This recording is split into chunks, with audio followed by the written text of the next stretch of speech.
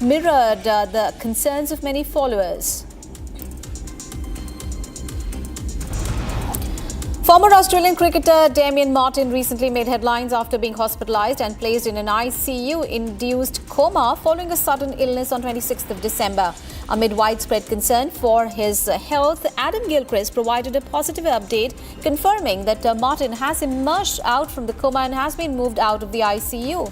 Notably, he is now conscious and has been able to communicate with his family.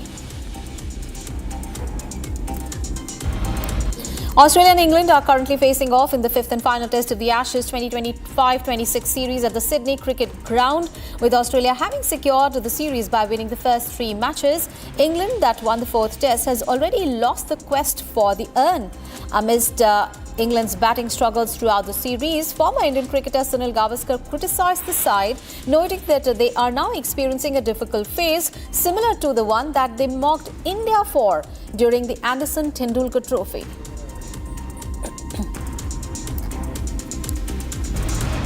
Following the BCCI's announcement of India's squad for the upcoming ODI series against New Zealand, the omission of star batter Ruturaj Gaikwad has sparked significant fan curiosity.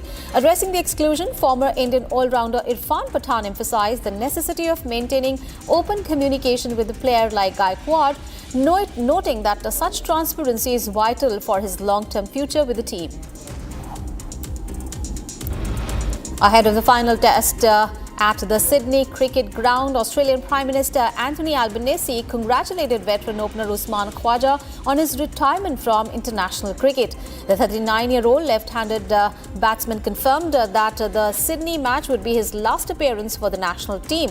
In a social media tribute, Albanese praised Khawaja's significant contributions to the sport and his meaningful impact beyond the field of cricket.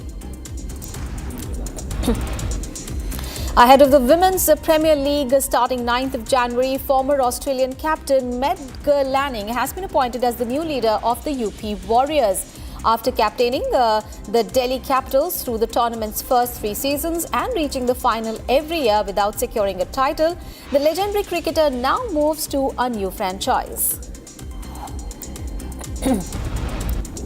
In a 1-all Premier League draw at Ellen Road, Matthews Cunha secured a point for Manchester United against Leeds. After US international Brendan Aronson gave Leeds the lead in the 62nd minute, the Brazilian forward equalised just 3 minutes later. Cunha nearly clinched victory late in the game, but his curling strike from distance clipped the outside of the post. Defending champions Napoli climbed to the second in Serie A after securing a comfortable 2-0 victory over Lazio, maintaining the momentum that they established at the end of 2025. Leonardo Spinazzola and Amir Rahmani provided the first half goals in Napoli's opening match of the 2026 year. However, the game ended on a volatile note with 3 red cards issued during the final 10 minutes.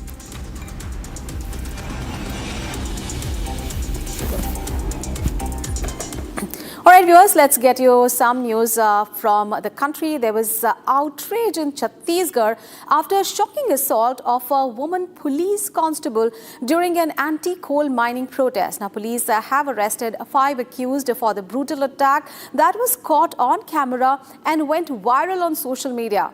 And the incident has sparked nationwide condemnation, with the serious questions being raised over mob violence, women's safety, and attacks on on-duty police personnel. Here is more on the story.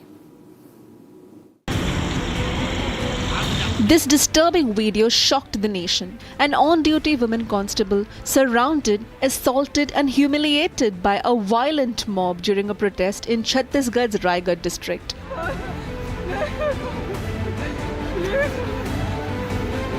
The incident took place in Tamnar block when police tried to clear a road blockade during an anti-coal mining protest at CHP Chowk in Libra village. Police say the mob turned violent. The woman constable was beaten with sticks and rods, her uniform torn, and she was left in a vulnerable condition.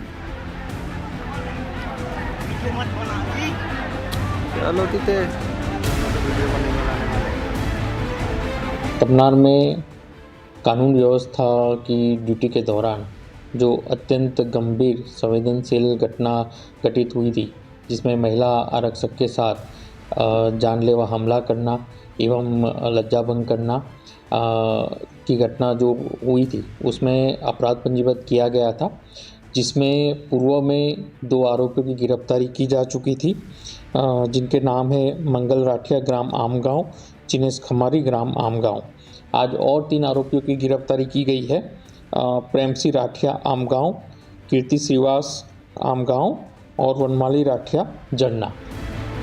5 accused have now been arrested, identified as residents of Amgaon and Jharna villages. 2 more suspects are still on the run. A case has been registered under the serious sections of the IPC and the IT Act for life-threatening assault, abuse and violation of dignity.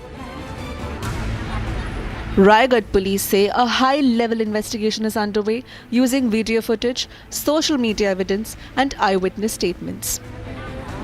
पूरे प्रकरण में जो भी और शामिल हो गए उसकी भी गिरफ्तारी करते हुए उसके खिलाफ सख्त कार्रवाई की जाएगी, जेल भेजा जाएगा और आगे भी कार्रवाई की जाएगी। इसमें जो भी आरोपी है उसकी सारी डिटेल खंगाली जाएगी और जो भी शामिल होगा उसके खिलाफ कार्रवाई की जाएगी।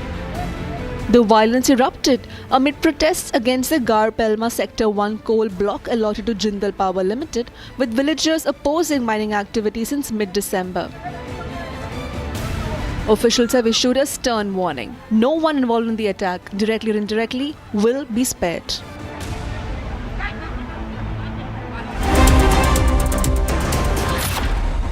When we look out at the world, Samir, we look for partners. We don't look for preachers. Engaging America has become more complicated. You all know why. Having a neighbor that is an epicenter of global terrorism.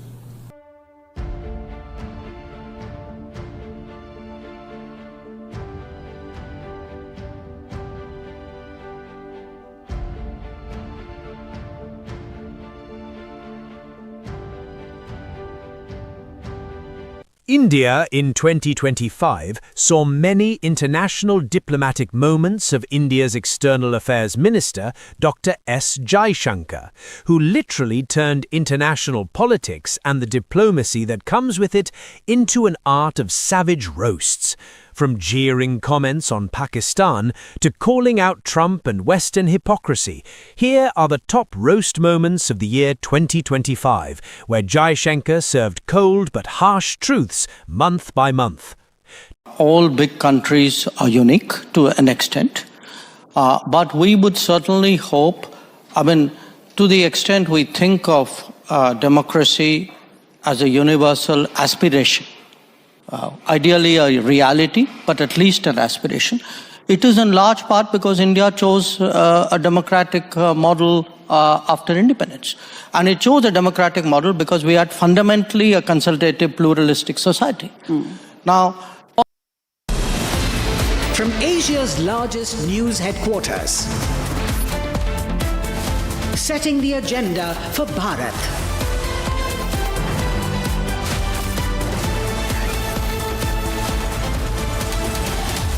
You're watching Republic.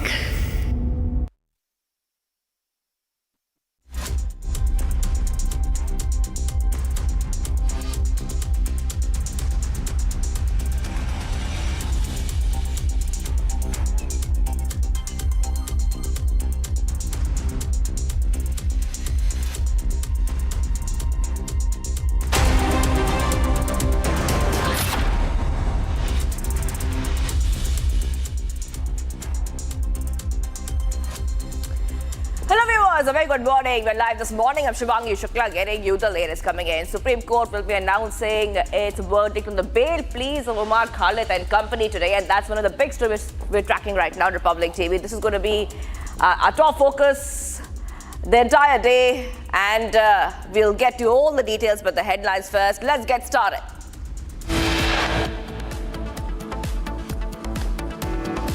Supreme Court to pronounce judgment on bail pleas of Umar Khalid, Sharjeel, Gulfisha and others in Delhi Riots' larger conspiracy case.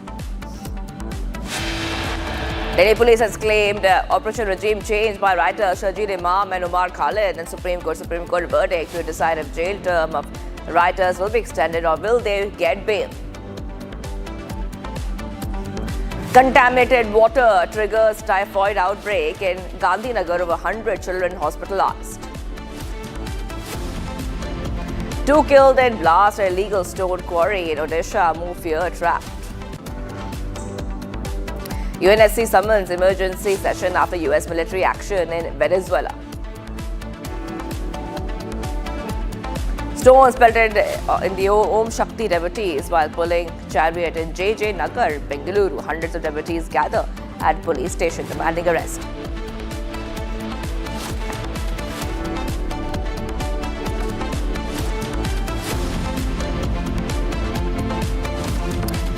Top story viewers, as the Supreme Court is set to pronounce its verdict on the bail pleas filed by Sharjeel Imam, Umar Khalid and other accused in the 2020 Delhi riots case. Sharjeel Imam delivered an 8-minute Hate India speech has again come under spotlight. The Delhi police have cited this clip as part of their evidence, alleging it reflects a larger conspiracy behind the February 2020 violence. And this happened in the national capital. More in this report as we track that big development coming in. A plot to divide India. पहले भी शायद दर्ज कर चुका हूँ। अगर 5 लाख लोग हमारे पास हो ऑर्गेनाइज्ड तो हम हिंदुस्तान और नॉर्थ ईस्ट को परमानेंटली कट कर सकते हैं। परमानेंटली नहीं तो कम से कम 1-8 महीने के लिए तो कट कर ही सकते हैं।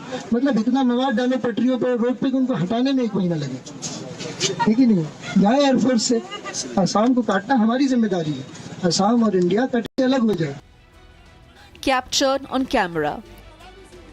This is Sharjeel Imam, one of the accused in the 2020 Delhi riots case, clearly seen making provocative and anti-India speech in an 8-minute video. Delhi है भाई, ये फ्लाईओवर गिरे जरा, पूरी दुनिया को खबर हो, समझ रहे हैं ना। और तीसरी चीज, एक भैया लाठी खाने से न डरे। बिल्कुल। अगर किसी का हाथ टूटा है तो अलग बात है, किसी का पैर टूटा है तो अलग बात है। लाठी खाने से न डरे। एयर गैस से किसी को एलर्जी हो सकती है तो भागे, सही बात है। लाठी से एलर्जी ना समझे, लाठी 2-4 तो पड़ेगी, लाठी खाने की कला भी सीख लें, समझ रहे हैं ना। इस तरह कम चोट पड़े, इम्पैक्ट कम हो, पहन के क्या आना चाहिए, समझ रहे हैं, एक पट्टा हो बीच में। जब तक ये सब नहीं करेंगे, हाँ भाई, जब तक ये सब नहीं करेंगे सारा बेअसर रहेगा। ये चिंगारी कहाँ जाएगी, आग कैसे लगेगी? आग लगाने के लिए 2 काम करना होगा, लाठी खाने के लिए तैयार रहना होगा, नंबर 2 ऑर्गेनाइज होना होगा।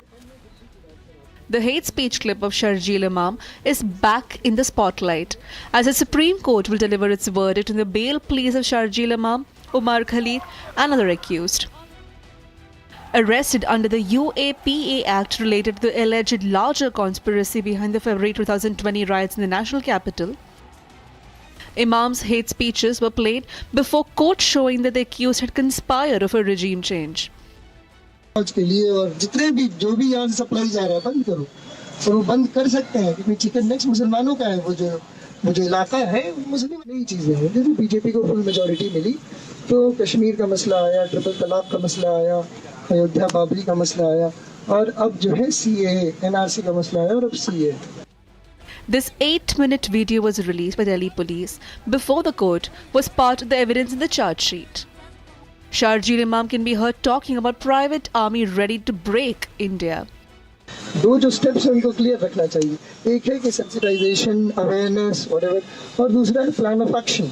प्लान ऑफ एक्शन किसी के पास नहीं, सब सेंसिटाइजेशन की ही बात करते हैं।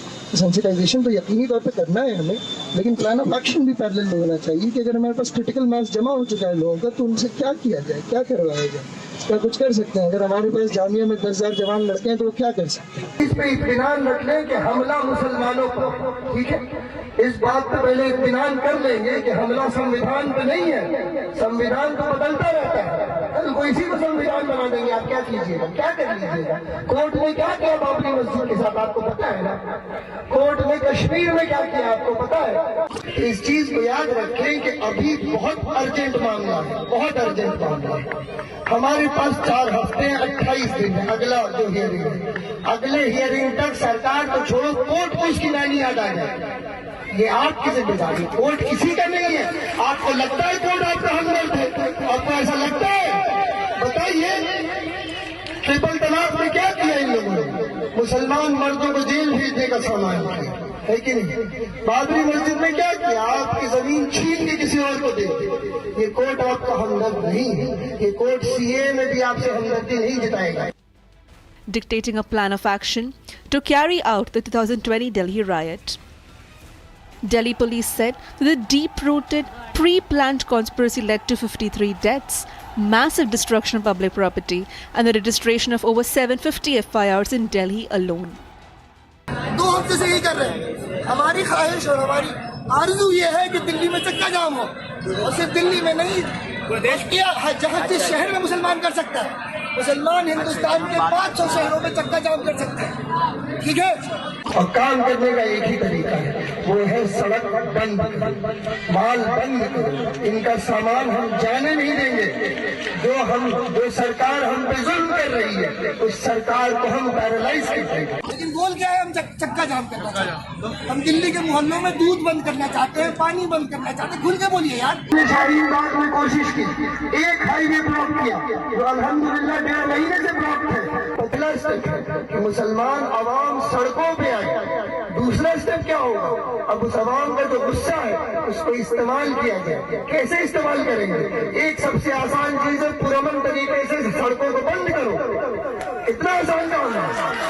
अब मैं दिल्ली की बात पर आता हूँ। दिल्ली में हम यहाँ से आने के पहले ही 5 दिसंबर 6 दिसंबर से ही हमने पर्चे बांटने, हम जेएनयू के मुस्लिम तलबा के हमने पर्चे बांटने शुरू कर दिए थे NRC CAA पर।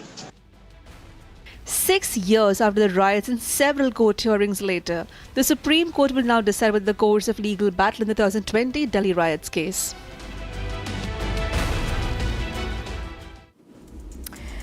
Sukma is witnessing a remarkable turnaround. Once counted among the worst Maoist-affected regions, it has now declared its first Maoist-free village, a shift long considered impossible. Here's a closer look in our full report. Sukma is changing. A district once synonymous with Maoist terror is now seeing villages declare themselves completely Maoist-free. Badseti village, once scarred by gunfire, ambitious and fear, is today the first officially Maoist-free village under the Ilwat Panchayat scheme.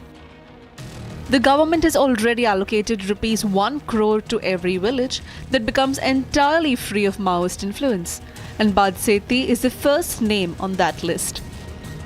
But this shift to the ground comes just a day after one of the biggest blows to Maoist stronghold in the region.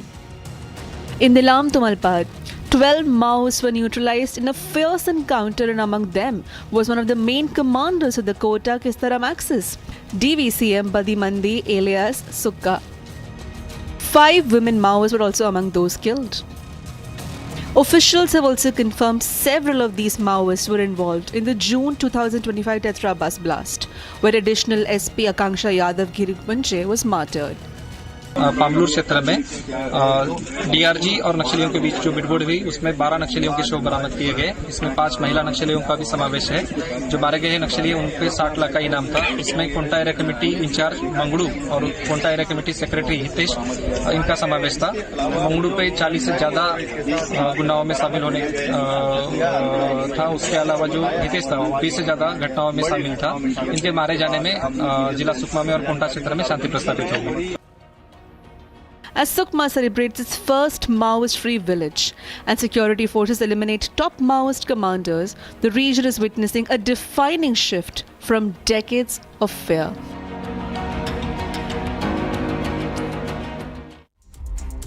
A massive explosion at an illegal stone quarry in Odisha's Dhenkanal district has killed 2 workers, with several others feared trapped. Now, the blast occurred on Saturday near Gopalpur village. Now, officials say the quarry had no valid blasting permission and a closure notice was issued last year, and yet operations continue. Rescue teams remain at the site as the search for more workers continues. Here's a full report. A massive explosion at an illegal stone quarry in Odisha's Dhenkanal district has left 2 workers dead, with several others feared trapped under the debris.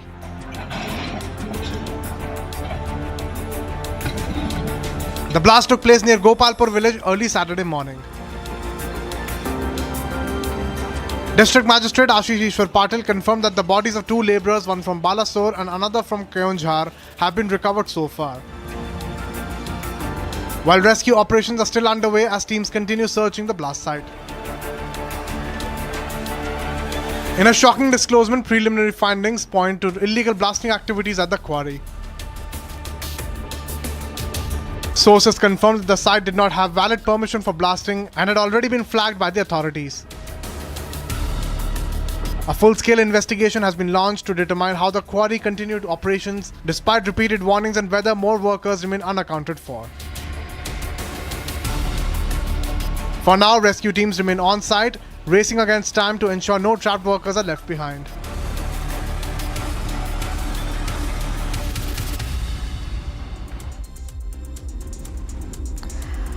Outrage in Chhattisgarh after a shocking assault on a woman police constable during an anti-coal mining protest. Police have now arrested 5 accused for the brutal attack that was caught on camera and went viral on social media. The incident has sparked nationwide condemnation, with serious questions being raised over mob violence, women's safety and attacks on on-duty police personnel. Here's more on the story. This disturbing video shocked the nation. An on-duty women constable surrounded, assaulted and humiliated by a violent mob during a protest in Chhattisgarh's Riots district.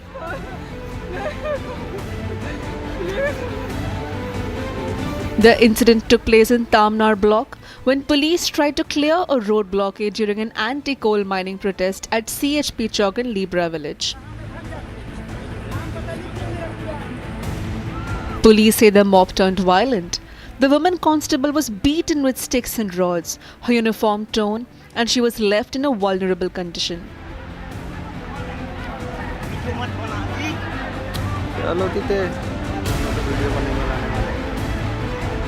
Tamnar में कानून व्यवस्था की duty के दौरान जो अत्यंत गंभीर संवेदनशील घटना घटित हुई थी, जिसमें महिला आरक्षक के साथ जानलेवा हमला करना एवं लज्जाभंग करना की घटना जो हुई थी, उसमें अपराध पंजीबद्ध किया गया था, जिसमें पूर्व में 2 आरोपियों की गिरफ्तारी की जा चुकी थी, जिनके नाम है मंगल राठिया ग्राम आमगांव, चिनेश खमारी ग्राम Amgaon.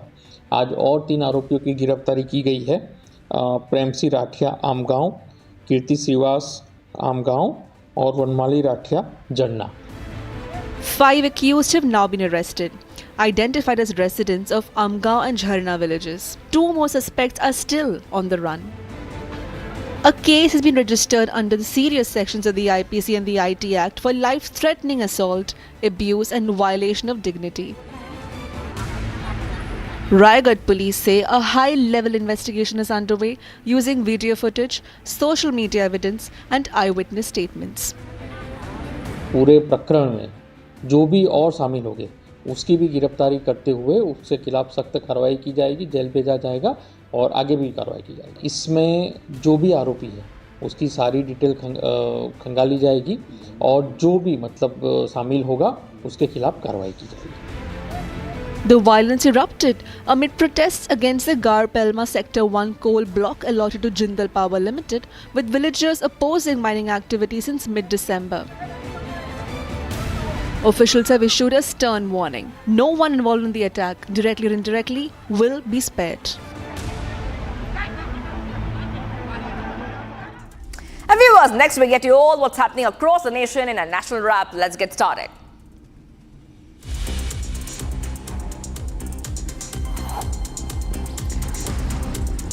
As the earthquake measuring 5.1 on the Richter scale struck Moregaon in Assam in the wee hours on Monday, the tremor was felt across several districts in Assam and even in Shillong. According to the NCS, the epicenter was located at a depth of 50 kilometers in Moregaon, Assam. There have been no immediate reports of casualties or major damage. Authorities have urged residents to stay alert and follow safety precautions in case of aftershocks. Goa CM Pramod Samant laid under the foundation stone for the rejuvenation and development of the Valvanti River, a stretch in Sankhali under the Amrut 2.0 mission. CM Samant says under the Goa State Urban Development Mission, and as part of the Urban Development Ministry's initiative, the Valvanti Riverfront project, which is being implemented under the Government of India's Amrut Mission with a budget of Rs 6 crore, and the project will be completed within 1 year. Rajasthan Chief Minister Bhajan Lal Sharma participated in the Posh Bara program organized by the Saptarishi Mandal and performed the Aarti of Lord Parshuram. On this occasion, he said that such events have helped connect a younger generation to Sanatan culture. He added that they also strengthen social unity and brotherhood. He appealed to everyone to attend such events with their families. CM Sharma further added that his government is working for the welfare of farmers, labourers, women and the poor. Addressing a rally in Tamil Nadu's Union Home Minister Amit Shah says 2024 and 2025 were years of victory for the BJP. In 2026, the NDA government has to be formed with a massive majority in Tamil Nadu, and Bengal Shah also slammed the TMP government, saying Stalin's party had started propaganda. The NDA is against the Tamil language ahead of the elections.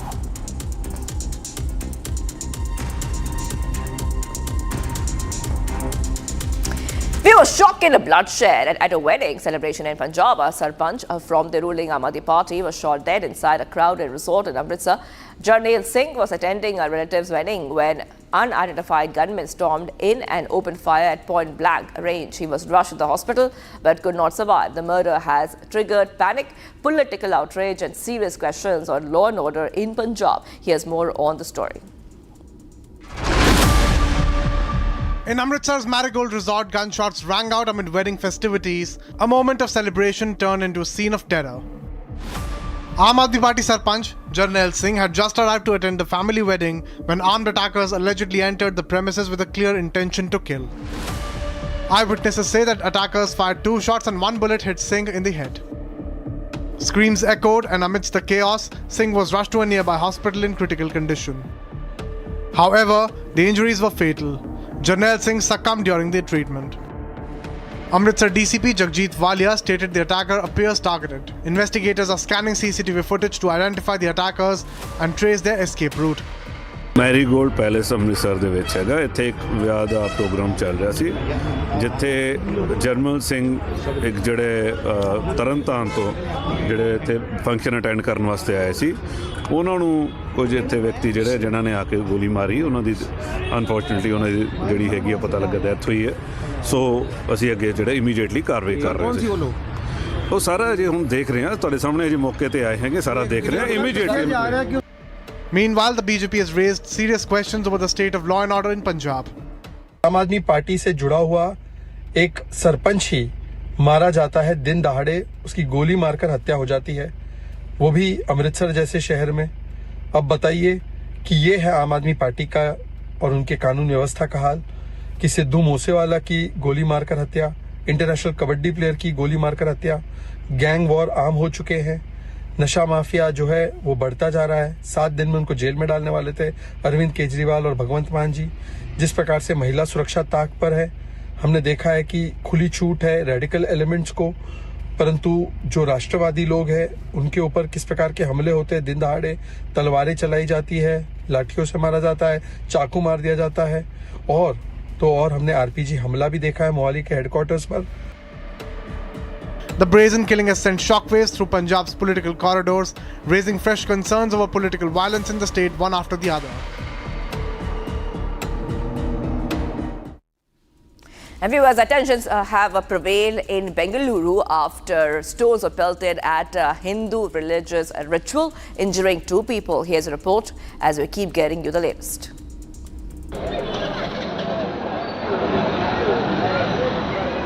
Tensions prevailed in Bengaluru's Chamarajapeta area after stones were allegedly pelted at a Hindu religious ritual. According to initial reports, devotees were offering puja to Om Shakti when a couple of miscreants allegedly pelted stones at the place of worship. During the stone pelting, 2 people were injured, including 1 minor. Following the incident, a large number of people gathered at the JJ Nagar police station demanding strict action. The Hindu devotees claim that stone pelting was pre-planned and are demanding arrest of the stone pelters. The police have asked the Hindu devotees to file a formal complaint and assured that further action will be taken based on the findings of the investigation. As of now, the matter is under verification and all allegations are being probed.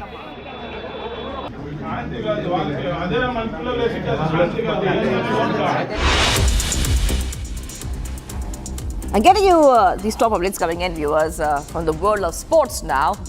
The BCCI's recent announcement of India's ODI squad for the New Zealand series has sparked significant debate among fans and experts. Key talking points include the absence of Hardik Pandya and the exclusion of Ruturaj Gaikwad. Joining the critique, former Indian cricketer Subramaniam Bardinath questioned the selection of all-rounder Nitish Kumar Reddy while specifically highlighting the decision to leave the Gaikwad, a move that has mirrored the concern of many followers.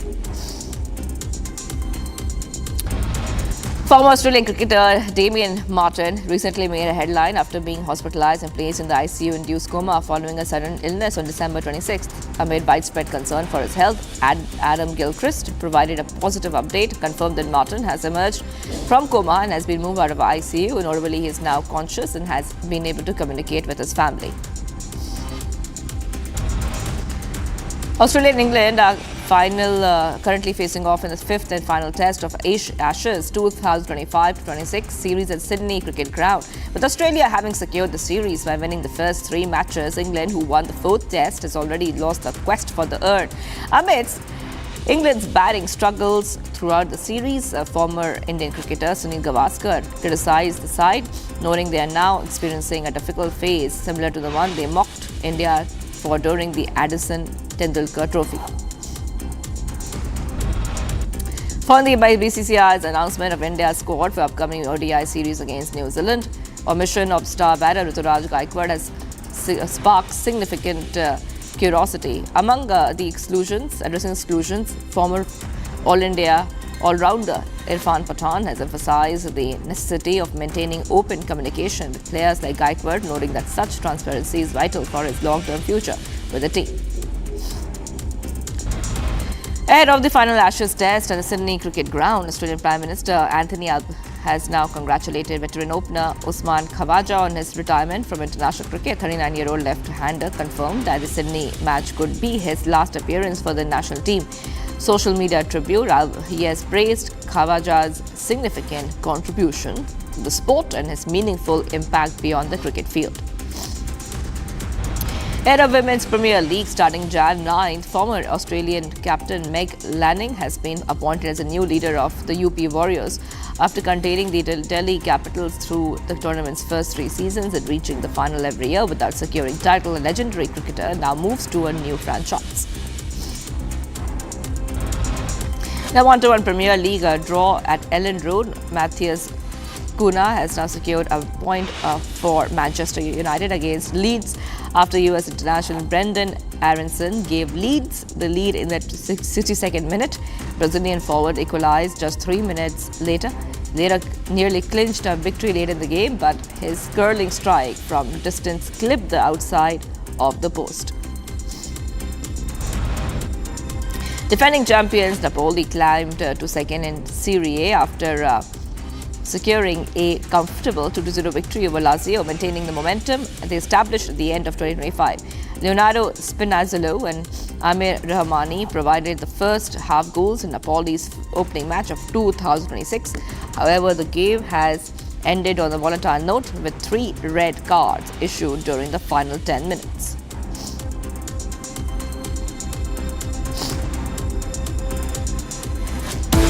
Much coming up, viewers. On the other side, UNSC summons emergency session after US military action in Venezuela.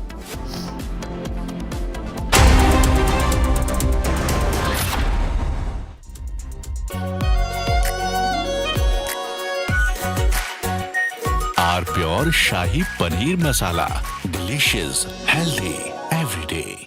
QSMTHE, the world's foremost university rankings organizations, have ranked Amity amongst the top 3% universities globally, making it among the very few Indian universities to be included in both rankings.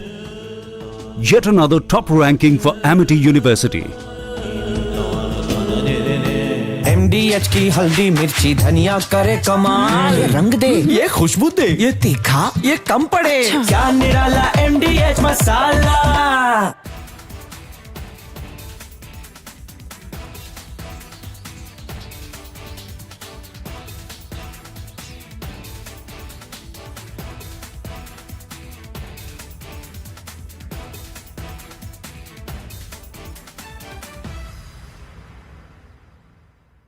Pure सूजी pasta उबालो मिलाओ और खाओ 8 minute में तैयार। क्या taste है सबका राजा R pure masala. 5, 4, 3 S200 motors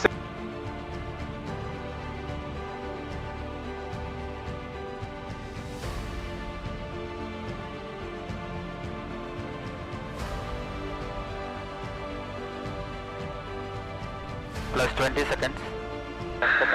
Lift off normal.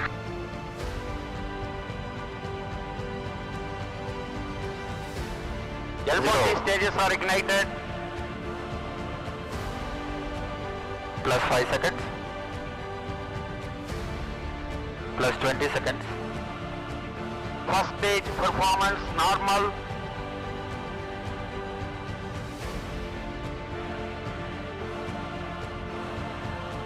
L40 stages thrust cut off.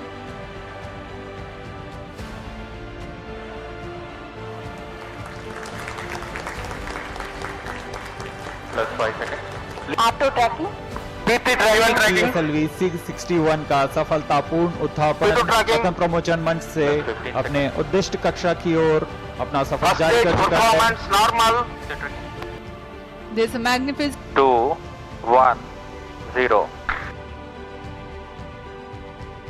All L40 engines generating nominal thrust. S139 motor ignited. First stage performance normal.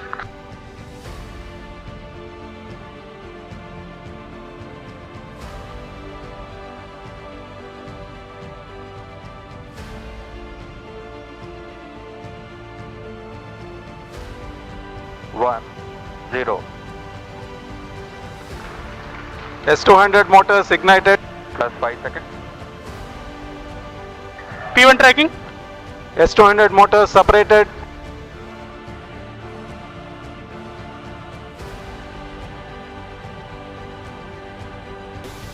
Two, 1, 0. First stage performance normal.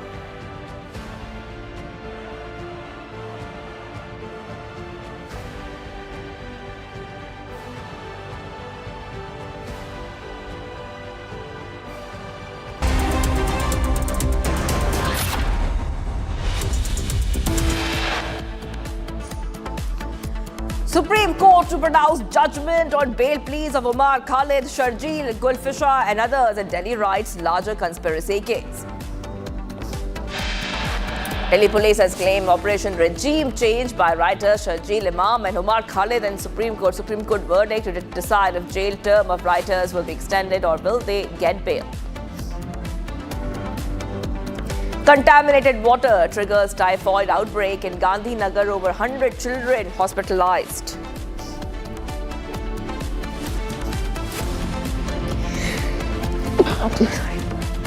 Blast at illegal stone quarry in Odisha. More feared trapped. UNSC summons emergency session after US military action in Venezuela. Stones pelted on Om Shakti devotees while pulling chariot on JJ Nagar, Bengaluru. Hundreds of devotees gather at police station demanding arrest.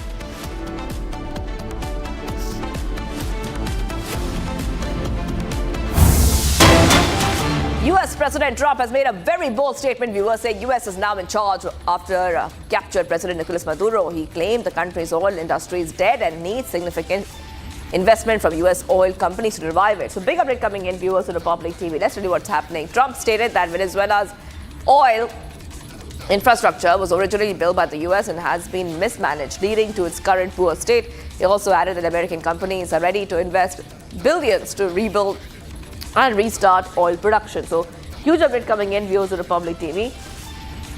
And what we see right now, Donald Trump has made a bold statement saying US is now in charge after captured President Nicolas Maduro claimed that the country's oil industry is dead and needs significant investment from US oil companies to revive it. Trump stated that Venezuela's oil infrastructure was originally built by the US. We're saying, getting these updates coming in, viewers, after the big story we've been tracking after US strikes Venezuela, and Nicolas Maduro has now been was brought to US soil to face charges. Getting some big updates coming in, US Secretary is saying US has warned Venezuela has outlined a clear message to Venezuelan Vice President Delcy Rodriguez: you can lead or you can get out of the way. This ultimatum comes after the US military operation that deposed President Nicolas Maduro, who is now facing criminal charges in New York. NOAM has emphasized the US is seeking a Venezuelan leader who will partner with American to combat drug trafficking and terrorism, while also promoting freedoms and liberties for the Venezuelan people. The Trump administration is looking for a partner who understands the need to protect America and is willing to work with US to address these issues. So big update coming in, viewers to Republic TV. And this is coming in the backdrop of the US strikes on Venezuela. At the same time, we're seeing US Homeland Security Secretary Kristi Noem has outlined a very clear message to Venezuelan Vice President Delcy Rodriguez. Delcy Rodriguez has taken over as the acting president of Venezuela for now. And she has condemned the US strikes and Maduro being taken to US to face criminal charges. Getting some more updates coming in hours after Trump claimed to be in charge of Venezuela, Secretary of State Marco Rubio says US will not govern Venezuela but will press the changes through oil blockade. Rubio also stated that the US wants to see changes in Venezuela's oil industry and an end to drug trafficking while also respecting the country's sovereignty. So big update coming in, viewers on Republic TV. What we see right now is Rubio clarifies Trump's run Venezuela claim. And we see the hours after Trump claimed to be in charge of Venezuela, Secretary of State Marco Rubio says US will not govern Venezuela but will press changes through oil blockade. Okay, let's go ahead, viewers, to some of the other stories we are tracking. The UK government has stated that a peaceful transition of power in Venezuela is necessary following the capture of Venezuelan President Maduro by the US government. Now, the officials added that the UK government is engaging with its partners to understand the next steps to be taken. Here is a quick report. Take a look. The Chief Secretary to UK's Prime Minister Keir Starmer, Darren Jones, stated that a peaceful transition of power in Venezuela government is necessary following the capture of Maduro by US President Donald Trump. The minister from UK stated that only international courts can make judgments on the issue and UK ministers cannot make a judgment on it. Jones further said that their government will be engaging with their counterparts to understand what further steps can be taken.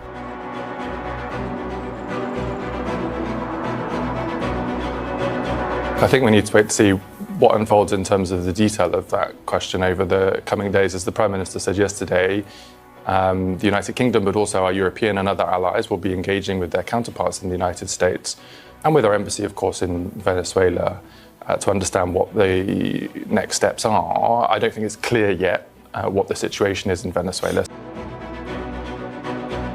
He urged the requirement for a transition in the government and stated that the leader must be elected with the consent of the people and third countries cannot make a decision. He stated in his interview that it is not right for the government ministers to make assumptions or comment on hypotheticals regarding the country's future. As we don't know the details yet of what's happening in Venezuela, and it would be wrong for government ministers to try to make assumptions or to comment on hypotheticals about the future. We're engaging with our counterparts, of course we are. Our embassy is working in Venezuela, but we should understand what's going to happen next before we comment. That's what the public would expect of a grown-up professional government to do. The Venezuelan leader, who had been captured by US, landed in New York following the attacks on Venezuela. Police vehicles in New York were seen gathered outside the Metropolitan Detention Center on Saturday night, coinciding with the arrival of captured Venezuelan President Nicolas Maduro. A satellite image was released after showing the damage after the audacious nighttime military operation by the United States. Myanmar's military government granted amnesty to nearly 6,100 prisoners on the occasion of Myanmar's 70th independence from the British. Now, the Myanmar government had not confirmed if the prisoners include the ones from political background who oppose the military regime. Earlier, here's a detailed report. Take a look. Myanmar's military government released nearly 6,100 prisoners and had reduced the sentences of many inmates on the occasion of the country's 78th independence.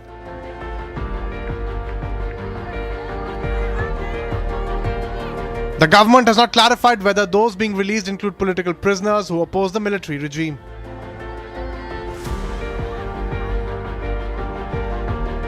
The relatives of the prisoners gathered outside the gate of Yangon's Anzin prison, a notorious jail for political prisoners. As a convoy of buses left the prison's main gate, family members ran alongside trying to catch a glimpse of the people inside. According to the reports, the head of the military government, Senior General Min Aung Hlaing, pardoned nearly 6,134 prisoners.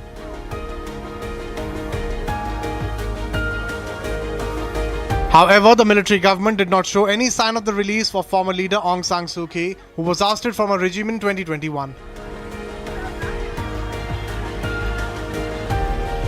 Many of the political prisoners were arrested for raising critics against the government or the military and is punishable up to 3 years in prison.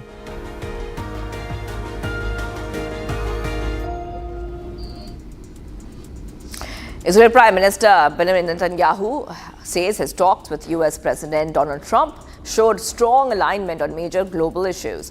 Speaking after returning from Florida, Netanyahu said that Trump was unequivocally on Gaza, insisting Hamas must disarm. He also praised the US military operation that led to the capture of Venezuela's Nicolas Maduro, calling it a perfect mission, and voiced support for protesters in Iran amid worsening economic unrest. Here's more. Addressing the cabinet in Jerusalem, Israeli Prime Minister Benjamin Netanyahu said his talks with the US President Donald Trump reflected close coordination and shared priorities. Netanyahu said that Trump was unequivocal on Gaza, stressing that the disarmament of Hamas is the only condition for any future progress. אנחנו שוחחנו על כל ההתפתחויות באזור, אני מייחד את דבריי קודם כל לעזה. הוא היה חד משמעי. הוא חזר על זה גם בשיחות הפנימיות שלנו וגם מול דעת הקהל במסיבת העיתונאים שם. הוא אמר את זה, התנאי ההכרחי זה שהחמאס יתפרק מנשקו. אין אפשרות אחרת. זה תנאי הכרחי ויסודי למימוש תוכנית 20 הנקודות שלו.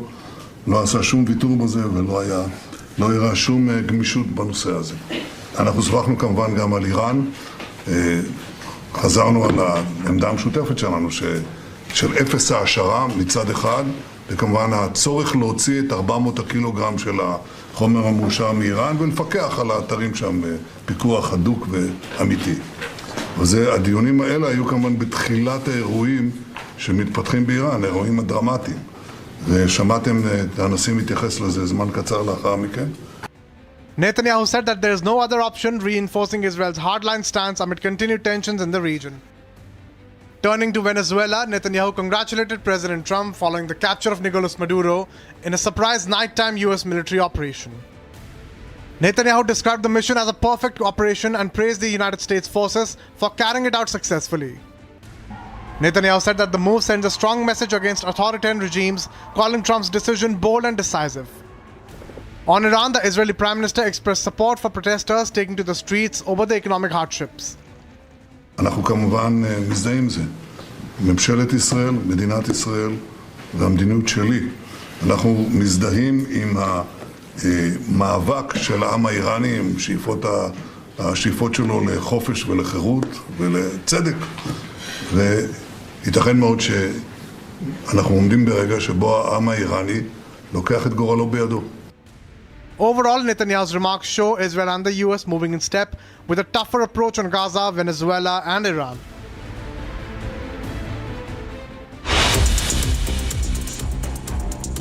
We're getting us some more updates coming in, viewers, from all across the globe now. Protesters gathered outside at the US Embassy in Madrid on Sunday, denouncing Washington's action in Venezuela. Spanish police monitored the demonstrations as protesters chanted and waved Venezuelan, Cuban and indigenous flags. Some demonstrators said that they were protesting what they described as US intervention in a sovereign country. Saudi-backed forces spread across Yemen's Mukalla on Sunday after retaking the port city, which was seized by southern separatists last month. The capital of Hadramaut province was retaken by Yemen's internationally recognized government following days of Saudi airstrikes. Forces also were seen driving around and outside Mukalla's Al Rain airport. Yemen has been engulfed in civil war for more than a decade, with the Houthis controlling much of the north and Saudi-led coalition supporting the internationally recognized government in the south. Saudi Arabia in recent weeks has bombed STC positions and struck what is said was a shipment of Emirati weapons. Venezuelan Defense Minister Vladimir Padrino Lopez has warned countries that the U.S. operation in Venezuela poses a serious threat to the global order.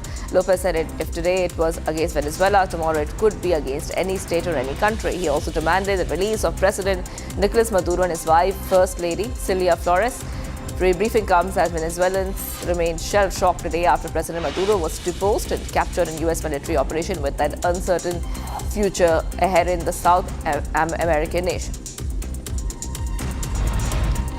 A heavy snowstorm descended on central parts of Bosnia-Herzegovina, causing havoc across many regions and its highways. In the capital, Sarajevo, the traffic was brought to a standstill as over 70 centimeters of snow fell within several hours during the day. Some of the main highways connecting the north and south of the country were blocked for hours as snow plows were deployed to clear the snow. Some remote villages were left without power on Sunday. More snow is forecast in the coming days, with temperatures plunging to minus 14 degrees Celsius and in other parts of the region as well.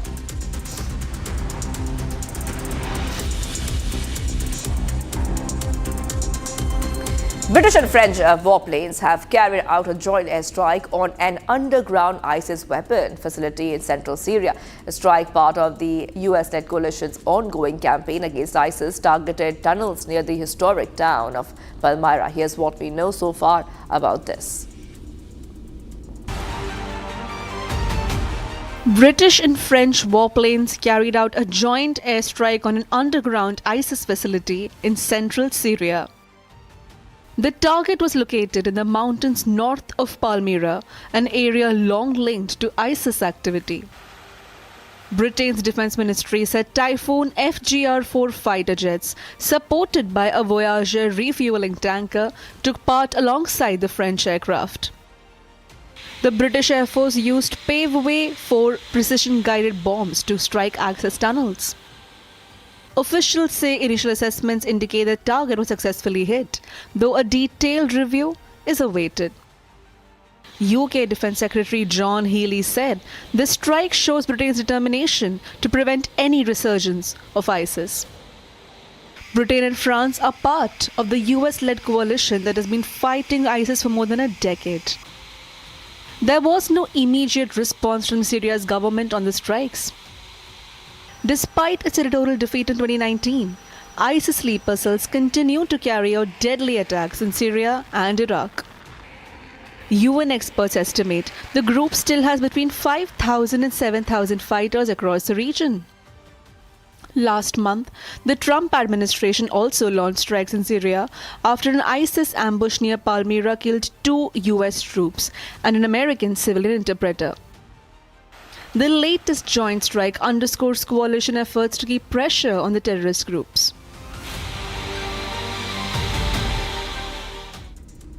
And viewers, getting more updates coming in. At least 30 villagers have been killed after gunmen raided a village in Nigeria. We'll get to the latest coming in from Africa in this report.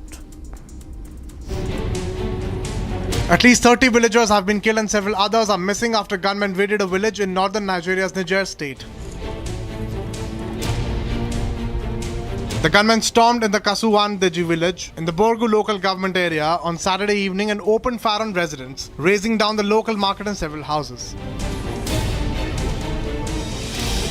Locals also said that security forces are yet to arrive in the area, contradicting police's claim of deploying the forces. Nigeria's President Bola Tinubu condemned the attack and said that he has directed security officials to hunt down the gunmen and rescue the hostages. The attackers who raided Kasuwandaji arrived from the National Park Forest along Kabe district, pointing to a usual trend where abandoned expansive forest reserves act as hideouts for armed gangs.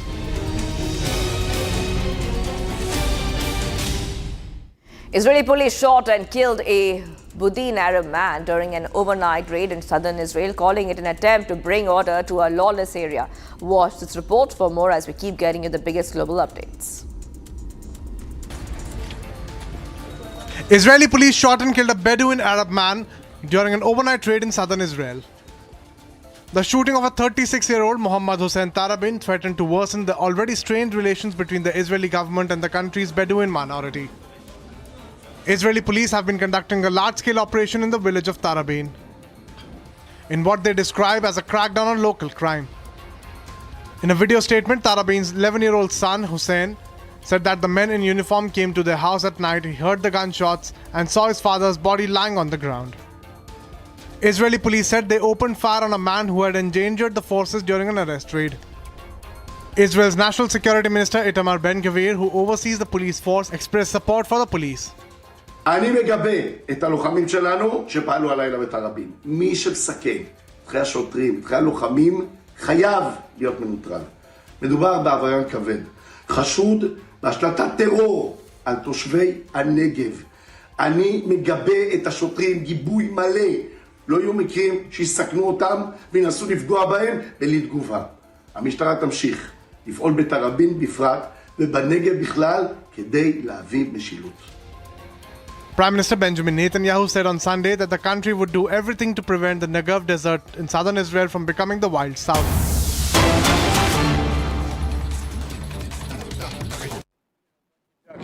We have to do one thing in Venezuela, bring it back.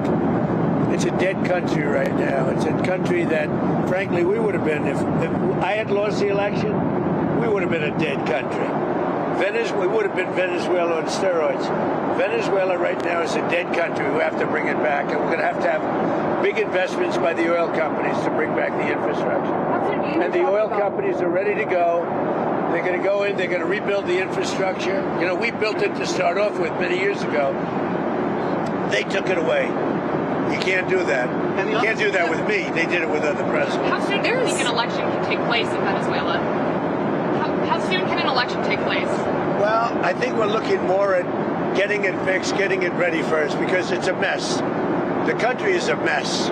It's been horribly run. The oil is just flowing at a very low level, much lower than, even if it was badly run, it should have more income, more oil than what they do. So we're going to have the big oil companies go in, and they're going to fix the infrastructure, and they're going to invest money. We're not going to invest anything. We're going to just take care of the country. We're going to cherish the country. We're going to take care, more importantly, of the people, including Venezuelans that are living in our country that were forced to leave their country. They're going to be taken very good care of. Yes, ma'am. Have you spoken with the oil companies about going into Venezuela? I have. Which ones? Have you received any commitments? All of them, basically. Any commitments from the oil companies? They want to go in so badly. Did you speak with them before the operation took place? Yes. Did you maybe tip them off? Before and after. And they want to go in, and they're going to do a great job for the people of Venezuela. And they're going to represent us well. But you know, the infrastructure is rusty, rotten, most of it unusable. It's old, it's broken. You see pipes laying all over the ground. Nothing's been invested for years. Chevron's in, as you know, they've done a good job, but even they haven't been in a position to invest money because they're on a month-to-month basis. What happens to this? They're only there because I wanted them to be there. Are there any contingencies in case the military in Venezuela is unhappy with the U.S. and the way it's running Venezuela? Do you guys have plans for anything? So Venezuela thus far has been very nice, but it helps to have a force like we have. You know, we were ready for a second wave. We were all set to go, but we don't think we're going to need it. There's about $17 billion worth of oil reserves in Venezuela. Is that going to be... You mean trillion? And is that going to be Did you something... say billion or trillion? I said billion. You said 17 billion? It's much more than that. Okay, so what is going to happen to those reserves? Well, we're going to run everything. We're going to run it, fix it. We'll have elections at the right time. But the main thing you have to fix, it's a broken country. There's no money. There's inflation. Like we would have had, if I didn't win this election, we would have been Venezuela on steroids. Lindsay would know that. You might say something on that because we were talking before. We would have had a doubling up of very bad things that cost us a lot of money, like welfare, frankly. We wouldn't have had jobs. And instead of having $18 trillion in, we would have had at least $5 to $10 trillion leaving the country. So our costs would have gone up, and all of the money we're setting a record. It's long broken. And that's it. That's after 10 months. We haven't included the 11th month yet. So we think we're going to hit over $20 trillion. The all-time record is 3 by another country known as China. About 10 years ago, they did 3. We're going to do close to 20 trillion. By the way, there has never been anything like this ever before. And it's all because of tariffs and the election. But it's because of tariffs. There was a time. Without tariffs, we wouldn't have 10 cents being invested. There was a time back in 2016, and I remember your RNC speech, and you were saying that regime change and nation building. Where? When you were speaking at the RNC back in 2016, you were criticizing regime change and nation building, the U.S. being involved in that. It seems obviously that your stance has changed on that. What led to that? And is the U.S. nation building now? Is that? This isn't a country that's on the other side of the world. This isn't a country like where you have to travel 24 hours in an airplane. This is Venezuela. It's in our area. The Don Road Doctrine. So is that what you would say, that we're in the business of nation building? No, now? we're in the business of having countries around us that are viable and successful, and where the oil is allowed to freely come out because that's good. It gets the prices down. That's good for our country. Now, we have a very sick neighbor. It's not a neighbor, but it's close to a neighbor, and that's Venezuela. It's very sick. Colombia is very sick, too, run by a sick man who likes making cocaine and selling it to the United States, and he's not going to be doing it very long, let me tell you. What does that mean? He's not going to be doing it very long? He's not doing it very long. He has cocaine mills and cocaine factories. He's not going to be doing it very long. So there will be an operation by the U.S. and... It sounds good to me. Secretary Rubio mentioned... You know why? Because they kill a lot of people, yeah. Secretary Rubio mentioned Cuba yesterday in his remarks. Does the U.S. have a plan to do... Well, Cuba always survived because of Venezuela. Now they won't have that money coming in. They won't have the income coming in. You know, a lot of Cubans were killed yesterday. You know that. A lot of Cubans were killed. Do you know how many? The bodyguards. No, they're looking, but there was a lot of death on the other side. No death on our side, but there was a lot of death on the other side, unfortunately. But a lot of Cubans were killed yesterday, trying to protect him. There's been protesters killed in Iran. You said we were locked and loaded, ready to go. What is the line there for when the U.S. is going to get involved in those protests? We'll take a look. We're watching it very closely. If they start killing people like they have in the past, I think they're going to get hit very hard by the United States. Can I say something? So when he first got elected in January, we met, biggest comeback ever.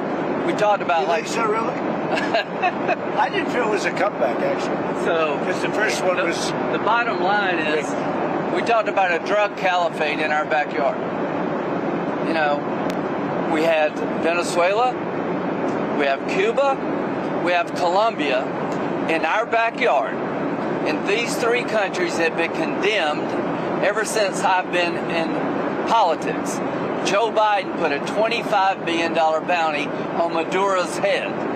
Chris Smith, today he got inaugurated, said, I hope Trump will hold Maduro's feet to the fire. You did. So what has he done? He's going to clear our backyard of a drug caliphate, countries run by narco-terrorist dictators who murder, rape, send drugs into our country to kill thousands of our citizens. To my Democratic friends, you should be celebrating this.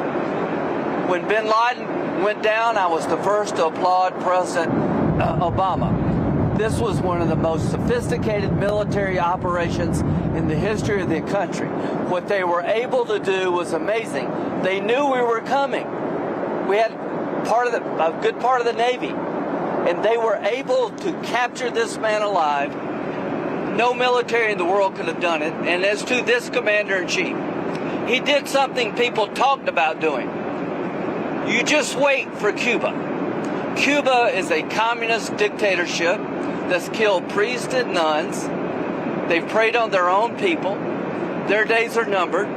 We're going to wake up one day, I hope in 26, in our backyard, we're going to have allies in these countries doing business with America, not narco-terrorist dictators killing Americans. This is a big frigging day. And everybody in the world is thinking differently than they were just a few days ago because of what you did. By the way, you mentioned something that's interesting. Lindsay mentioned bin Laden. Do you know I wrote about bin Laden 1 year before the attack on the World Trade Center? And I said, you got to go after bin Laden. It was in my book. And very few people want to say that, but it was in my book.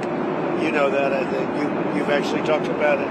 But if they would have listened to me, they would have taken out bin Laden, then you wouldn't have had the World Trade Center tragedy. Yeah, this is certainly going. Did you know that?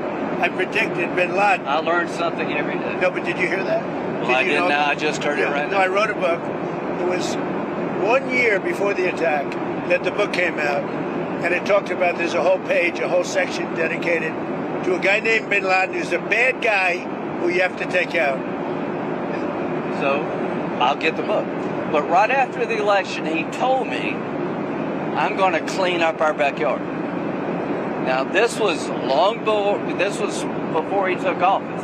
This is one of the president's priorities, is to make sure that people in our backyard, narco-terrorist states, will not continue to kill Americans without the number of people that will be alive today because Venezuela will be in different hands is going to be tens of thousands. This is something to be celebrated, whether you like him or not. Not just Venezuela. It's what's coming out of Venezuela in the form of ocean-going and Gulf-going and sea-going boats.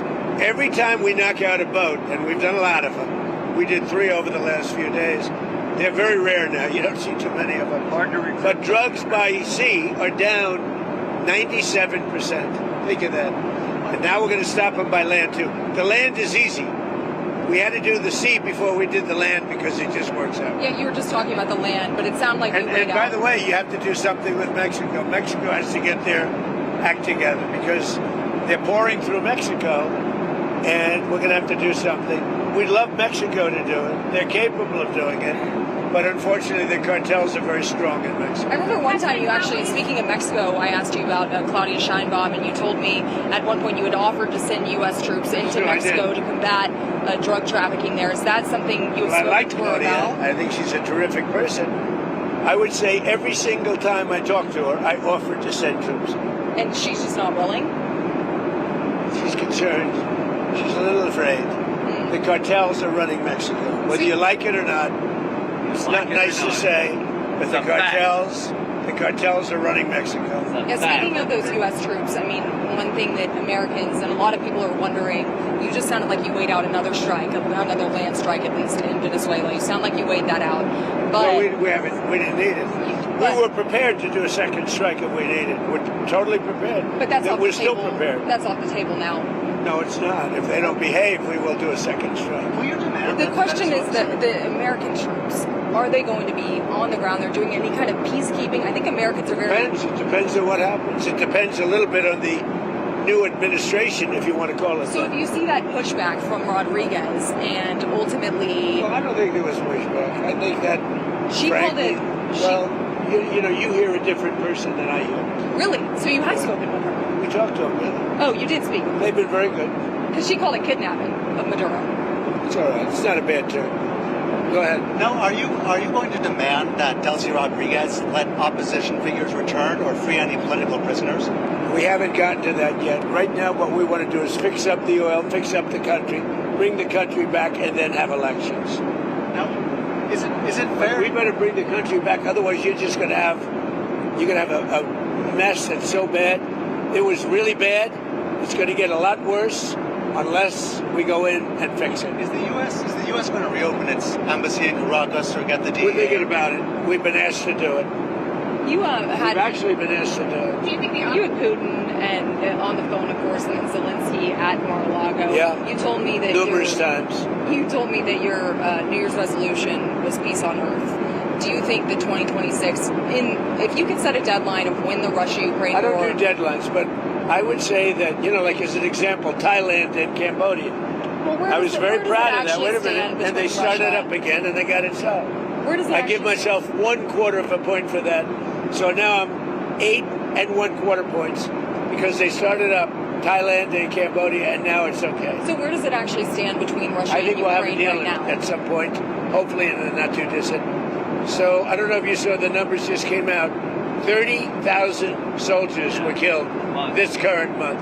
And there was that in 30,000. 27,000 the month before. You and Senator Ray discussed additional Russia sanctions.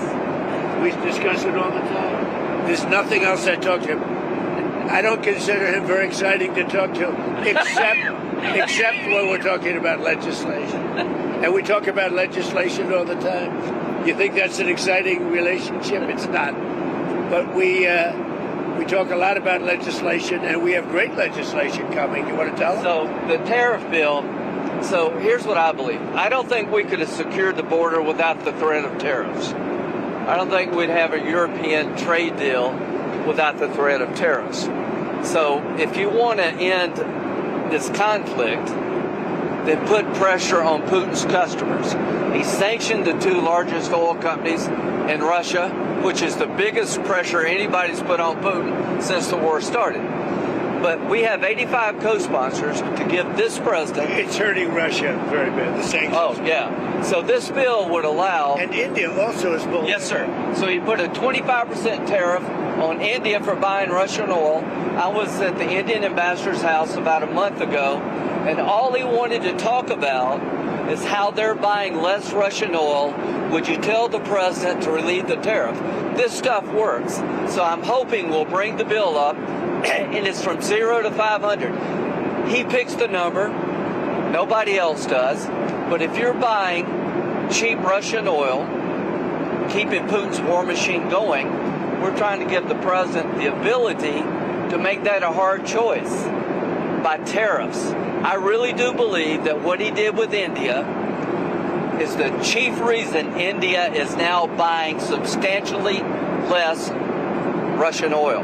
So I hope we pass this bill soon. And after this... They wanted to make me happy, basically. He wanted to... Modi's a very good man. Yes. He's a good guy. He knew I was not happy. And it was important to make me happy. They do trade. And we can raise tariffs on them very quickly, and it would be very bad for them. All of that to say, you told me you weren't very thrilled. And I'll tell you something, the Russian economy is lousy. But what's really lousy is the Venezuelan economy. The Venezuelan economy is, I think, the worst economy I've ever seen. If you look at inflation, things are doubling every day. It's a disaster. We got to fix the country fast. President, are there going to be any more? You said the oil companies are going there. Are there any other companies that you've talked to about dealing with Venezuela? Maybe Mr. Lanning could talk about that. Are there any other corporations, entities outside? Many of oil? outside of the oil business. Well, the oil business, yes, but outside, yes. Howard, you want to? You have steel, you have minerals, right? All the critical minerals. They have a great mining history that's gone rusty. So steel, aluminum, minerals, I mean, this is all, it's a rich. It was once upon a time one of the great economies and cultures of the world, and it was destroyed, and now President Trump is going to fix it and bring it back for the Venezuela. But it's not easy. It's really gone bad. But it's got potential. What? Maybe any rare earth minerals? They have rare earth, but everybody has rare earth. Rare earth is not rare. What's rare is the processing. We're doing processing plants all over. There's no such thing as rare earth. The rare earth is everywhere. What isn't everywhere is the processing of rare earth, and we have a lot of places going up right now. One thing we haven't heard you specifically react to is the Minnesota fraud that we've seen play out. Well, it just doesn't get worse. I've reacted. It's almost not even believable. This very stupid, low IQ governor, he's a very stupid man, because, I had a campaign against him with JD, and he's a stupid man, and he's a corrupt politician, And the Somalians are ripping off our country to the tune of, looks like $19 billion, but that's only what they can find. So usually when you look at it 19, that would mean it could be 50. But the numbers are astronomical. Think of it. They have a dead country. They don't have government. They don't have anything. They don't have a military. All they do is run around shooting people and trying to capture ships. You know, we don't let them take ships anymore. You know why? We use the same exact missile on them that we use on the drug carriers. And it's very effective. You notice there's nobody capturing ships anymore? Because as they head out to go capture the ship, and the ship doesn't want to fire back because it's very flammable stuff in many cases. And the insurance companies don't want, because they build $1 billion ship, and they don't want anybody firing rockets into the ship. But we're hitting them so hard, and it's very similar. Same missile system. It's called deadly accurate. And do you notice that ships aren't being taken anymore? The pirates are. That's right. I hadn't thought about the pirates aren't. Well, no Somali pirates. It's actually very easy. They head out. We say, guess what? There's pirates. That's the end of the pirates. The shipping business is coming back because, see, these are little things that we're doing. And I'm doing it not just for American ships, I'm doing it worldwide. Because we don't want ships taken by Somalia pirates. But what they are doing is they're stealing money from the American taxpayer. And every one of them should be forced to leave this country, including Ilhan Omar, who's a total crook. And she's one of the leaders of it. Not the only, because she's not that smart. But think of it. $19 billion at least they've stolen from Minnesota and from the United States. It's actually more from the United States because Minnesota puts in, and we're not going to pay it anymore. All right, viewers, that was US President Donald Trump on board the Air Force One, laying out his plans. And meanwhile, he has also spoken about India. He has threatened India with higher tariffs. So during talking to the reporters on board the Air Force One, Donald Trump threatened India over Russian oil. He threatened to raise tariffs on India if they don't stop buying Russian oil. So on India's Russian oil imports, US President Donald Trump said, and I quote, "They actually wanted to make me happy. Prime Minister Modi is a very good personality. He's a good person. He knew I was not happy. It was necessary to make me happy. They trade and we can very quickly increase tariffs on them." So big statement there by US President Donald Trump, threatening India over buying Russian oil. Remember, this is not the first time that US President Donald Trump has spoken about Russian imposing higher tariffs on India. And he repeated this again as he was speaking to the reporters on board Air Force One, where he also laid down his plans ahead for Venezuela as well. He also spoke of Colombia and possible US action there. He threatened hostile action against Colombian government over drug trafficking. He also spoke on the Russia-Ukraine incident on President Putin's residence, the Ukrainian drone strike, and he said, "I don't believe that strike happened." But what is very significant is that he also spoke on India, threatening India with higher tariffs.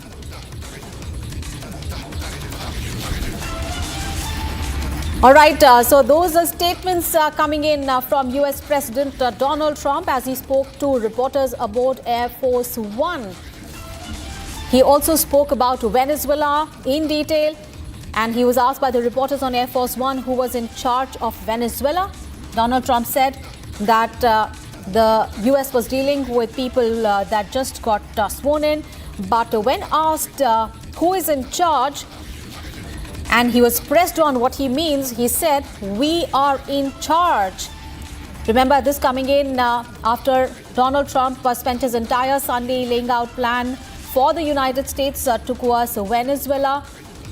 He said that we are in charge. He also spoke about a possible action on Colombia.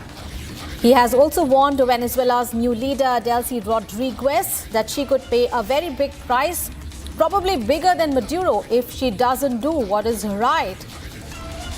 So those are big statements coming in.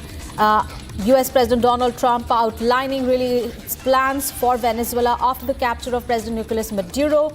He said, "We are in charge. The United States is in charge." And he added that he has not yet spoken to Vice President Delcy Rodriguez. And he said Donald Trump said that we don't rule out putting US forces in Venezuela. Meanwhile, the big statement coming in over India. Donald Trump threatening India with more tariffs if India continues to buy Russian oil. Remember, US has already imposed more than 50% tariffs against India, and he threatened new tariffs against India on Russian oil issue.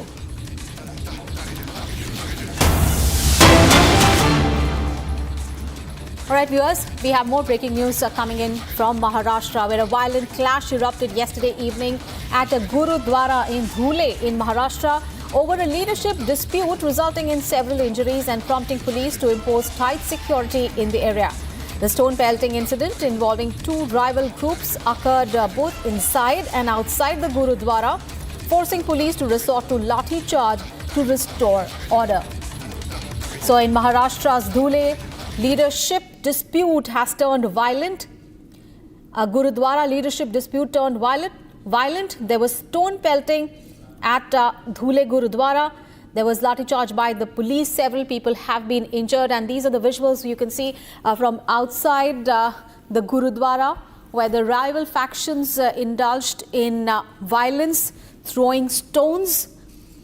And apparently this was due to a leadership dispute. And police imposed a tight security in the area thereafter. After taking control of the situation, police had to resort to lathi charge to restore order. So leadership dispute at a Gurudwara in Dhule in Maharashtra turned absolutely violent. And these are the dramatic visuals that we can see from outside the Gurudwara, where two rival factions indulged in violence, pelting stones at each other and at the Gurudwara also. Over the leadership dispute, police had to come in and it had to resort to lathi charge to restore order. Satya Prakash is now joining us for more details. Satya Prakash, क्या ताज़ा जानकारी है? फिलहाल police ने लाठी charge करके restore कर लिया है ऑर्डर को, लेकिन ये बताइए कि क्या किस तरह का लीडरशिप डिस्प्यूट था जिसकी वजह से ये वायलेंस हुई है वहाँ? देखिए, गुरुद्वारे को लेकर वहाँ पे गद्दी को लेकर वहाँ पे विवाद था, और विवाद को लेकर दो गुटों में हुआ।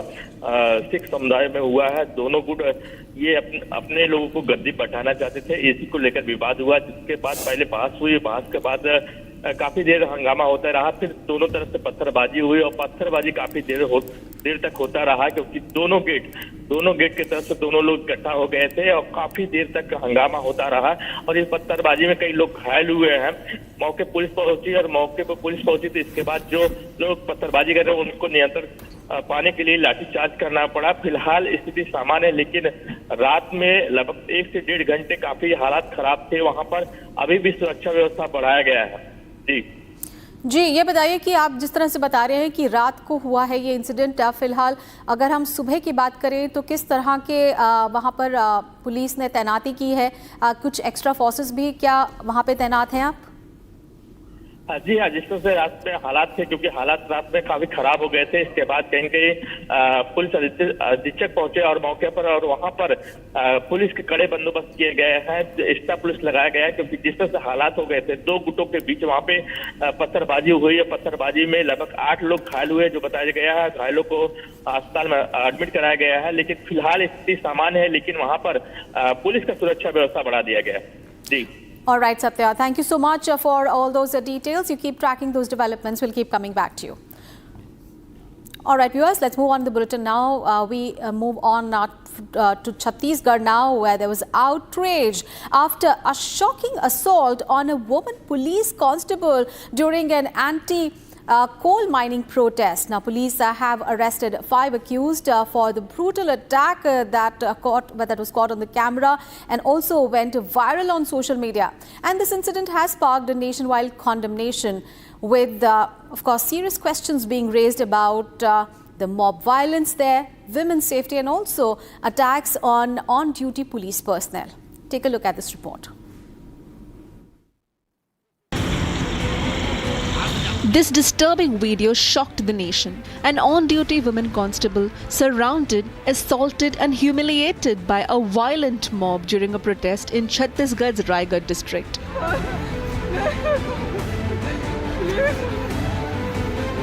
The incident took place in Tamnar block when police tried to clear a road blockade during an anti-coal mining protest at CHP Chowk in Libra village.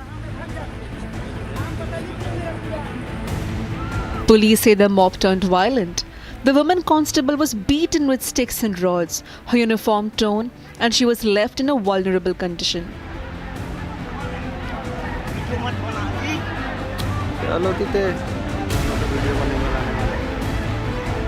Tamnar में कानून व्यवस्था की ड्यूटी के दौरान जो अत्यंत गंभीर संवेदनशील घटना घटित हुई थी, जिसमें महिला आरक्षक के साथ जानलेवा हमला करना एवं लज्जाभंग करना की घटना जो हुई थी, उसमें अपराध पंजीबद्ध किया गया था, जिसमें पूर्व में 2 आरोपियों की गिरफ्तारी की जा चुकी थी, जिनके नाम है मंगल राठिया ग्राम आमगांव, चिनेश खमारी ग्राम आमगांव। आज और 3 आरोपियों की गिरफ्तारी की गई है, प्रेमसी राठिया आमगांव, कीर्ति श्रीवास आमगांव और वनमाली राठिया जन्ना।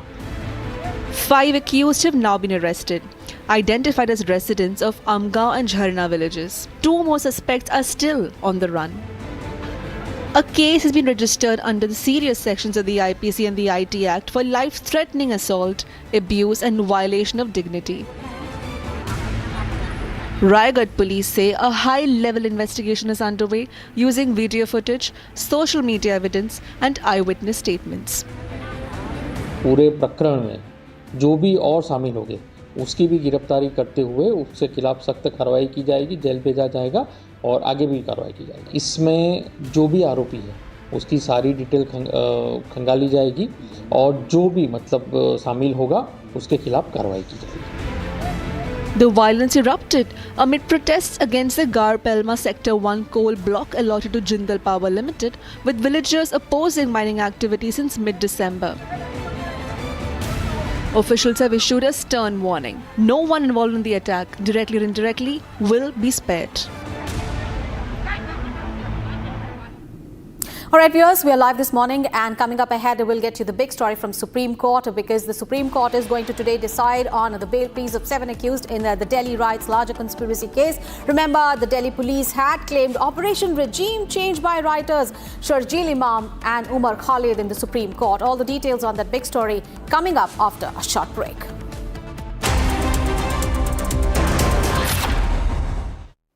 सीक्रेट रेसिपी MDH का जीरा सिप जल जीरा मसाला। सिप सिप जीरा सिप MDH का जल जीरा सिप MDH का जल जीरा SIP.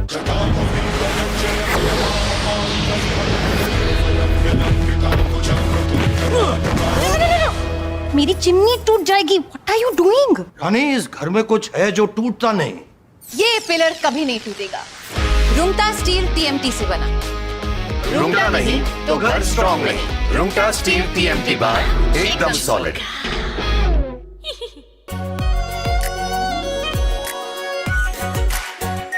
Are pure shahi paneer masala, delicious, healthy everyday. These are not media trials. These are strong campaign-based issues.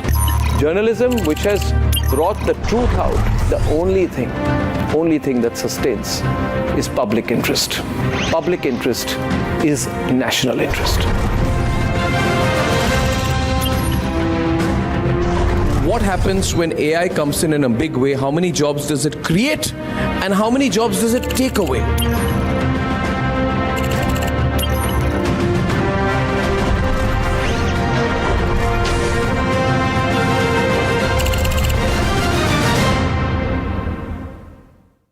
when we look out at the world, Samir, we look for partners.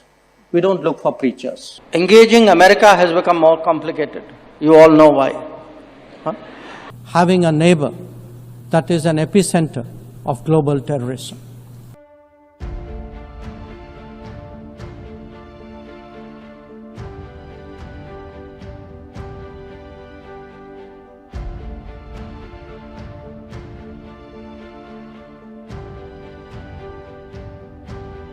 India in 2025 saw many international diplomatic moments of India's External Affairs Minister, Dr. S. Jaishankar, who literally turned international politics and the diplomacy that comes with it into an art of savage roasts.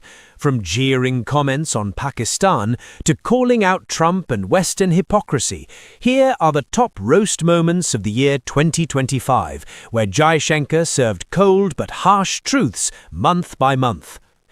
All big countries are unique to an extent, but we would certainly hope, to the extent we think of democracy as a universal aspiration, ideally a reality, but at least an aspiration. It is in large part because India chose a democratic model after independence. And it chose a democratic model because we had fundamentally a consultative, pluralistic society. Now, there was a time, and I have to say this in all honesty, where West treated democracy as a Western characteristic and was busy encouraging non-democratic forces in the global South. It still does. In many cases, I can point to some very recent ones, where actually everything that you say you value at home, you don't practice abroad. So I do think the rest of the global South will view, the successes and the shortcomings and the responses of other countries. They will also ask themselves which ones of them they relate to, I would argue that in many ways, India, because it's historically been an open society, one very much linked with the world, many countries of the global South are more likely to say the Indian experience is more transposable to their.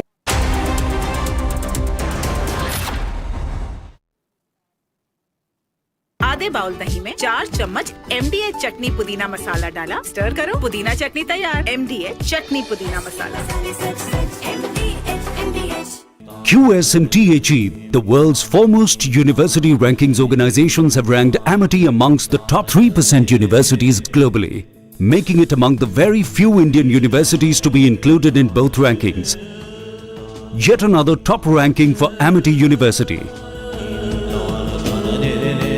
थोड़े में ज्यादा स्वाद, यही तो है इसकी खास बात। वाओ मामा, क्या स्वाद है? अरे मेरे राजा, सबका राजा और मसाला।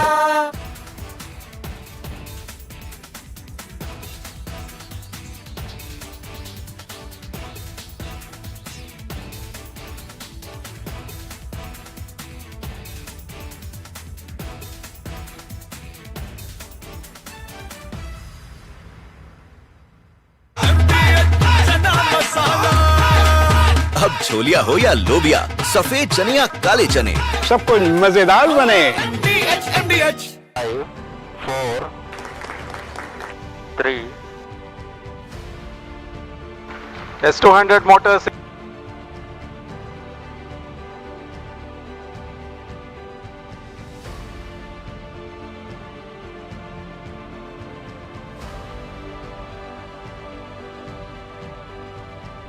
plus 20 seconds.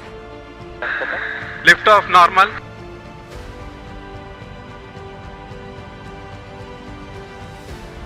L40 stages are ignited.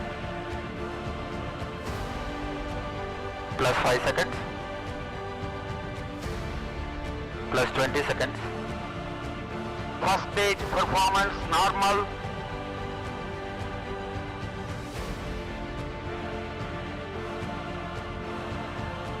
L40 stages thrust cut off.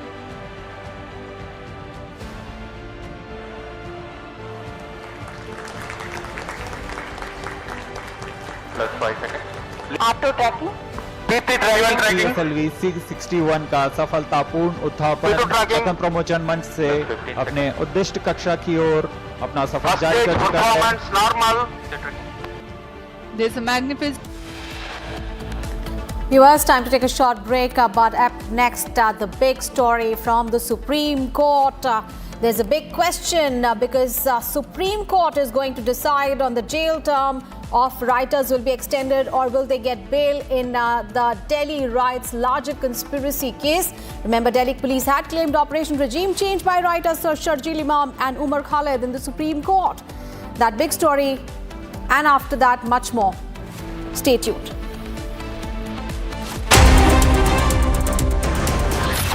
MDH की हल्दी मिर्ची धनिया करे कमाल, ये रंग दे, ये खुशबू दे, ये तीखा, ये कम पड़े, क्या निराला MDH masala.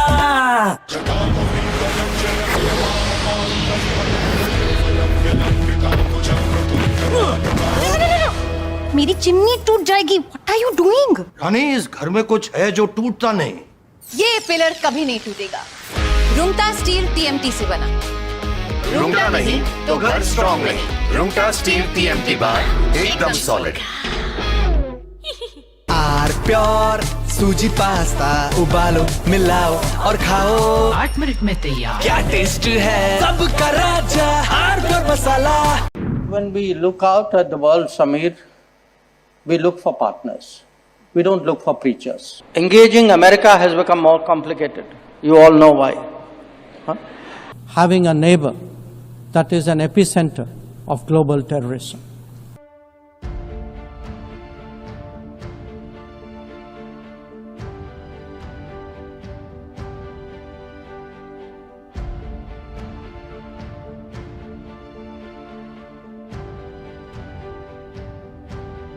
India in 2025 saw many international diplomatic moments of India's External Affairs Minister, Dr. S. Jaishankar, who literally turned international politics and the diplomacy that comes with it into an art of savage roasts. From jeering comments on Pakistan to calling out Trump and Western hypocrisy, here are the top roast moments of the year 2025, where Jaishankar served cold but harsh truths month by month. All big countries are unique to an extent, but we would certainly hope, to the extent we think of democracy as a universal aspiration, ideally a reality, but at least an aspiration.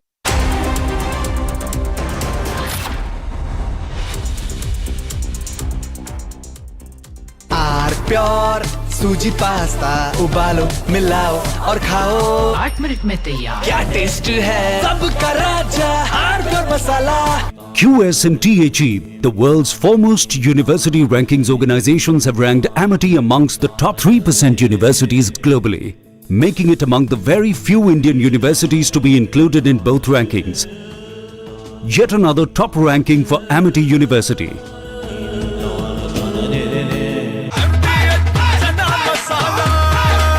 अब छोलिया हो या लोबिया, सफेद चने या काले चने, सबको मजेदार बने। These are not media trials. These are strong campaign-based issues. Journalism which has brought the truth out. The only thing that sustains is public interest. Public interest is national interest. What happens when AI comes in a big way? How many jobs does it create? And how many jobs does it take away?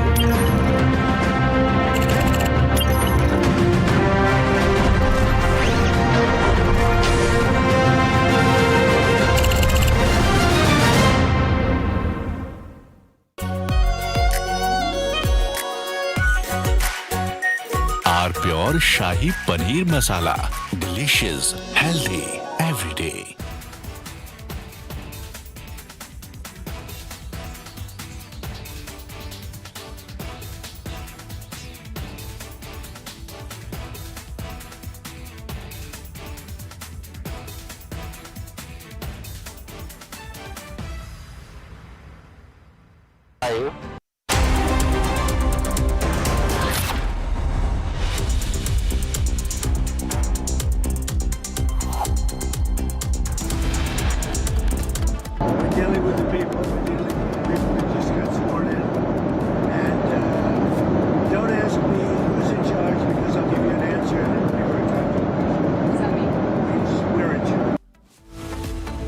says US in charge of Venezuela reiterates readiness for a second strike.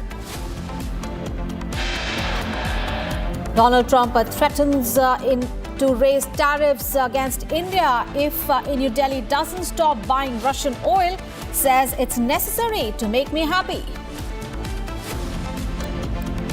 Supreme Court to pronounce judgment on bail pleas of Umar Khalid, Sharjeel Imam, Gulfisha and others in Delhi riots larger conspiracy case. Delhi police had claimed Operation Regime Change by writers Sharjeel Imam and Umar Khalid in the Supreme Court. The top court to decide if the jail term of the writers will be extended or will they get bail.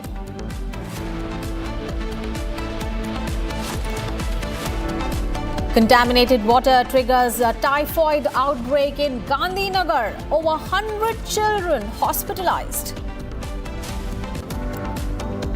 2 killed in blast at illegal stone quarry in Odisha. More feared trapped.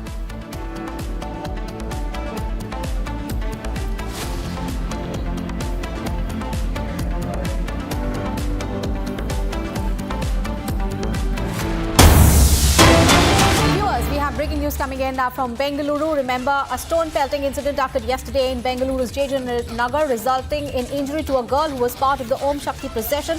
And now an FIR has been registered in the stone pelting case. The complainant alleged that 3 to 4 Muslim youths threw stones, creating a disturbance and hurting Hindu sentiments. A devotee, the devotees, including Om Shakti and Ayappa Swami followers, have filed a FIR now seeking action against those responsible for the violence. Remember, there were tensions in Bengaluru's Nagar area yesterday. Stones were thrown during a Hindu religious ritual being conducted as part of the Om Shakti Puja ceremony. And now an FIR has been lodged. Police have stepped up security in the locality following the incident. And yesterday, after the incident, large number of people there gathered outside the Nagar police station, demanding action against those responsible for the stone pelting. So these are the visuals from outside the police station where a number of people gathered demanding action against the stone pelting. And the stone pelting incident targeting Om Shakti devotees was reported near the Om Shakti temple at VS Garden within the Nagar police station area. A little girl, a minor who was a devotee, has been injured in this stone pelting. The incident happening during a Hindu religious festival, and this triggered anger among the Hindu organizations, leading to gathering of a large number of people in front of the Nagar police station. They were demanding action against the perpetrators of the crime. And now FIR has been lodged, and in the FIR it has been alleged that 3 to 4 Muslim youths threw stones. They created disturbance and hurt Hindu sentiments. So more police personnel have been deployed in the area as a precautionary measures. And remember, tensions are prevailing in Bengaluru's Nagar area. This after stones were thrown at a Hindu religious ritual on Sunday that was being conducted as part of the Om Shakti Puja ceremony. And after the incident, a large number of people gathered outside the Nagar police station, immediate action demanding against those who were responsible for the stone pelting. All right, Abhishek, my colleague, is now joining us on the phone line for more details. Abhishek, now an FIR has been lodged at the Nagar police station. What more details can you give us? Well, with respect to the incident that happened the previous night, it was the target on the people who were the Maladaris of Om Shakti who were proceeding towards the Jagat Ramnagar area. It is also mentioned in the FIR after the filing of FIR that Shashi Kumar N, who is the resident of VS Garden, has mentioned in the complaint that a peaceful procession was happening around between 8:15 and 9 p.m. when a group of Muslim youth tried to attack the procession near the Panchamukhi Nagadevata temple without any reasons. And also it is mentioned that a small girl has been deeply injured because the group of Muslim boys pelted stones which actually directly hit the minor girl's head, and also this has created a disturbance in the entire locality as of now. The people who were in the procession have sat in protest in front of the Jagatjeevan Ramnagar police station, demanding the immediate arrest of the people from the other community who tried to conspire events, and also who also wanted to spoil the vicinity of the procession. Also, it is mentioned previously, one or two occasions also had seen these occasions, and also a fire was set to make sure that this procession doesn't happen. So we will have to see if this the police department will take or initiate any action against the people who tried to create a disharmony in the society by pelting stones at the peaceful march of the Om Shakti Maladaris at this point of time. Aishwarya. All right, Abhishek, thank you so much for getting us those details. You keep tracking those developments. We'll keep coming back to you in the subsequent bulletins. Thank you. Viewers, we have more breaking news coming in. This is a shocking incident that has come in from the United States. A 27-year-old Indian woman in Ellicott City has been found dead with stab wounds in her ex-boyfriend's apartment in Columbia in Maryland.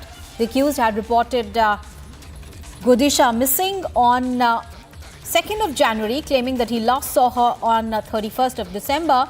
But the police suspect that he killed her shortly after 7 p.m. that day and fled to India. Now an arrest warrant has been issued on the first and the second degree murder charges.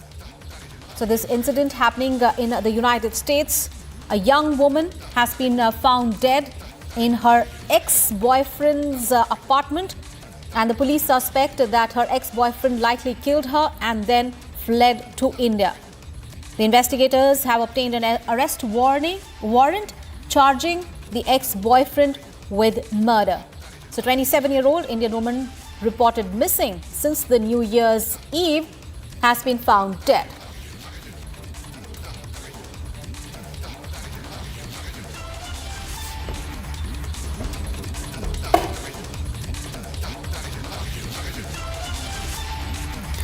All right, viewers, the big story coming in from New Delhi. The Supreme Court today, because it's a big day, the top court is slated to deliver its crucial verdict in the Delhi riots larger conspiracy case today. The apex court will pronounce its order on the bail pleas of former JNU students Umar Khalid and Sharjeel Imam, along with several others accused who are booked under the stringent Unlawful Activities Prevention Act, that is UAPA. While the accused have sought bail, the Delhi police has strongly opposed the bail plea, calling the violence as pre-planned and pan-India conspiracy aimed at destabilizing the state. More in this report.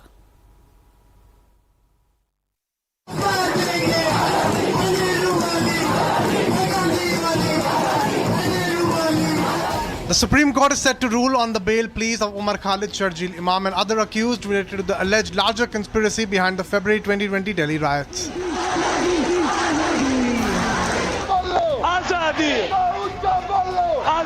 Arrested in 2020 under UAPA, Sharjeel Imam is named as the key conspirator.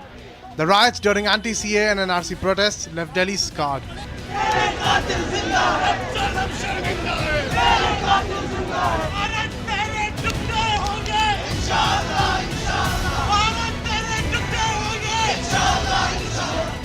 The apex court had reserved its judgment on December 10th after hearing the detailed arguments from both the sides,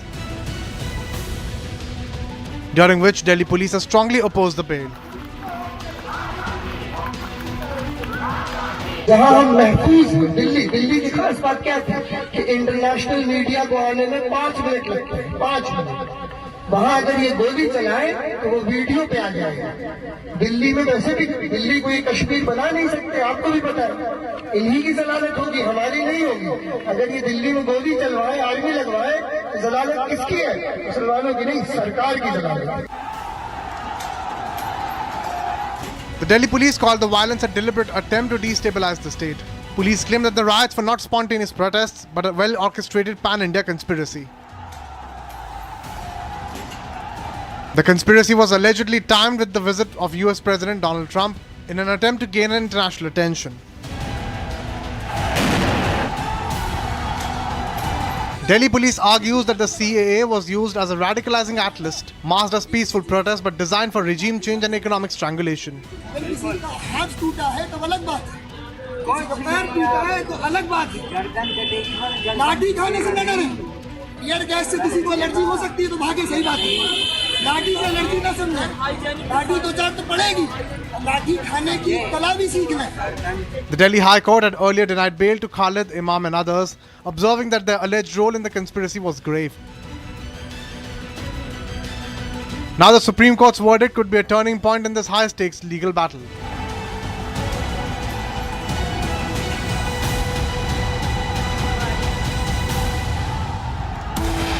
Viewers, we are taking a short break, but we continue our focus on the Delhi riots larger conspiracy case.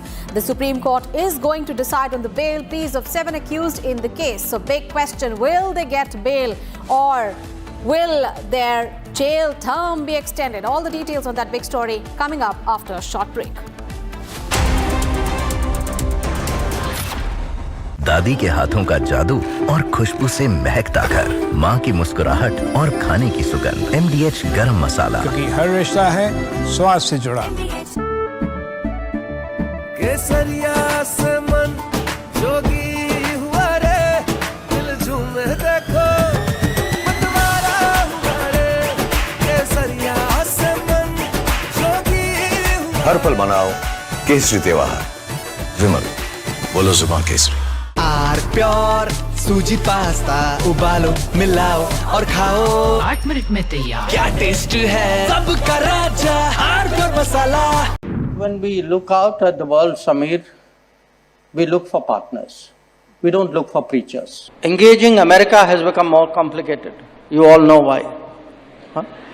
Having a neighbor that is an epicenter of global terrorism.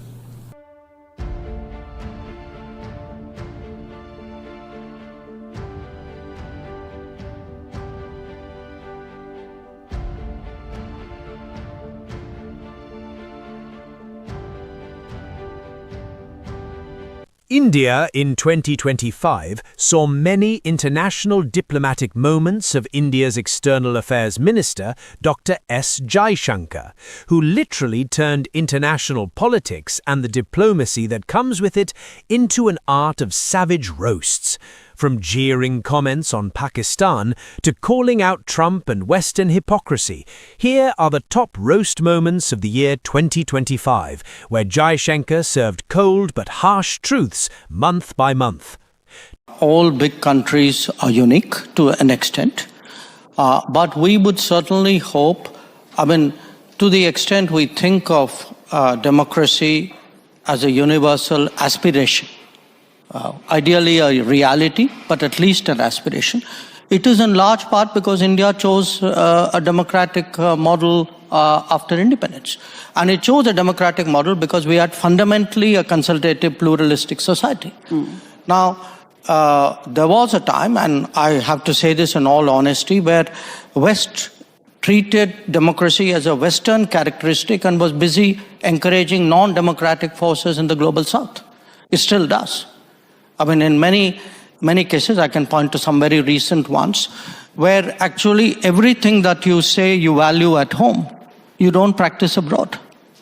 So I do think the rest of the global South will view, the successes and the shortcomings and the responses of other countries. They will also ask themselves which ones of them they relate to, I would argue that in many ways. Viewers, coming up ahead, the big story from Gandhinagar in Gujarat. After the Indore water contamination case, now Gandhinagar is witnessing a typhoid outbreak due to contaminated water. Over 100 children have been hospitalized. All the details on that big story and much more coming up after a short break. ये है secret recipe MDH का जीरा SIP जल जीरा मसाला। SIP SIP जीरा SIP MDH का जल जीरा सिप MDH का जल जीरा SIP. QS and THE, the world's foremost university rankings organizations, have ranked Amity amongst the top 3% universities globally, making it among the very few Indian universities to be included in both rankings. Yet another top ranking for Amity University. थोड़े में ज्यादा स्वाद यही तो है इसकी खास बात। वाओ मामा, क्या स्वाद है? अरे मेरी राजा, सबका राजा और मसाला।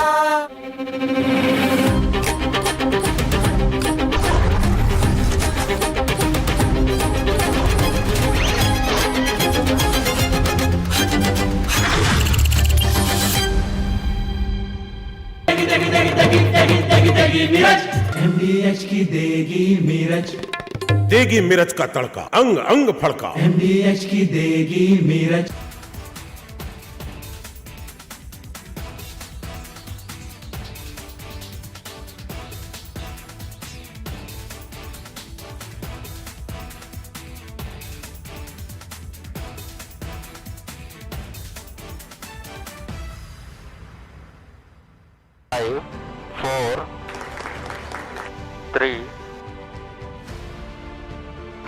S200 motors.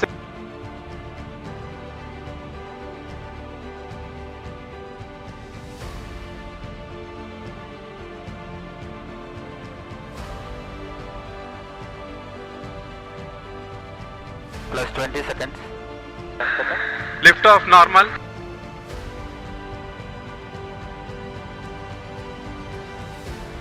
L40 stages are ignited.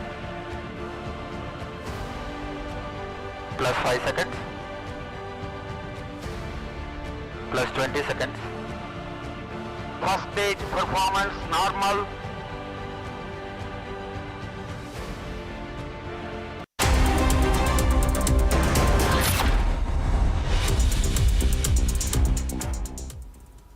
All right, viewers, let's move on in the bulletin now. Sukma is witnessing a remarkable turnaround. Once counted among the worst Maoist-affected regions, it is now declared its first Maoist-free village, which is a shift which is long considered as absolutely impossible. Here's a closer look in our full report.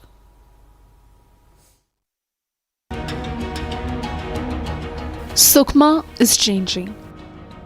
A district once synonymous with Maoist terror is now seeing villages declare themselves completely Maoist-free. Badseti village, once scarred by gunfire, ambushes and fear, is today the first officially Maoist-free village under the Ilwad Panchayat scheme.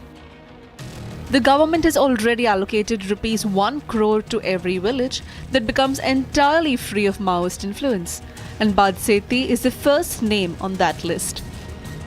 But this shift to the ground comes just a day after one of the biggest blows to Maoist stronghold in the region. In Nilam Tumalpad, 12 Maoists were neutralized in a fierce encounter, and among them was one of the main commanders of the Kota Kistaram axis, DVCM Badimandi alias Sukka. 5 women Maoists were also among those killed.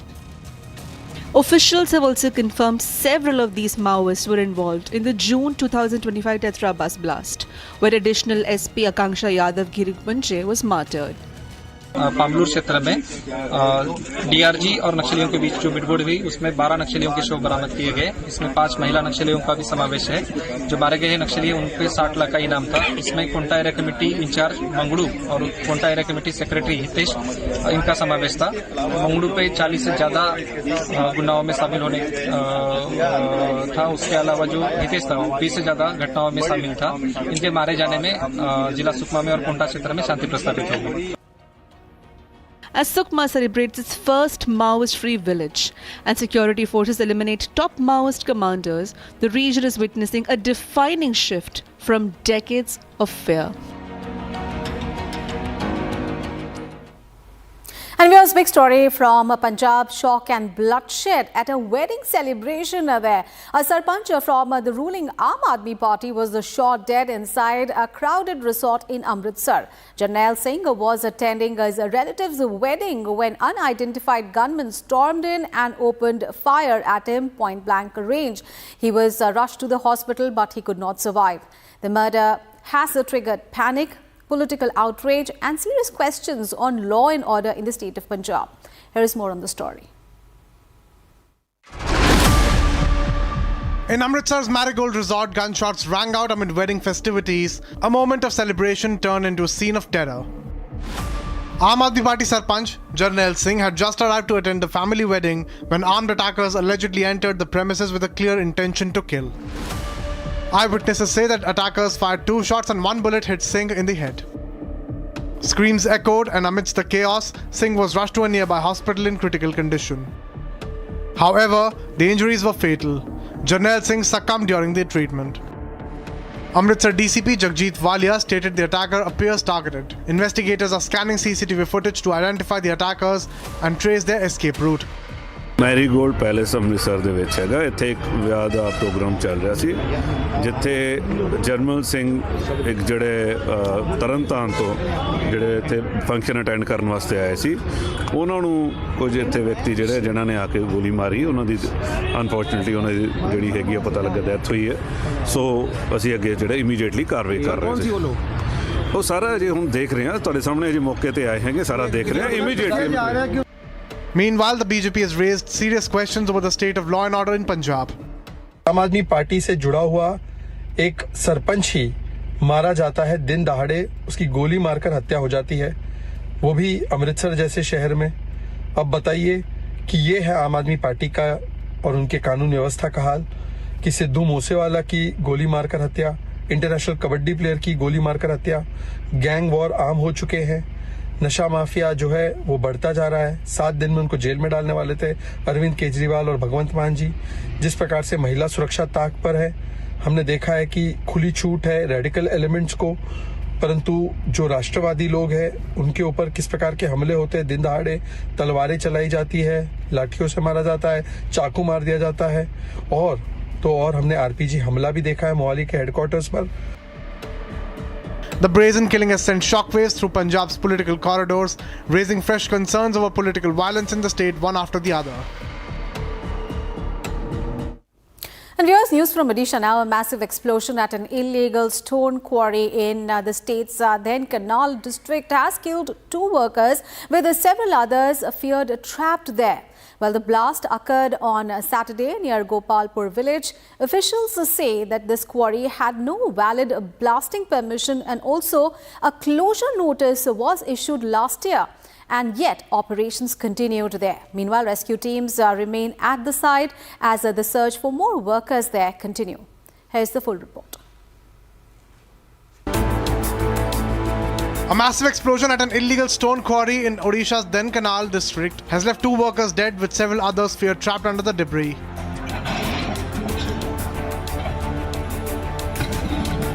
The blast took place near Gopalpur village early Saturday morning. District Magistrate Ashish Ishwar Patil confirmed that the bodies of 2 labourers, one from Balasore and another from Keonjhar, have been recovered so far. While rescue operations are still underway as teams continue searching the blast site. In a shocking disclosure, preliminary findings point to illegal blasting activities at the quarry. Sources confirmed that the site did not have valid permission for blasting and had already been flagged by the authorities. A full-scale investigation has been launched to determine how the quarry continued operations despite repeated warnings and whether more workers remain unaccounted for. For now, rescue teams remain on site, racing against time to ensure no trapped workers are left behind.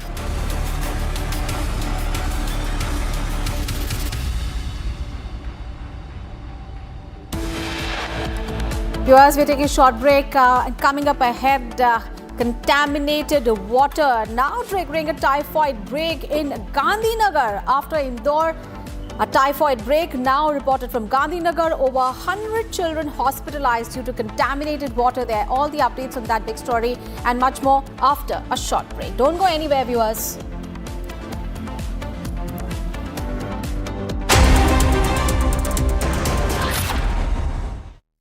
दादी के हाथों का जादू और खुशबू से महकता घर, माँ की मुस्कुराहट और खाने की सुगंध। MDH गरम मसाला, क्योंकि हर रिश्ता है स्वाद से जुड़ा।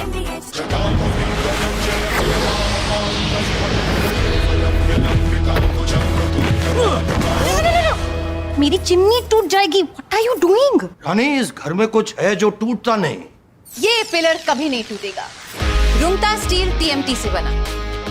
रुंगटा नहीं तो घर स्ट्रॉन्ग नहीं। रुंगटा स्टील TMT बार एकदम solid.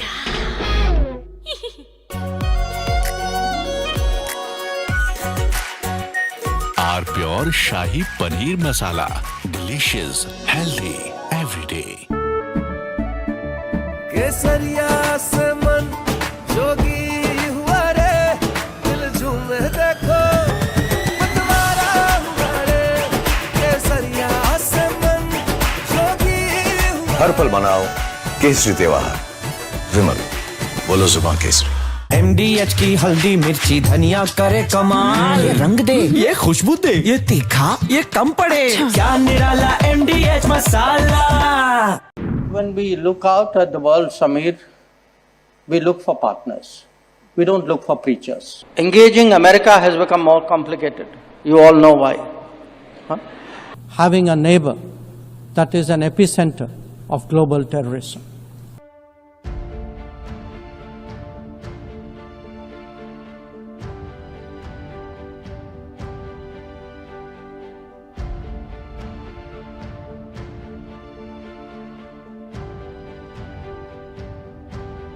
India in 2025 saw many international diplomatic moments of India's External Affairs Minister, Dr. S. Jaishankar, who literally turned international politics and the diplomacy that comes with it into an art of savage roasts. From jeering comments on Pakistan to calling out Trump and Western hypocrisy, here are the top roast moments of the year 2025, where Jaishankar served cold but harsh truths month by month. All big countries are unique to an extent, but we would certainly hope, to the extent we think of democracy as a universal aspiration, ideally a reality, but at least an aspiration. It is in large part because India chose a democratic model after independence. And it chose a democratic model because we had fundamentally a consultative, pluralistic society. Now, there was a time, and I have to say this in all honesty, where West treated democracy as a Western characteristic and was busy encouraging non-democratic forces in the global South. It still does. In many cases, I can point to some very recent ones, where actually everything that you say you value at home, you don't practice abroad.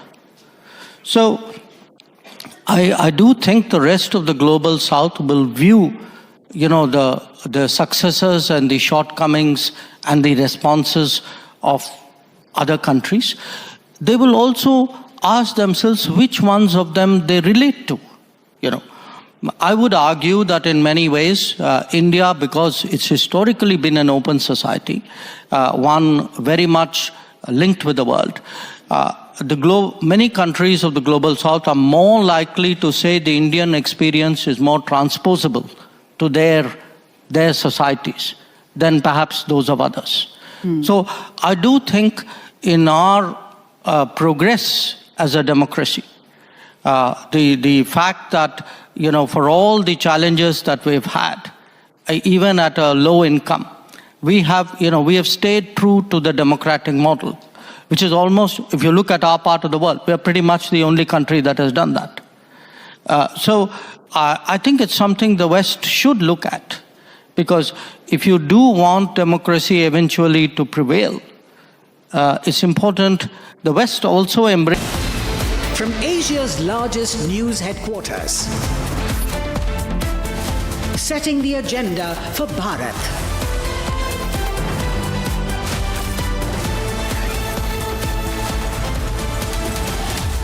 You're watching Republic.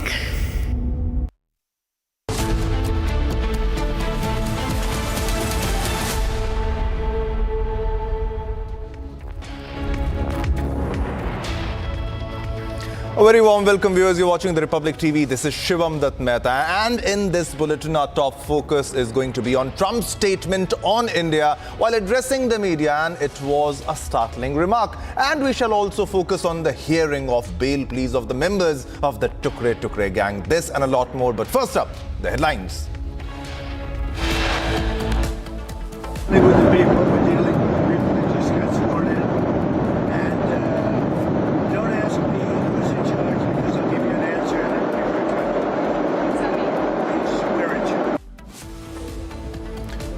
Donald Trump says US is in charge of Venezuela, reiterates readiness for a possible second strike.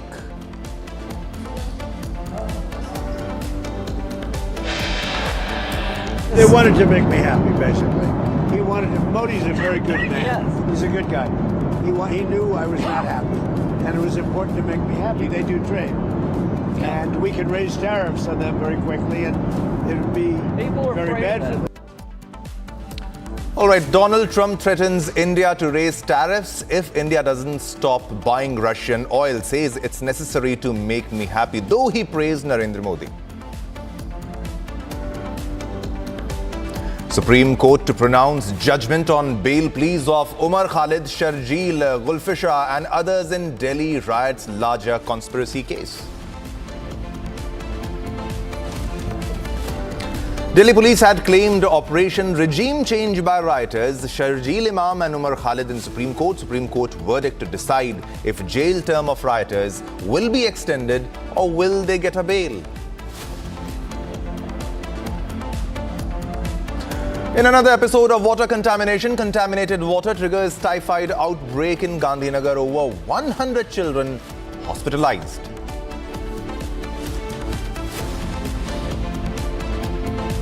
Two killed in blast at illegal stone quarry in Odisha. More feared trapped. UNSC summons emergency session after US military action in Venezuela.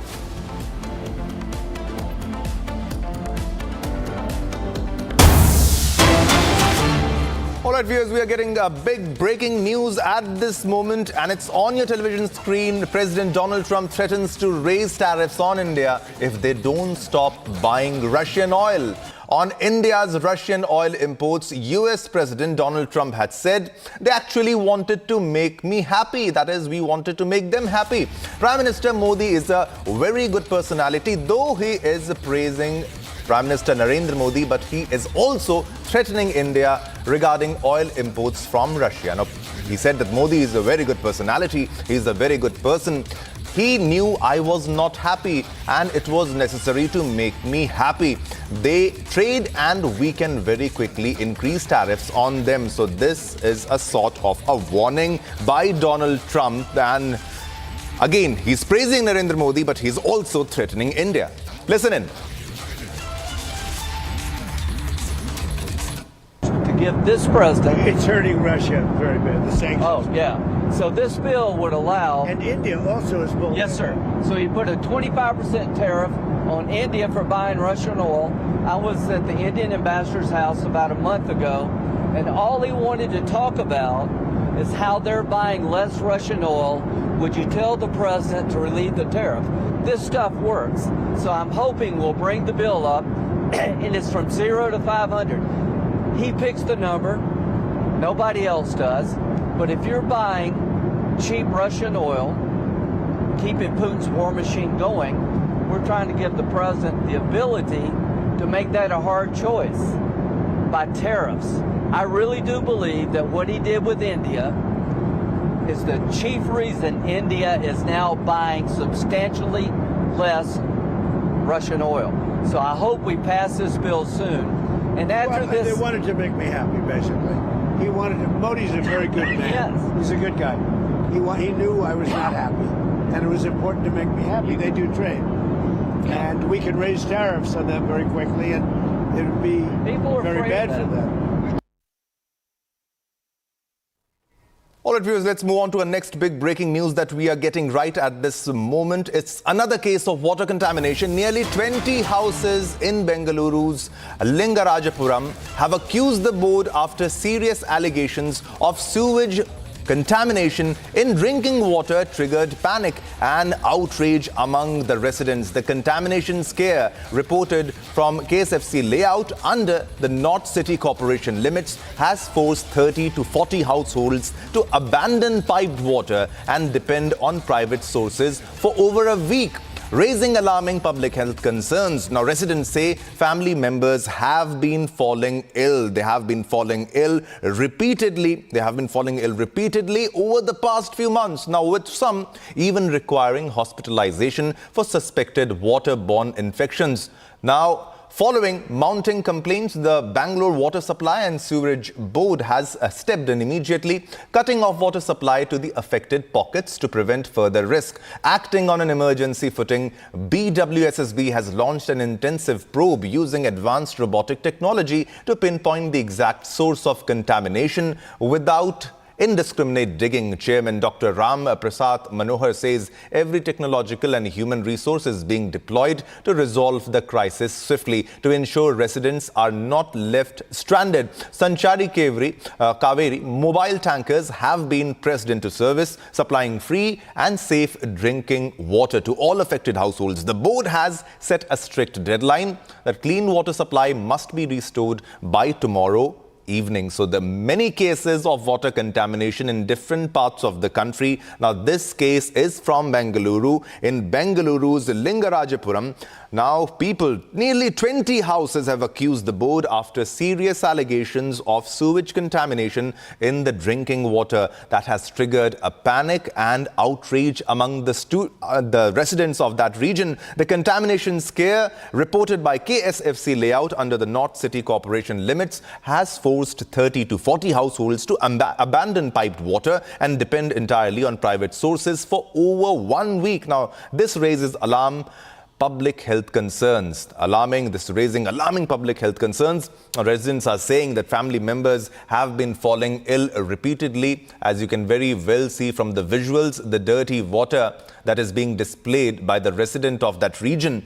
Now, some even required hospitalization after drinking this contaminated water or using this contaminated water. Following mounting complaints, now the Bengaluru Water Supply and Sewerage Board has stepped in, immediately cutting off water supply to the affected pockets to prevent any further risk, because there has been many episodes.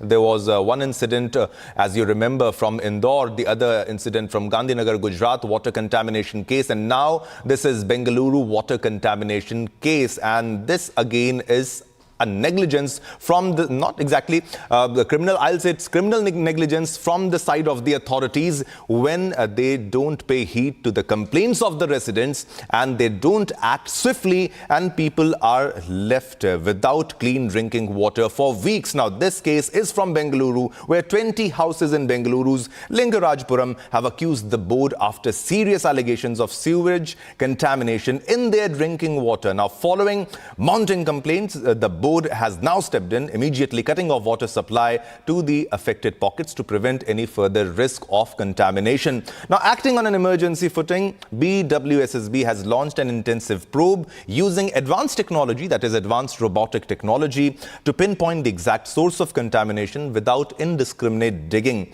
Now, Chairman Dr. Ram Prasad Manohar says every technological and human resource is being deployed to resolve the crisis swiftly. Now, even to ensure residents are not left stranded, Sanchari Kaveri mobile tankers have been pressed into service.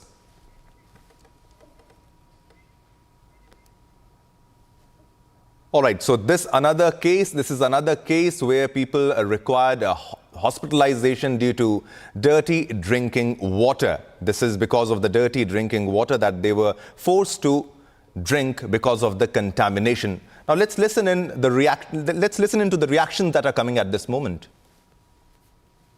Really worried about the quality of water which is being supplied, and now the pipe is contaminated. Even if it is clean, we are still very scared of consuming this water because of seeing this kind of sanitary water coming into the drinking water pipe. We have a kid, and we are still in shock to see this kind of water being supplied. It calls for some immediate action. The residents of Tharbi Main Road are seriously affected by this quality of water that's being provided here. So we are all forced to empty our tanks, get it clean and all of that. And it also goes to show that all the sanitary pipes that are being laid here is over 40 years old. And we have spent almost 2,000 per household to get the sump and the tanks clean. Many houses have been gone through this ordeal. So we request BWSSB and the concerned authorities to ensure that it is cleaned up at the earliest possible. I also would want to let the people know that this has affected my mother. She has got terrible diarrhea, because of the water, and most of the residents around have also reported the same. They have been affected by the drinking water, and this medical concern also has been a big issue now. We have all felt that food poisoning, and this has to be rectified as soon as possible. Of water contamination, we are showing three visuals of three places. One is from Indore, the other is from Gujarat, and the last one is from Bengaluru, where nearly 20 houses in Bengaluru's Lingarajpuram have accused the water supply board, after serious allegations of sewage contamination, as you can see from the visuals of the dirty drinking water in the bottle. As you can see, this bottle, this is the water collected from our sump. The Kaveri water which was given to us is this, and this is the clear water. You can see the clear difference, and not just the sump water. When the tap we opened, the clear supply was of this color. It went on for 20 to 25 minutes. After that, little clear water started coming. So you can see the difference here. It's not muddy water, it's clear sewage water. All right, we are being joined by Abhishek for more details on this story. Abhishek, another case of criminal negligence, I would say, when you have water being contaminated and people complaining, the citizens complaining, and no response from the authorities. Now, what are the developments in this case? Have they acted swiftly now, post the complaints or post the media coverage? To the issue that is happening in KSFC layout over the last couple of months, people thought initially it was a seasonal issue what they are facing, but after some time they got to know that it was because of the sewage water which had been mixed with the drinking water. People have started facing various other health concerns, including diarrhea and severe abdominal infections, and after which the residents of the layout have very clearly mentioned that over the last 30 to 40 days, a couple of families have already gotten their families admitted to the private hospitals to make sure that their health is getting back towards fine, after which they also decided that they will have to be on a tip on toe with the BWSSB, who usually takes care of the drinking water and the sewerage concerns of the city.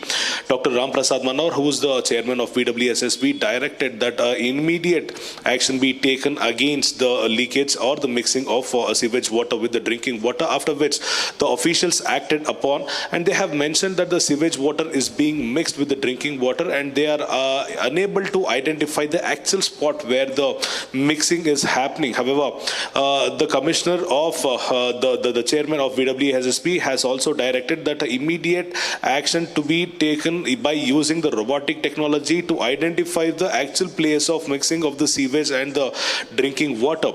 But at this point of time, people have stopped using the BWSSB water and have relied upon private supply of the drinking water, because it is very sure even if the BWSSB supplies clear or neat water through their pipelines, the pipe has been contaminated, the sumps have been contaminated, the tanks have been contaminated, and they are also in the process of clearing up the mixing of water and the contaminated tanks as of now. On the other hand, we've also been informed that the contamination has gone to an extent that is unable to retract, or the people are unable to revive because of the level of contamination. And also we have heard lots of people very clearly mentioning that the water has started foul smelling, and also the scaling of the bacteria or the infection or the dust from the contaminated water has already silted upon in the tanks and the sumps. So we will have to see how the BWSSB responds to this on a quick note, because this is one of such incidents where you already mentioned the incident that happened in Indore, the incident that happened in Gujarat. So this might have been another incident if at all the BWSSB hadn't acted upon, or the civilians of the KSFC layout hadn't complained about. But we will have to see if this is going to be on a war foot, or the BWSSB is going to take a months-long time to make sure that the people get the decent water for their livelihood. Abhishek, back to you. Abhishek, that is the case. Abhishek, one more question regarding this. The exact reason in Indore was the leakage of the pipe. Was it exactly the same here? And also, have a lab test been done? Have the results come from the lab test? What kind of bacteria and contamination was there? Well, with respect to the information that has been gathered from the KSFC layout residents, they have collected the sample of the water and they had given it to one of the private labs. And this is as per their information that the water is mixed severely with the sewage water, and people who were admitted to the hospital or hospitalized due to various other ill health has been mentioned that their ill health was due to the water infection or the consumption of the water infection. And also it is mentioned from the test that various other microbials which are found in the sewerage water is actually found in the drinking water of the KSFC layout. So the BWSSP will have to conduct another test to clearly mention if the sewerage water is mixed with the drinking water to know the level of mixing of the sewerage water. On the other hand, we've also been told that the BWSSB doesn't know the exact point where the mixing of the sewage water and the drinking water is happening, but they are sure that there is a contamination of water in one of their pipelines. So this will have to be sorted out as soon as possible is what Ramprasad Manohar, the chairman of BWSSB, has directed his officials. All right, Abhishek, thanks for the details on this story. We'll come back to you after more updates on the story. Thanks a lot. All right, viewers, let's move on to our next top story. Now, the Supreme Court is slated to deliver a crucial verdict in the Delhi riots case today. After a short while, the Apex Court will pronounce its order on the bail pleas of former JNU students Umar Khalid and Sharjeel Imam, along with several others accused. These are the part of the Tukra Tukra gang. Now, these have been booked under the stringent Unlawful Activities Prevention Act. While the accused have sought bail, the Delhi police has strongly opposed the pleas, calling the violence a pre-planned pan-India conspiracy aimed at destabilizing the state. More in this report.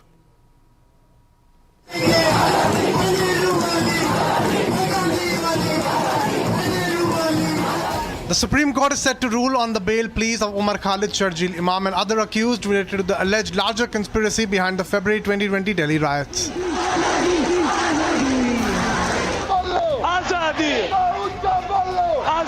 Arrested in 2020 under UAPA, Sharjeel Imam is named as the key conspirator. The riots during anti-CA and NRC protests left Delhi scarred.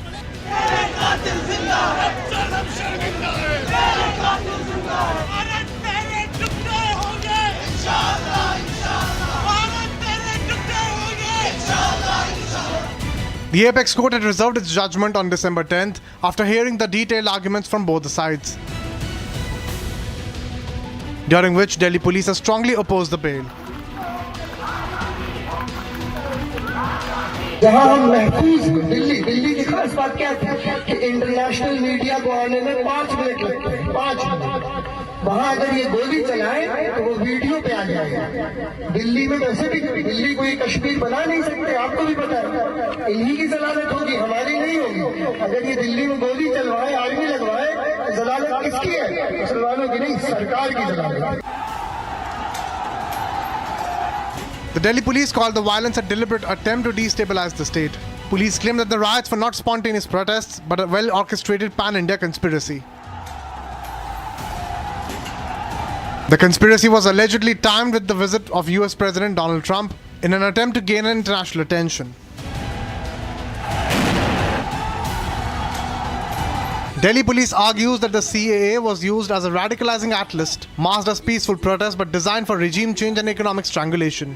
हाथ टूटा है तो अलग बात है, पैर टूटा है तो अलग बात है। लाठी खाने से न डरें, टीयर गैस से किसी को एलर्जी हो सकती है तो भागे, सही बात है। लाठी से एलर्जी न समझें, लाठी तो जड़ तो पड़ेगी, लाठी खाने की कला भी सीख लें। The Delhi High Court had earlier denied bail to Khalid, Imam and others, observing that their alleged role in the conspiracy was grave. Now the Supreme Court's verdict could be a turning point in this high-stakes legal battle.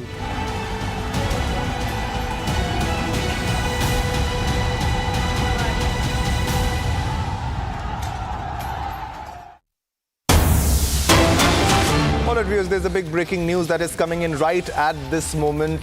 The Prime Minister has penned a powerful blog reflecting on 1,000 years of destruction, resilience and revival of the Somnath Temple, one of India's most sacred shrines. In the blog, the Prime Minister traces Somnath's journey through repeated invasions and desecrations, describing it as a symbol of India's civilizational endurance rather than defeat. So this comes from the Prime Minister. The Prime Minister has penned a powerful blog reflecting on 1,000 years of destruction, resilience and revival of the Somnath Temple, one of India's most sacred shrines. In the blog, the Prime Minister traces Somnath's journey through repeated invasions and desecrations, describing it as a symbol of India's civilizational endurance rather than defeat. So PM Modi writes a blog on Somnath Temple. He explained the sequence. He mentioned that the first destruction of the Somnath Temple took place exactly 1,000 years ago.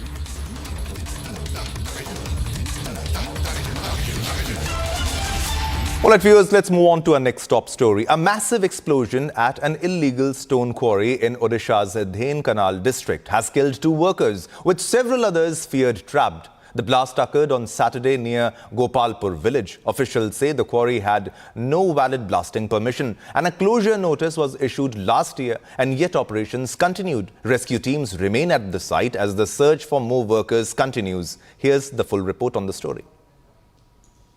A massive explosion at an illegal stone quarry in Odisha's Dhenkanal district has left 2 workers dead, with several others feared trapped under the debris.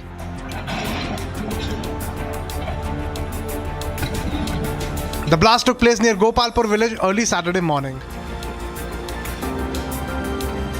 District Magistrate Ashish Ishwar Patil confirmed that the bodies of 2 labourers, one from Balasore and another from Keonjhar, have been recovered so far. While rescue operations are still underway as teams continue searching the blast site. In a shocking disclosure, preliminary findings point to illegal blasting activities at the quarry. Sources confirmed that the site did not have valid permission for blasting and had already been flagged by the authorities. A full-scale investigation has been launched to determine how the quarry continued operations despite repeated warnings and whether more workers remain unaccounted for. For now, rescue teams remain on site, racing against time to ensure no trapped workers are left behind.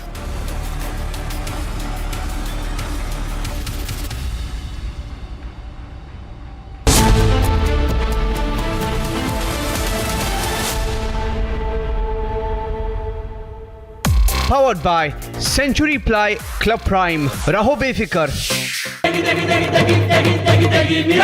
MDH की देगी मीरज, देगी मिर्च का तड़का, अंग अंग फड़का। MDH की देगी मीरज। पैसा लगाना है तो सेंचुरी प्लाई क्लब प्राइम पे लगाओ। डूबेगा नहीं, जलेगा भी नहीं, कोई खा नहीं जाएगा, धोखा नहीं देगा, ऊपर नीचे भी नहीं होगा, सेफ रहेगा, सिक्योर्ड में मिनिमम 30 साल का रिटर्न देगा। अब इससे बेटर इन्वेस्टमेंट है तो बताओ। सेंचुरी प्लाई क्लब प्राइम, रहो बेफिक्र। थोड़े में ज्यादा स्वाद, यही तो है इसकी खास बात। वाओ मामा, क्या स्वाद है। अरे मेरी राजा, सबका राजा और मसाला।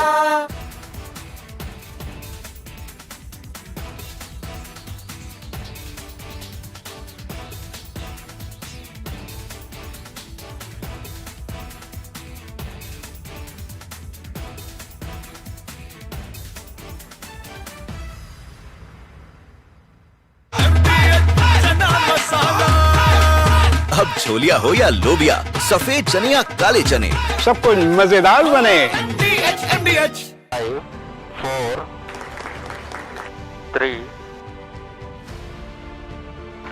S200 motors.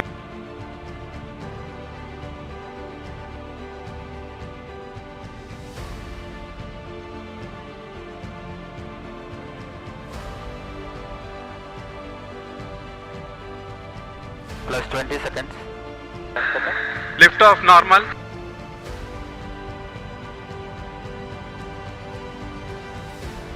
L40 stages are ignited. Plus 5 seconds.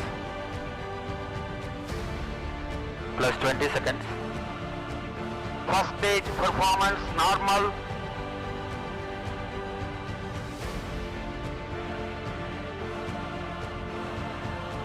L40 stages thrust cut off.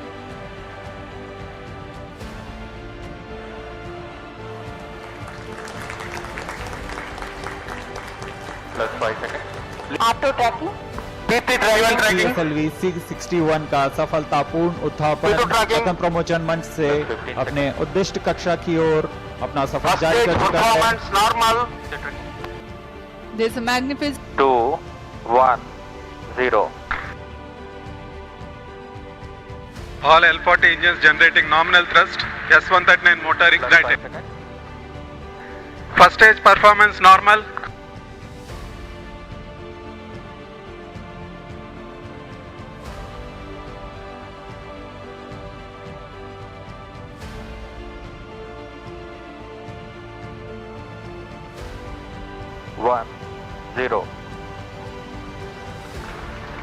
S200 motors ignited. Plus 5 seconds. P1 tracking. S200 motors separated.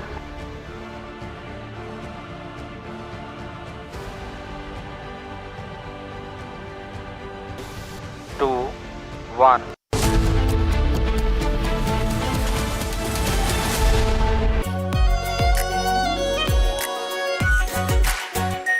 Our pure Shahi Paneer Masala.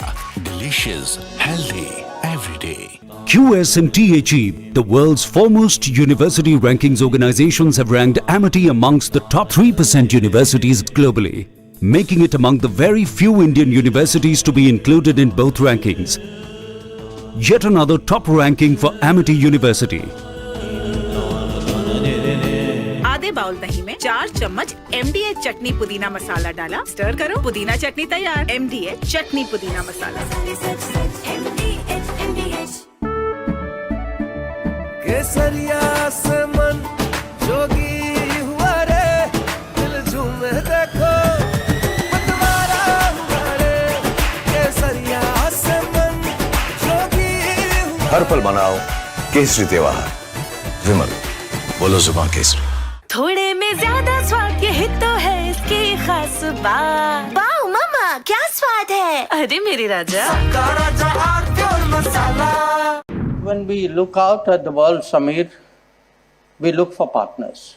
We don't look for preachers. Engaging America has become more complicated. You all know why. Having a neighbor that is an epicenter of global terrorism.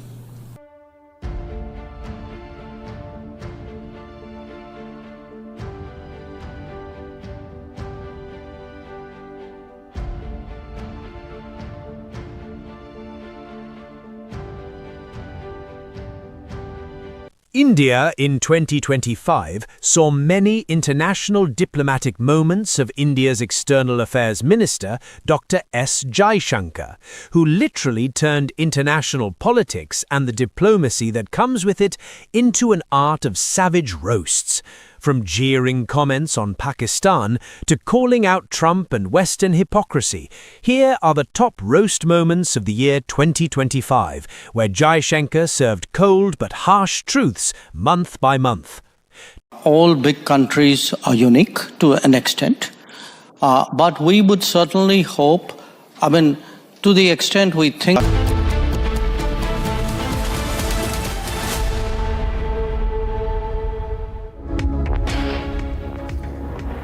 Very good morning, viewers, and thank you so much for continuing to stay with us. This is Live and Breaking. I'm Aishwarya Kapoor, and we'll be focusing on the big international focus, and that is what is going to happen in Venezuela today, because there is going to be a United Nations Security Council special session that is going to discuss. Meanwhile, Donald Trump has said that he is ready for more strikes on Venezuela. He's also threatened other countries like Colombia of strikes over the drug trafficking. He has also threatened India of more tariffs if India continues to buy Russian oil. We'll get you all the updates on what all Donald Trump has said as he was on board Air Force One speaking to the reporters. Here's first a look at the top lines that we are tracking at this hour. We're dealing with the people. We're dealing with the people that just got sworn in. And don't ask me who's in charge, because I'll give you an answer and it'll be very comfortable. We're in charge. Donald Trump says US in charge of Venezuela, reiterates readiness for a second strike. And after they wanted to make me happy, basically. He wanted to. Modi's a very good man. Yes. He's a good guy. He knew I was not happy, and it was important to make me happy. They do trade, and we can raise tariffs on them very quickly, and it would be very bad for them. Donald Trump threatens India to raise tariffs if New Delhi doesn't stop buying Russian oil, says it is necessary to make me happy. Supreme Court to pronounce judgment on bail pleas of Umar Khalid, Sharjeel Imam, Gulfisha and others in the Delhi riots larger conspiracy case. Delhi police claimed Operation Regime Change by rioters Sharjeel Imam and Umar Khalid in the Supreme Court, the top court to decide if the jail term of rioters will be extended or will they get bail. Contaminated water triggers typhoid outbreak in Gandhinagar, over 100 children hospitalized. 2 killed in blast at illegal stone quarry in Odisha, more feared trapped. United Nations Security Council summons emergency session after US military action in Venezuela.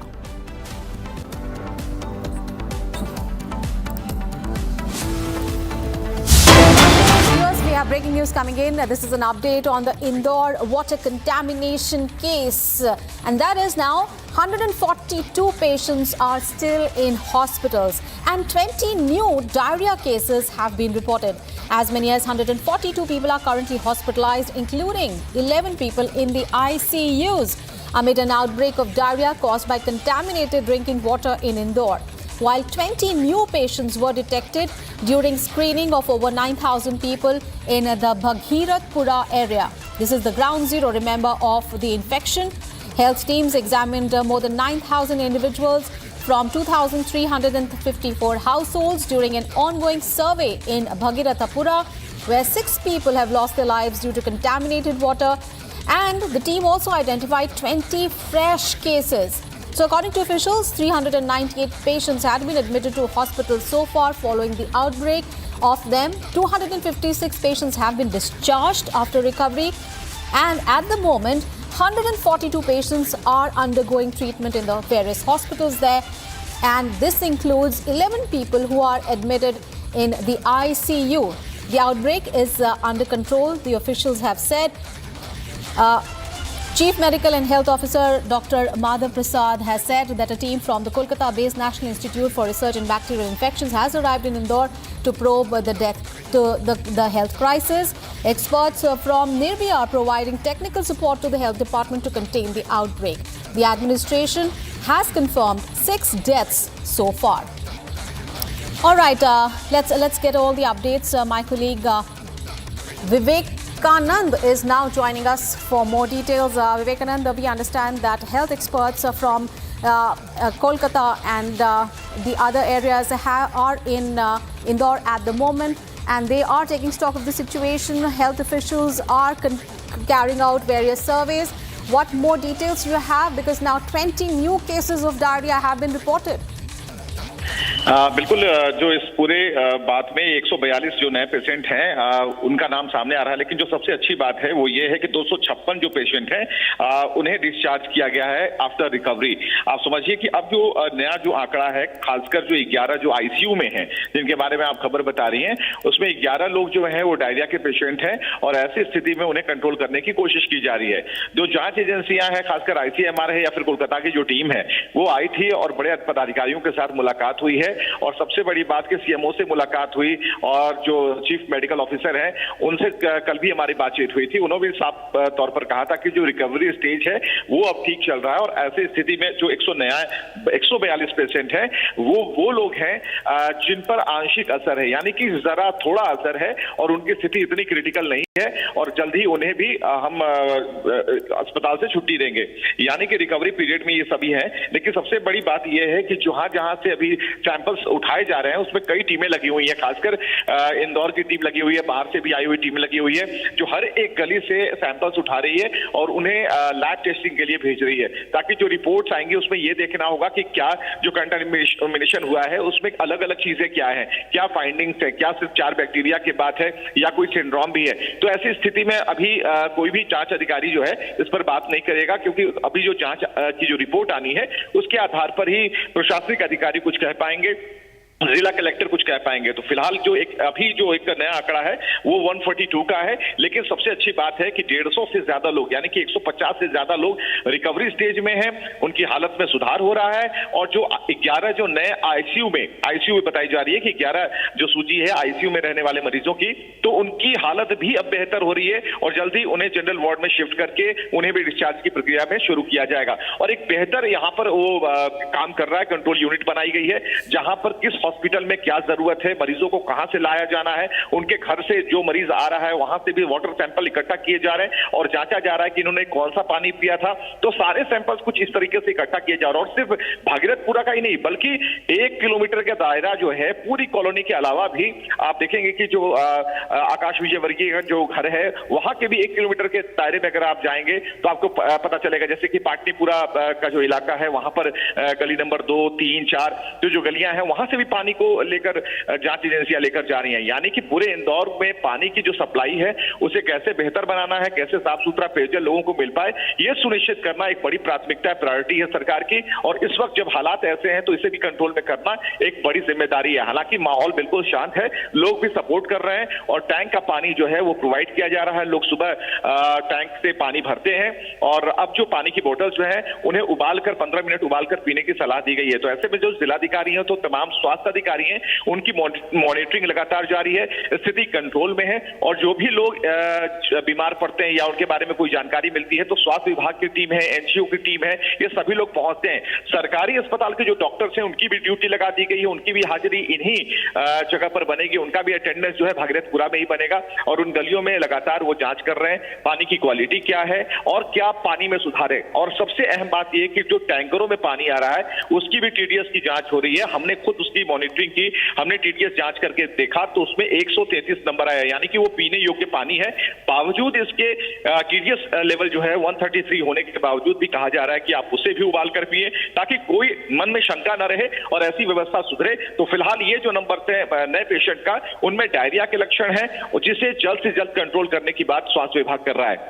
Ji Vivekananda, of course ये इस वक्त जो ये महामारी फैली थी एक तरह से, जो कंटामिनेटेड वाटर को लेकर जो आउटब्रेक हुई थी उसको तो अभी फिलहाल जिस तरह से आप बता रहे हैं कि कंटेन कर लिया गया है, लेकिन ऑपोजिशन ने एक बड़ा मुद्दा उठाया है इस पूरे मामले को लेकर।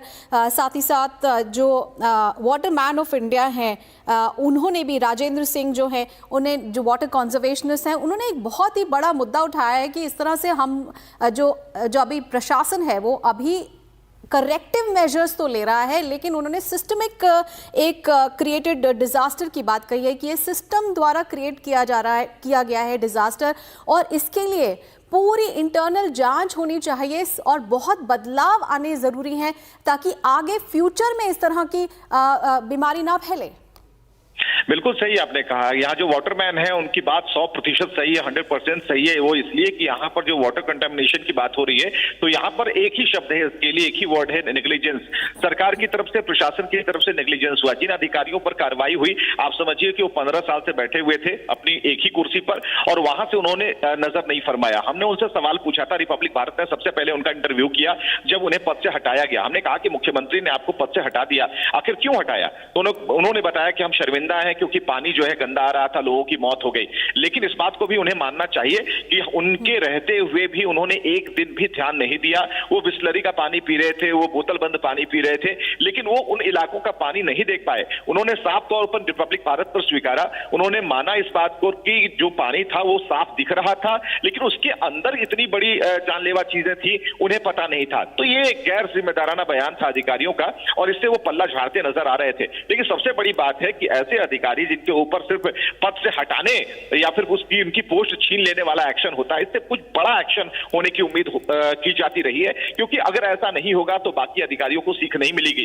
ठीक है, नए अधिकारी आ गए, नई व्यवस्था हो गई, नया सब कुछ हो गया, लेकिन लोग वही हैं, मोहल्ला वही है, सड़कें वही हैं, पानी अगर वही रहेगा तो फिर ऐसी घटनाएं हो सकती हैं। पूरे देश भर में आज ठीक है कोई भी घटना नहीं हो रही है, बिहार ले लीजिए, उत्तर प्रदेश ले लीजिए या फिर भोपाल ले लीजिए, लेकिन भोपाल से भी ऐसी खबरें आनी शुरू हो गई किस मोहल्ले में गंदा पानी है। इंदौर में आप देख लीजिए, कैलाश विजयवर्गीय का जो घर है उसके 1 किलोमीटर के दायरे में भी गंदा पानी है। तो ऐसा नहीं है, पूरे इंदौर को सिस्टम को सुधारने में वक्त लगेगा, लेकिन फिलहाल जो 142 लोग हैं, प्रायोरिटी यही है, प्राथमिकता यही है कि उन्हें ठीक कर उन्हें उनके घर भेजा जाए और जो वाटर सप्लाई की व्यवस्था है उसे दुरुस्त किया जाए। जी। All right, Vivekanand, thank you so much for getting us all those updates from Indore on that big story.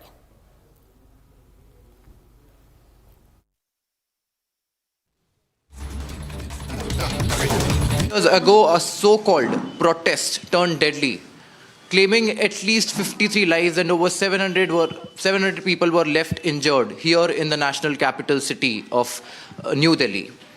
Among the victims was a 26-year-old LLB student, Rahul Solanki, an ambitious life cut short in the Delhi riots of 2020. Today we are on the verge of a Supreme Court verdict, a verdict that is set to decide the fate of the prime accused Umar Khalid among 6 others in the riots of Delhi in 2020. This verdict becomes extraordinarily important as it is set to redefine that what is set to be called as a peaceful protest and what is a deliberate act to disrupt peace and law and order of this country. Here with me beside I have Rahul Solanki's father, Mr. Hari Solanki, who has been a victim, who has lost his son to the riots of Delhi in 2020. Sir, 5 साल बीत चुके हैं। हमको पता है कि हर एक लम्हा आपके लिए बहुत ही ज़्यादा दर्दनाक रहा होगा। आज हम उस मोड़ पर आकर खड़े हुए हैं जहाँ पे सुप्रीम कोर्ट फाइनली वर्डिक्ट सुनाने वाला है अपना, कि उमर खालिद और बाकी जो अक्यूज हैं इस केस में उनको बेल मिलनी चाहिए कि नहीं। आप क्या एक्सपेक्ट कर रहे हैं इस वर्डिक्ट से? सर, हम तो ये अनुरोध करना चाहेंगे माननीय सुप्रीम कोर्ट से कि हम लोगों के जवान बेटे इन लोगों ने दंगे में ख़त्म कर दिए। अगर इन लोगों को जमानत दी जाती है तो हम सभी पीड़ितों को फांसी देने का काम सुप्रीम कोर्ट द्वारा किया जा रहा है। अनुरोध करना चाहेंगे इनको किसी भी हालत में बेल नहीं देना चाहिए, इनको कम से कम सज़ा दी जाए, तो फांसी से कम इनकी सज़ा नहीं होनी चाहिए। अगर इनको फांसी नहीं दी गई तो हम सभी परिवारों को, जितने हमारे बच्चे ख़त्म हुए, राहुल सोलंकी सहित करीब 15 बेटे और भाई ख़त्म हुए हैं, तो मैं ये अनुरोध करना चाहूँगा, बहुत खतरा बना हुआ है। हमारी करकटडुबा कोर्ट के द्वारा सिक्योरिटी दी गई थी, लेकिन सिक्योरिटी भी आज तक प्रशासन ने उपलब्ध नहीं कराई। हमने अनुरोध किया कि वहीं हाई कोर्ट जाइए। तो हम ये जानना चाहेंगे, किसी भी 302 के केस में गवाहों को और पीड़ितों को सुरक्षा मुहैया कराई जाती है, जो आज तक नहीं कराई गई है। तो हम तो ये अनुरोध करना चाहेंगे, इन्हें कम से कम फांसी की सज़ा दी जाए। फांसी से सज़ा कम दी जाती है तो हम लोगों को फांसी सुप्रीम कोर्ट द्वारा दी जाएगी और उनको बेल दी गई। तो सर, राहुल एक नौजवान थे, 26 साल की उम्र में उनका बेहद दुखद निधन हो गया। पूरा देश इस समय आपके साथ है। एक अपील जो आप करना चाहेंगे कि राहुल जैसे बाकी लोगों ने, जो बाकी जवान लोगों ने अपनी जान गंवाई इन वॉयलेंट राइट्स में, आप क्या एक अपील करना चाहेंगे सरकार से भी और सुप्रीम कोर्ट से भी, जो आज इस मामले में अपना फैसला सुनाने वाला है? सरकार से और सुप्रीम कोर्ट से हम यही अपील करना चाहेंगे कि इनको बेल किसी भी हालत में न दें। अगर इनको बेल दी जाती है तो हम सभी को फांसी दी जा रही है।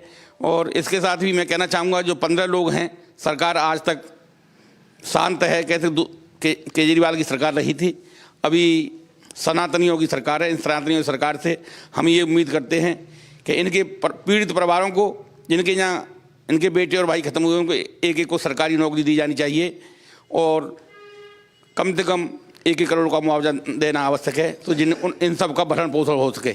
मेरे को दें न दें उससे कोई फ़र्क नहीं पड़ रहा। मैं तो सबके लिए चाहता हूँ, सबको मिलेगा तो ठीक है, नहीं तो मेरे को कोई किसी तरह की दिक्कत नहीं है। मैं तो जनहित में सनातन के लिए काम कर रहा हूँ, मोदी योगी के लिए काम कर रहा हूँ, ना कि मैं किसी सांसद विधायक के लिए काम कर रहा हूँ या किसी पार्टी के लिए काम कर रहा हूँ, मैं सनातन के लिए काम कर रहा हूँ और करता रहूँगा। सरकार से, सुप्रीम कोर्ट से अपील है कि इन लोगों को बेल न दी जाए, कम से कम फांसी की सज़ा दी जाए। यदि इनको बेल दी जाती है तो हम पीड़ित लोगों को, जिनके बेटे और भाई ख़त्म हुए हैं, उनको फांसी देने का काम सुप्रीम कोर्ट कर रहा है और ऐसा करना बिल्कुल ठीक नहीं है।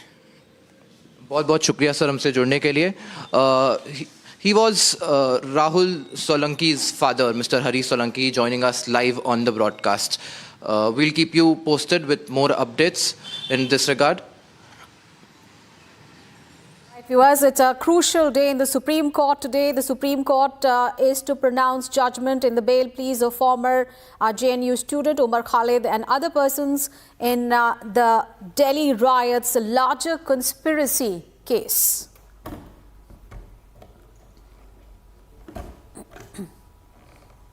All right, viewers, let's move on in the bulletin now. A stone pelting incident occurred yesterday in Bengaluru's JJ Nagar, injuring a girl who was part of an Om Shakti procession.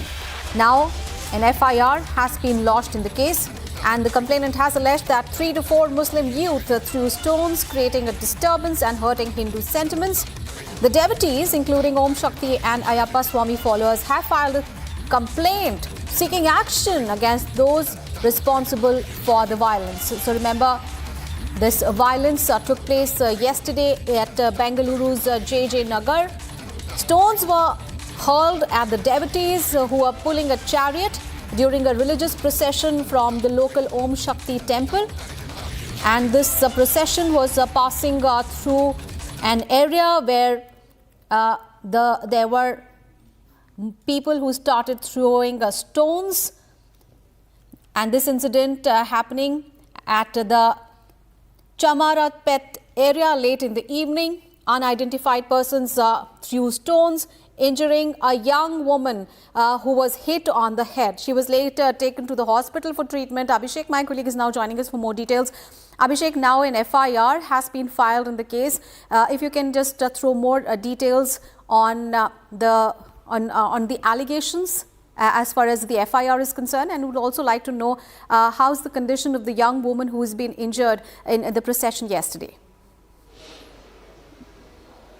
Aishwarya, it was a peaceful march by the people who had started the Om Shakti procession, or the Maladaris of the Om Shakti belief. They were proceeding towards one of the roads in Chamrajpet when a group of people who belong to the Muslim community started pelting stones at the peaceful procession or a religious procession, which obviously hurt a woman and a small child, and they have been admitted to one of the private hospitals as of now, but they are currently out of danger is what the sources claim. On the other hand, the people who were present at the procession of the religious belief have complained, filed a complaint in the Jagajivan Ramnagar police station. As of now, FIR has been registered again 4 of these miscreants who started pelting stones at the peaceful mob. And also we are informed that these 4 persons had no reasons to start pelting and stones, and this is not the first ever time that the pelting of stones on the Om Shakti procession has happened. In the last 2 occasions, they also tried to set up fire in the way where the procession was about to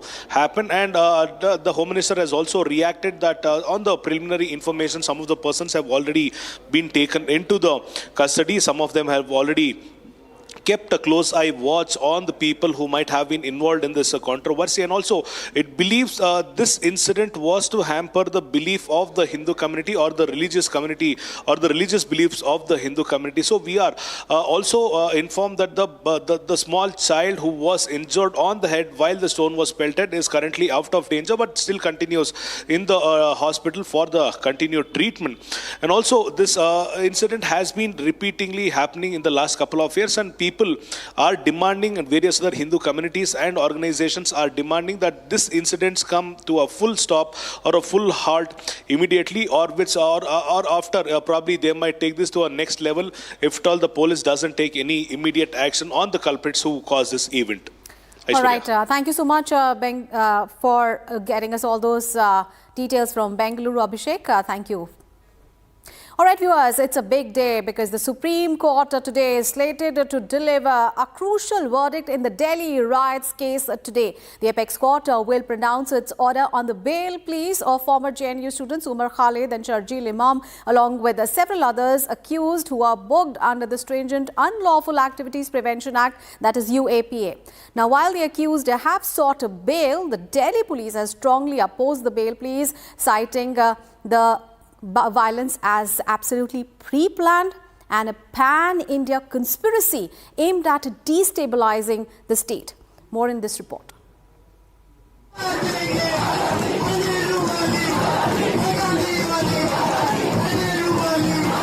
The Supreme Court is set to rule on the bail pleas of Umar Khalid, Sharjeel Imam and other accused related to the alleged larger conspiracy behind the February 2020 Delhi riots.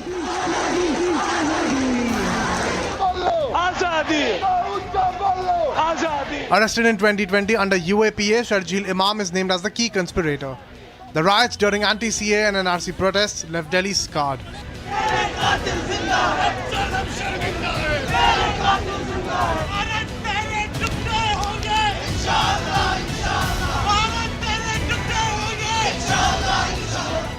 The apex court had reserved its judgment on December 10th after hearing the detailed arguments from both the sides,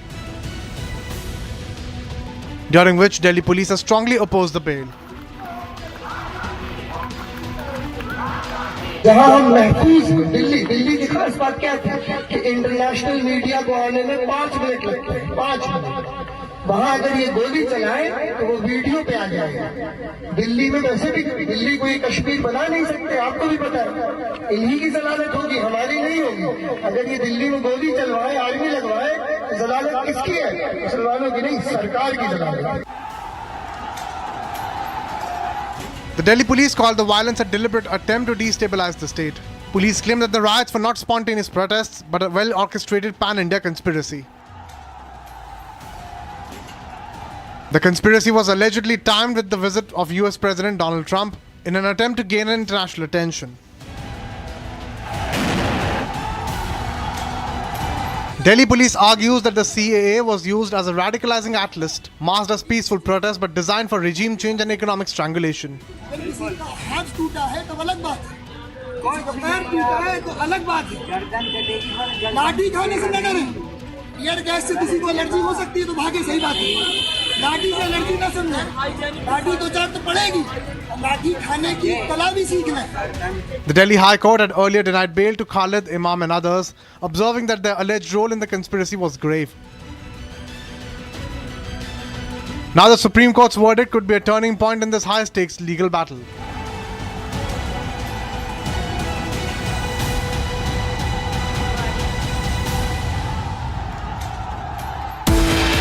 Viewers, we continue our focus on the Supreme Court. Today, the verdict to decide if the jail term of Delhi rioters will be extended or will they get bail. Delhi police had claimed Operation Regime Change by rioters Sharjeel Imam and Umar Khalid in the Supreme Court. That big story, we continue to track all the details. Coming up ahead, don't go anywhere, viewers.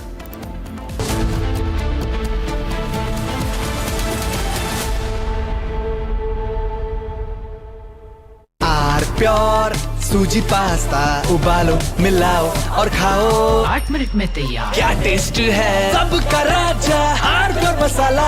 पैसा लगाना है तो century ply club prime पे लगाओ, डूबेगा नहीं, जलेगा भी नहीं, कोई खा नहीं जाएगा, धोखा नहीं देगा, ऊपर नीचे भी नहीं होगा, सेफ रहेगा, सिक्योर्ड भी, मिनिमम 30 साल का रिटर्न देगा। अब इससे बेटर इन्वेस्टमेंट है तो बताओ।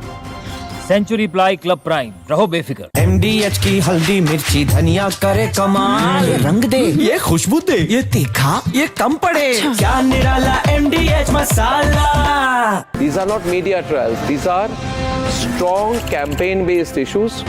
Journalism which has brought the truth out. The only thing that sustains is public interest. Public interest is national interest.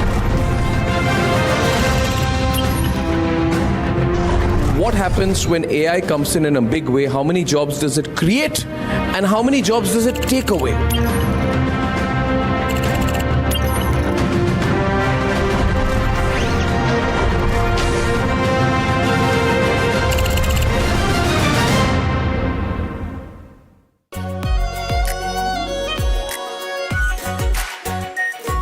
Pure shahi paneer masala, delicious, healthy every day.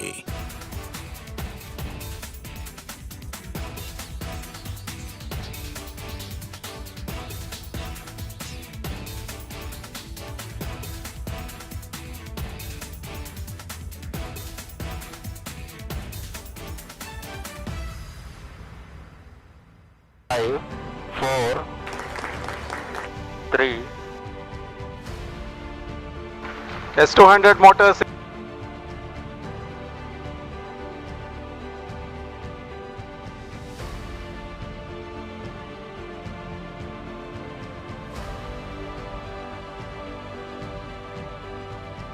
Plus 20 seconds. Lift off normal.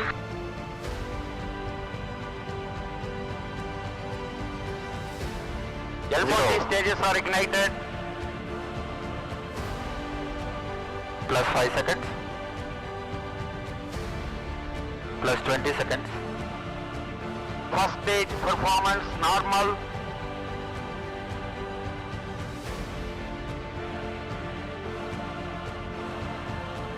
L40 stages thrust cut off.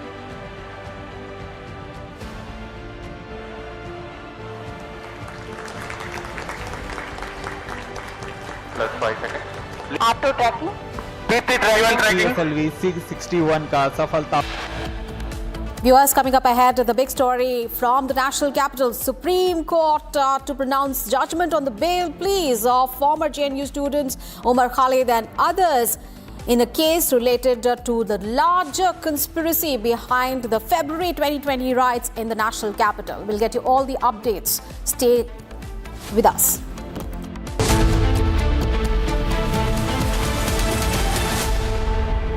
Powered by Century Ply Club Prime. रहो बेफिकर. आधे bowl दही में 4 चम्मच MDH चटनी पुदीना मसाला डाला, stir करो, पुदीना चटनी तैयार। MDH चटनी पुदीना मसाला। पैसा लगाना है तो सेंचुरी प्लाई क्लब प्राइम पे लगाओ। डूबेगा नहीं, जलेगा भी नहीं, कोई खा नहीं जाएगा, धोखा नहीं देगा, ऊपर नीचे भी नहीं होगा, सेफ रहेगा, सिक्योर्ड भी, मिनिमम 30 साल का रिटर्न देगा। अब इससे बेटर इन्वेस्टमेंट है तो बताओ। सेंचुरी प्लाई क्लब प्राइम, रहो बेफिक्र। थोड़े में ज्यादा स्वाद, यही तो है इसकी खास बात। वाओ मामा, क्या स्वाद है। अरे मेरे राजा, राजा और मसाला केसरिया से मन जोगी हुआ रे, दिल झूमे देखो मतवारा हुआ रे, केसरिया से मन जोगी हुआ। हर पल मनाओ केसरी त्योहार। विमल, बोलो जुबान केसरी। दादी के हाथों का जादू और खुशबू से महकता घर, माँ की मुस्कुराहट और खाने की सुगंध। MDH गरम मसाला, क्योंकि हर रिश्ता है स्वाद से जुड़ा। When we look out at the world, Samir, we look for partners. We don't look for preachers. Engaging America has become more complicated. You all know why. Having a neighbor that is an epicenter of global terrorism.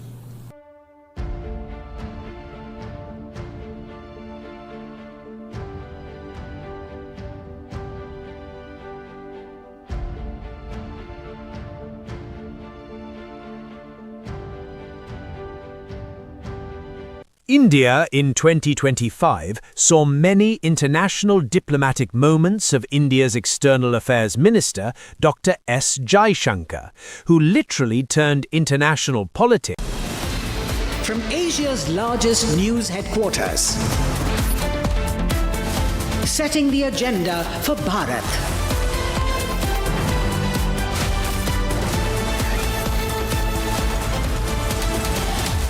You're watching Republic.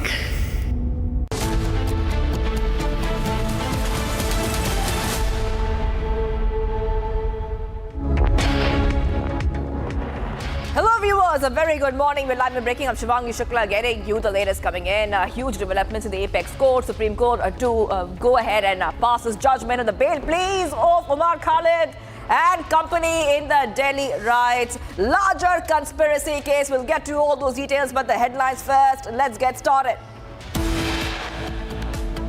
We're dealing with the people. We're dealing with the people that just got sworn in. And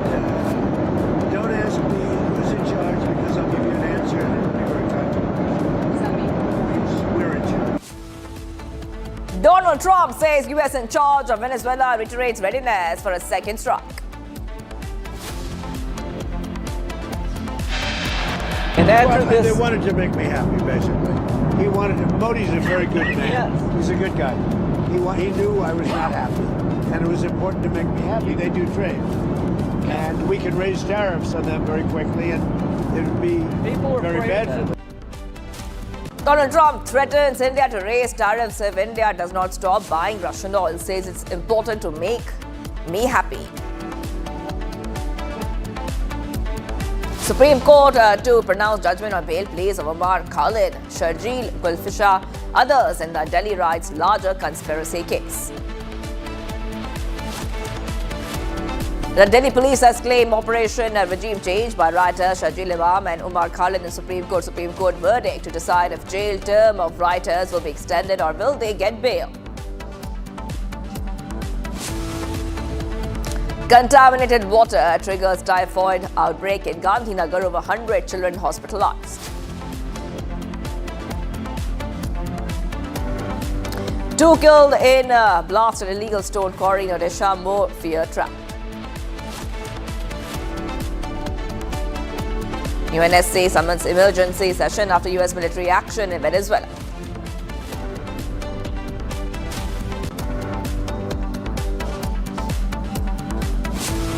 Viewers, Supreme Court is all set to go ahead and pronounce its verdict on the bail pleas of Sharjeel Imam, Umar Khalid and many others who have challenged the Delhi High Court order, denying them bail in a case under UAPA linked to the alleged larger conspiracy behind the 2020 Delhi riots case. So we are waiting for that. This is a huge update that we are waiting for to come in today itself. So let's tell you exactly what is happening. This is the big story that we're tracking. Supreme Court is scheduling to pronounce its judgment on the bail pleas of Umar Khalid, Sharjeel Imam, Gulfisha and many others. These individuals have been in custody since 2020 in connection with an alleged larger conspiracy behind the February 2020 Northeast Delhi riots case.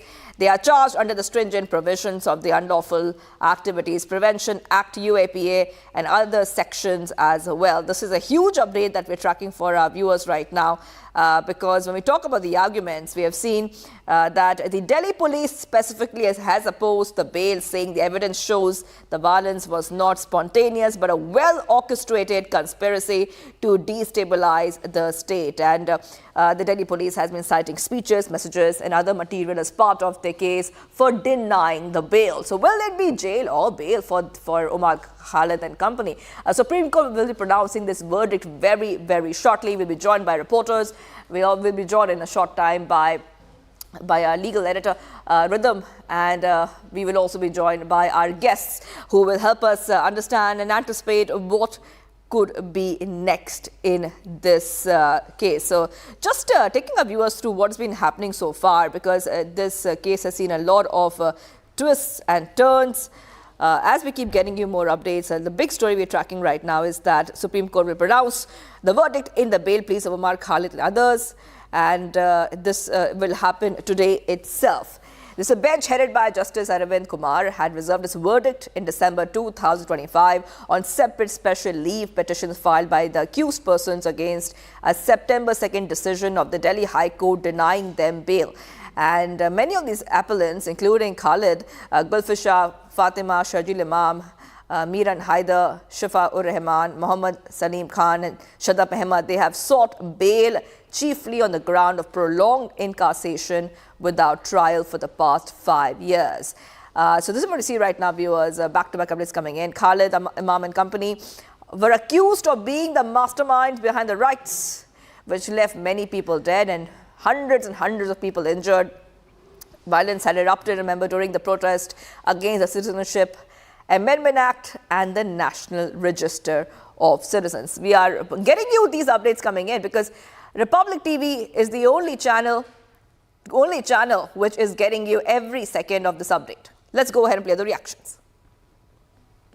दर्ज कर चुका हूँ 5 लाख लोग हमारे पास हो organised तो हम हिंदुस्तान और नॉर्थ ईस्ट को परमानेंटली कट कर सकते हैं पर हम परमानेंटली नहीं तो कम से कम 1 महीने के लिए तो कट कर ही सकते हैं मतलब इतना मवाद डालो पटरियों पर रोड पे उनको हटाने में 1 महीना लगे ठीक ही नहीं, यहाँ एयरफोर्स से असम को काटना हमारी जिम्मेदारी है।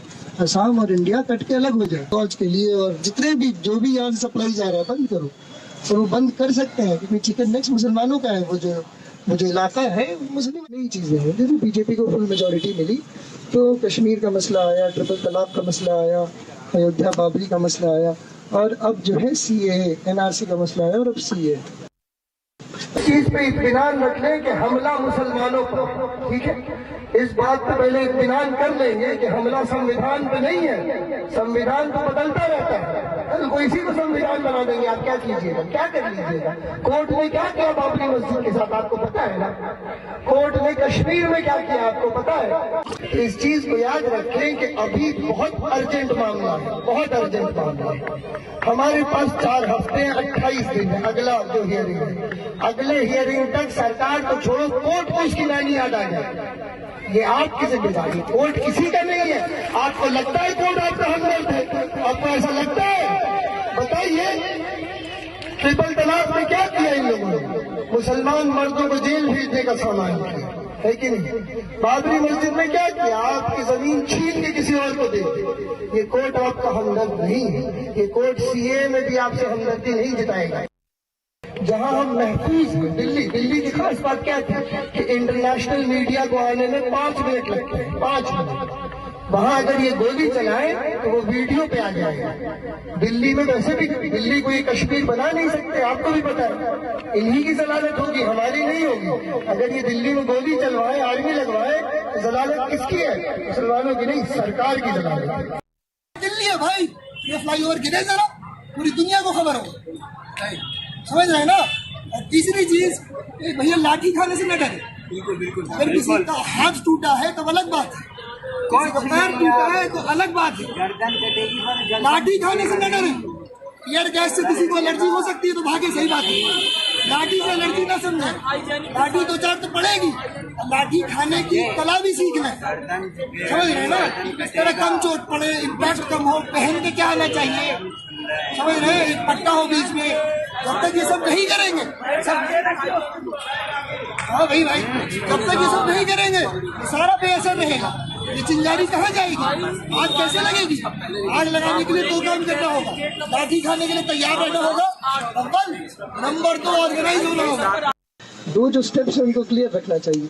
एक है कि सेंसिटाइजेशन, अवेयरनेस, व्हाटएवर, और दूसरा है plan of action. Plan of action किसी के पास नहीं, सब सेंसिटाइजेशन की ही बात करते हैं।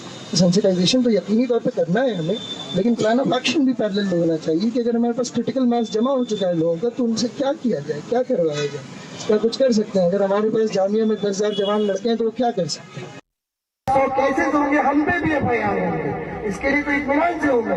लेकिन ये कामयाबी तभी मिलेगी जब 100 शाहीन बाग जलाना पड़ेगा उसके टेंशन कैंप को, नहीं तो आपको कोई पूछने वाला। ये जो सिटीजनशिप का रजिस्टर बन रहा है और जिनको निकालने की बात हो रही है, वो किसकी जिम्मेदारी है? वो कहाँ से बेघर हुए? क्या वो बेघर इसलिए हुए कि उनको भागना था, उनको बंगाल ने बताया था? नहीं, हिंदुस्तान और पाकिस्तान की जंग हुई थी, ये याद रखिएगा।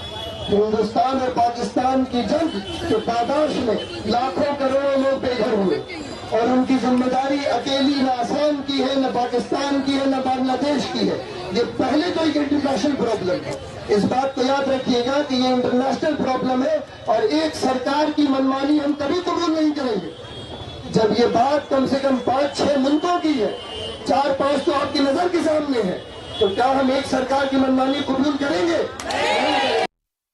2 हफ्ते से यही कर रहे हैं। हमारी ख्वाहिश और हमारी आरज़ू ये है कि दिल्ली में चक्का जाम हो, और सिर्फ दिल्ली में नहीं, जहाँ जिस शहर में मुसलमान कर सकता है, मुसलमान हिंदुस्तान के 500 शहरों में चक्का जाम कर सकते हैं, ठीक है? और काम करने का एक ही तरीका है, वो है सड़क बंद, माल बंद करो, इनका सामान हम जाने नहीं देंगे। जो सरकार हम पे जुल्म कर रही है, उस सरकार को हम पैरालाइज कर देंगे। लेकिन बोल क्या है? हम चक्का जाम करना चाहते हैं, हम दिल्ली के मोहल्लों में दूध बंद करना चाहते हैं, पानी बंद करना चाहते हैं। खुल के बोलिए यार। शाहीन बाग में कोशिश की, एक हाईवे ब्लॉक किया जो अल्हम्दुलिल्लाह 1.5 महीने से ब्लॉक थे।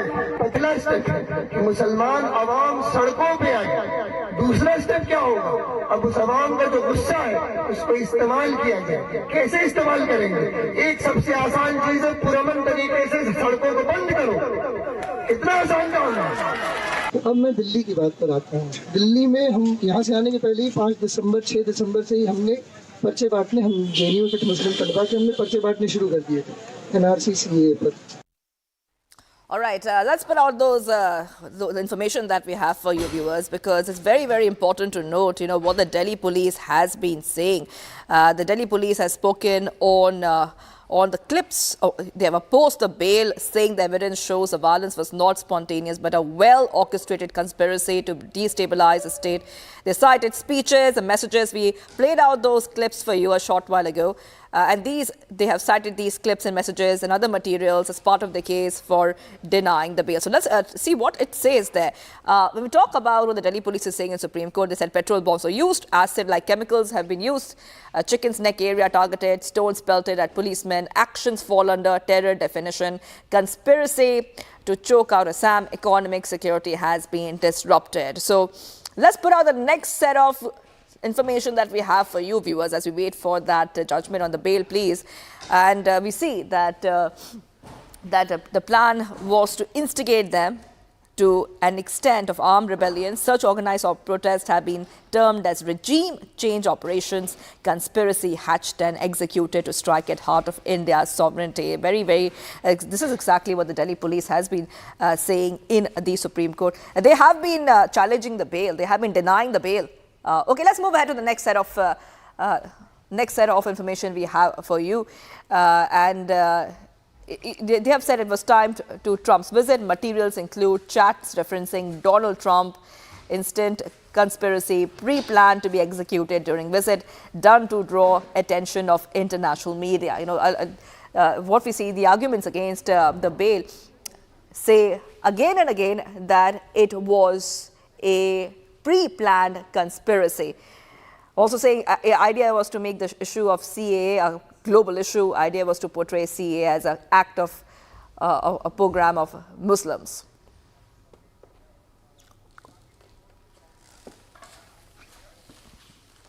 Yes.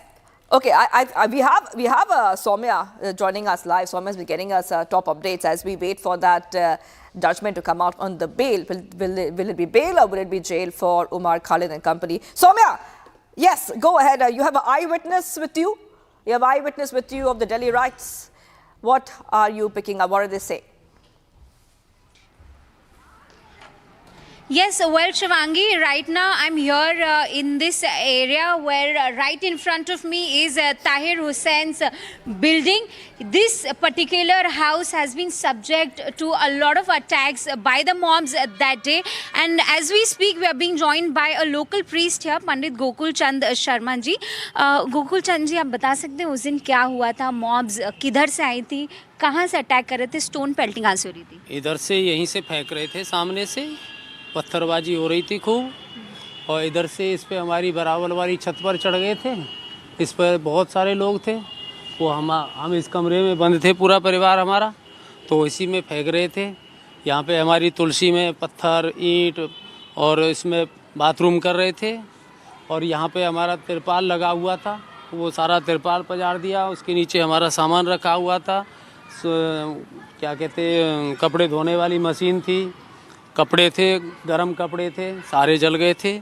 और इधर से ये हमारी टंकी पूरी तोड़ दी थी, यहाँ पे पत्थरबाजी की, ये क्या नाम है, ये टंकी तोड़ दी थी, किवाड़ तोड़ दी थी, बहुत सारे यहाँ पे पत्थर ही पत्थर। पूरा परिवार हमारा इसमें बंद था, एक बच्चा हमारा उधर फंस गया था, कुछ भक्त लोग भी हमारे पास में आए थे, एक दो वो भी हमारे यहाँ फंस गए थे, सब लोग फंस गए थे यहाँ पर। पूरे इस पर पूरी पीछे से चढ़ कर के यहाँ से पूरा अटैक किया था, इधर से अटैक हो रहा था ताहिर हुसैन की तरफ से, इसे मकान की तरफ से, इधर से भी पूरा फेंक रहे थे, इधर से भी फेंक रहे थे। Well, Shivangi, just to establish it for our viewers from where the stone pelting actually began, we would understand it from the priest himself that this was in fact the house, the White House here in the frame was the house from where the stone pelting had started, and the bottles filled with acids were thrown at the houses here. We would try to get a sense of it, how it all started from Gokul Chand Sharma ji. Sir, आप बता सकते हैं कि ये किस side से आ रहे थे, ये पत्थरबाजी कर रहे थे? इधर से भी आ रहे थे, इधर से भी आ रहे थे, हमारे इधर से ज़्यादा, हमारे ये तो हमारा कमरा इधर पड़ रहा था, इस छत पे से ज़्यादा आ रहे थे और उधर से भी हमारे पूरे यहाँ आग लगा दिया, बोतल फेंक रहे थे, पूरे में जला दिया, सामान जल गया, हमारा बहुत नुकसान हो गया। हम तो हार थक करके फिर बहुत सारे घर के यहाँ पे परेशान, ना कुछ खा सकते ना कुछ पी सकते, सारे फंस गए थे हम यहाँ, पूरा परिवार। आज सुप्रीम कोर्ट के एंड से एक बहुत बड़ा वर्डिक्ट आने वाला है उमर खालिद और इन लोगों के बेल प्ली पे आज एक बहुत बड़ा ऑर्डर आने वाला है। आपका क्या एक्सपेक्टेशन है कि क्या एज समवन जिसने फर्स्ट हैंड ये एक्सपीरियंस किया है राइट्स को और उसमें आपका इतना कुछ नुकसान हुआ है, आपके क्या एक्सपेक्टेशन है आज? देखो, जो कानून करेगा, ये तो कानून का मसला है, इसमें तो हमारा तो कुछ चलेगा ही नहीं। हम तो उस दिन भी खूब फ़ोन किए थे बहुत सारे, और उसमें दंगे में कौन आए, फ़ोन में कोई नहीं, हमारा जवाब किसी ने नहीं दिया। बाद में 3 महीने बाद पूछ रहे हैं कि बोले जी क्या हुआ। अब 3 महीने बाद तो आदमी मर जाता तो क्या होता, कुछ नहीं है। अब देखो, जो कानून करेगा, कानून की जो इच्छा है, कानून को करना चाहिए, देखना चाहिए क्या है कैसा है, उसका संज्ञान लेकर के फिर सजा दें, जो भी जिसको जो दोषी है जिसको देखा जाए, यही हमारा तो कहना है। जो उग्रवादी होते हैं, जो ऐसे दंगे करवाते हैं, क्या इंडिया में आपको लगता है कि ऐसे और स्ट्रिक्ट लॉज होने चाहिए कि इनके ऊपर और कड़ी से कड़ी कार्रवाई हो पाए? कड़ी से कड़ी कार्रवाई होनी चाहिए, इसमें कोई दो राय नहीं है। ये जब इस तरह के जो कोई किसी प्रकार का, हमारा किसी से कोई लड़ाई नहीं, कोई दंगा नहीं, कोई किसी प्रकार का, लेकिन फिर भी हमारे ऊपर पत्थर फेंके जा रहे हैं, यहाँ पर आग फेंकी जा रही है, तो उनके साथ में कानूनी कार्रवाई होनी चाहिए, उनको उसी हिसाब से दंड देना चाहिए। इस तरह के आम नागरिकों को फंसाते हैं, आम नागरिकों को परेशान करते हैं, तो उनको उसी हिसाब से कोर्ट अपना फैसला सुनाए। Thank you so much for speaking to us. Well, Shivangi, you heard Gokul Chand Sharma ji himself, one of the testimonies. He had the first-hand experience of the Delhi riots, how his house was affected by it, how the family was affected by this. So this is the first-hand account of one of the victims of the Delhi riots. Back to you. A very good morning to the viewers who are now joining us on Republic TV. Let's tell you 15 minutes from now, 12 minutes from now, that crucial verdict coming in from the Supreme Court of India, where we're going to see whether the likes of Sharjeel Imam, Umar Khalid are going to be out on bail. 5 years they've been incarcerated. There have been a lot of foreign sympathies. We've seen that debate where 8 lawmakers, along with that mayor of New York, Zorani, or whatever he calls himself, try and say that we need to give sympathetic eyes to Umar Khalid. Obviously, these people are trying to draw eyeballs to what's been happening in India, trying to meddle in our affairs. But ladies and gentlemen, let me quickly take you to what happened in the Delhi riots case 2019-2020. When Republic TV covered it extensively, we were at the spot when the riots happened. We saw the premeditated conspiracy that happened, the WhatsApp groups that were made, the chats that were happening, the pictures that were taken, how these people were inciting people. Just a short while ago, we showed you what Sharjeel Imam had tried to do. Each and every issue that could be picked up was picked up by him to try and ensure that a certain community was mobilized. And viewers, this is not just a mobilization.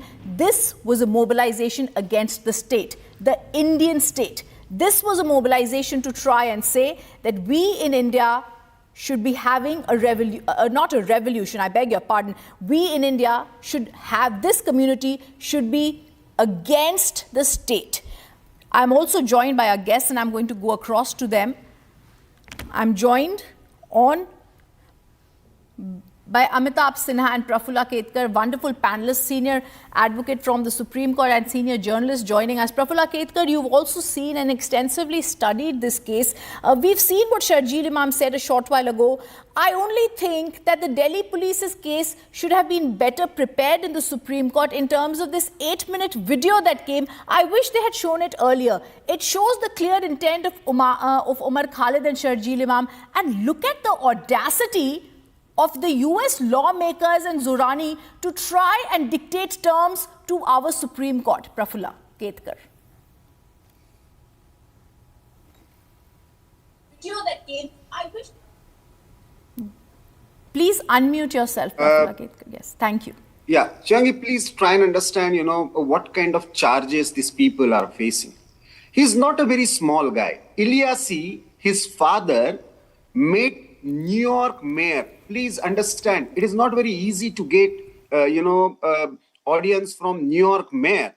He went all the way. So he's not a very poor guy. His father himself was one of the key members of band outfit called SIMI, Student Islamic Movement of India.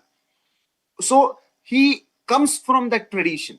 He was also involved in the, that audacious slogan that we heard in JNU in 2016. And the same guy and his entire gang is now facing the charges of criminal conspiracy. One, then it's premeditated, writing, then hate speech, illicit financing, murder, attempted murder, public disorder, terrorism, treason, and sedition. Now, these are not small charges. Whatever US lawmakers want to talk about the student and the researcher, at the age of 30, 35, you can take off, give a call to block all roads and, incite people to kill policemen. What happened to Ratan Lal? Who killed him?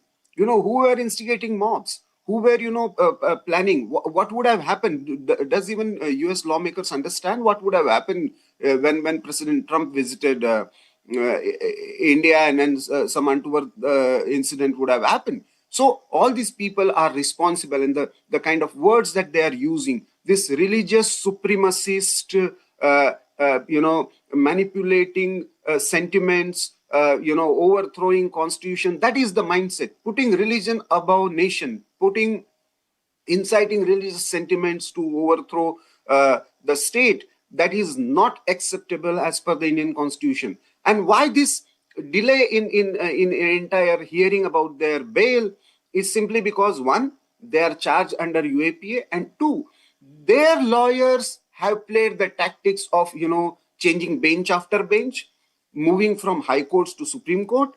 And more importantly, they wanted to challenge the entire logic of UAPA. So, and all UAPA related cases got clubbed up. And therefore, the hearing also got delayed. Finally, we are having it today. I hope that the UAPA related provisions stand. And as far as the accusations are concerned, they are so severe that you started by asking the question jail or bail. I believe that such people are very dangerous outside jail. So whatever may be the verdict as per the standing of the case, I think they should be always keep under some kind of observation and vigilance so that they do not play their tricks again. I'm going to go across to Mr. Amitabh Sinha, who's joining us. Mr. Amitabh Sinha is a senior advocate, Supreme Court. I just want to, pick up from what Mr. Ketkar is saying, because if you could help our viewers understand, Delhi police has been saying that these were not spontaneous riots. They were pre-planned. Not just that, they have evidence, they have messages, and if you can help our viewers understand exactly how the evidence was produced, how did the Delhi police produce this evidence? They have cited speeches, WhatsApp groups, and coordination. Spontaneous riots, they were pre-planned. Not just that, they have messages, and if you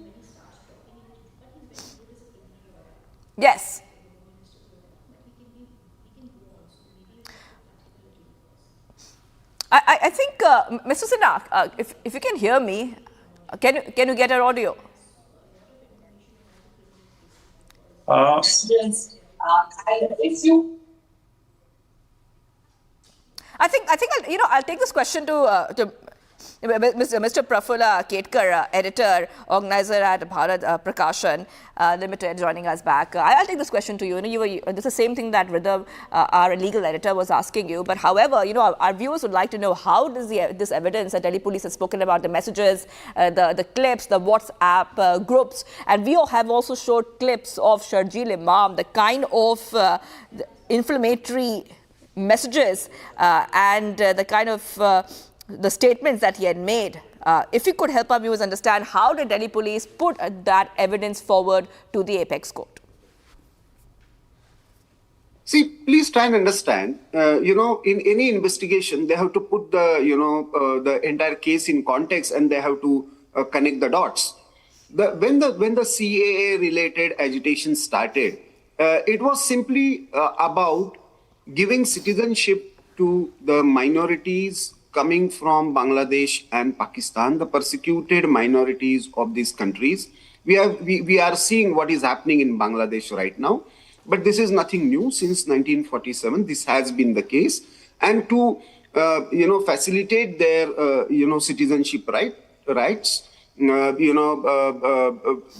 government amended Citizenship Act to just reduce their time period to make their citizenship rights easier.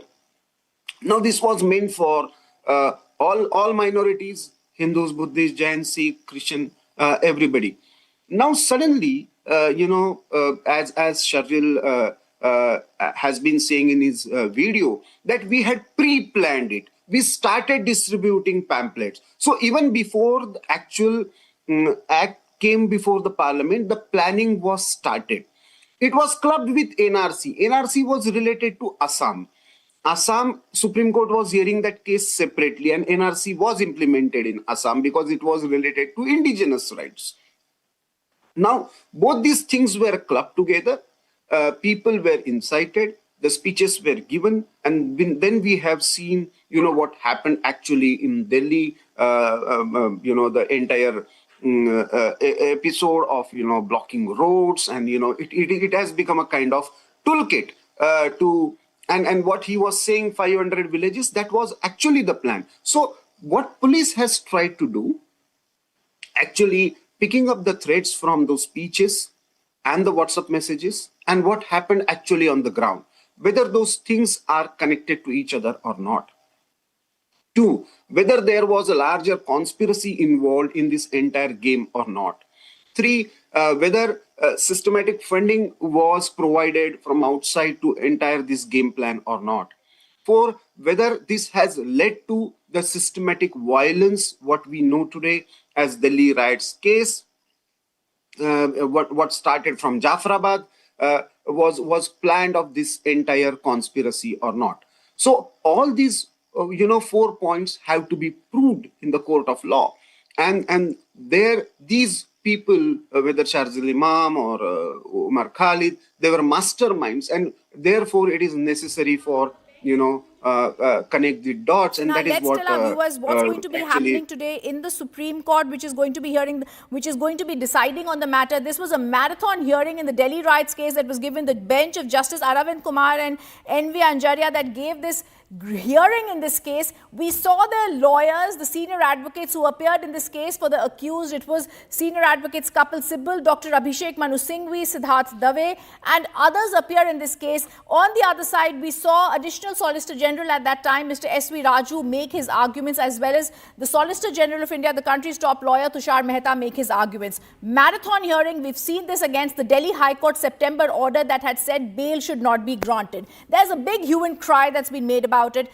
8 lawmakers in the United States and Zurani, the mayor of New York, write about it. But the big news that's going to happen right now as we are there, we stand by for that order from the Supreme Court of India that had said we're going to give the order in the Delhi riots case in January 2026 on whether they get bail or not. But it's not going to only be a bail order. This is larger than that. This is about the pre-planned conspiracy that they had, the larger conspiracy that Republic TV had unearthed for our viewers and given you details about. This is a case in which 53 had died. But this is a case in which there was an attack on the Indian state. Let's tell our viewers that as we are speaking, we're also now being told the bail pleas had been filed by Umar Khalid, Sharjeel Imam, Gulfisha, Meeran, Shifa-ur-Rahman, Shadab and Mohammad Salim Khan. Just a short while ago, viewers, I told you the 177-page affidavit had been filed by the Delhi police. The affidavit was so crystal clear. The two sentences that stood out for us were the regime change operation is what they wanted, similar to what was there in Bangladesh and Nepal. They had international backing. Today, it's very clear they had international backing. If I can go to the Supreme Court, where my colleague Ashan is joining us from, to get a sense of what's happening in the Supreme Court. In days like this, today is a bright Monday morning, a winter chilly Monday morning in the Supreme Court. But I'm hoping it's going to once again be justice for us as the Tukra Tukra gang. It's a phrase that was coined by our editor-in-chief, and this Tukra Tukra gang should not be allowed to get away with what they tried to do in India. Because this is not just about one riot, this is about a conspiracy that they tried to do. Sharjeel Imam's speeches, they tried to take any view, and I remember the words fantastically used by the Delhi police in its affidavit. They wanted to use the CAA as a galvanizing catalyst. As a catalyst, it's not that they were bothered with that. They're not bothered with any issue except to try and mobilize the community against the Indian state. The bench heard everybody in this matter. Regime change operation is what they wanted. The Solicitor General had appeared in this case right at the start and said the violence was not spontaneous. It was a communal clash. It was not only that, it was well designed, well crafted, orchestrated, pre-planned on the sovereignty of the nation. And when we talk about anti-nationals and sovereignty of the nation, I wonder how dare the US lawmakers and Zorani think it's their right to speak about India in the same breath as they speak about any other issue on their own soil. Now, what did the SG and the ASG at that time say? They said we have WhatsApp chats and materials to claim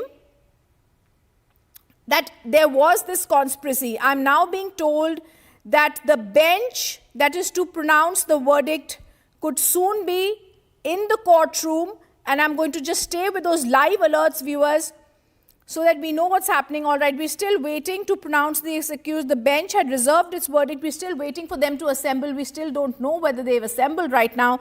But this was massive.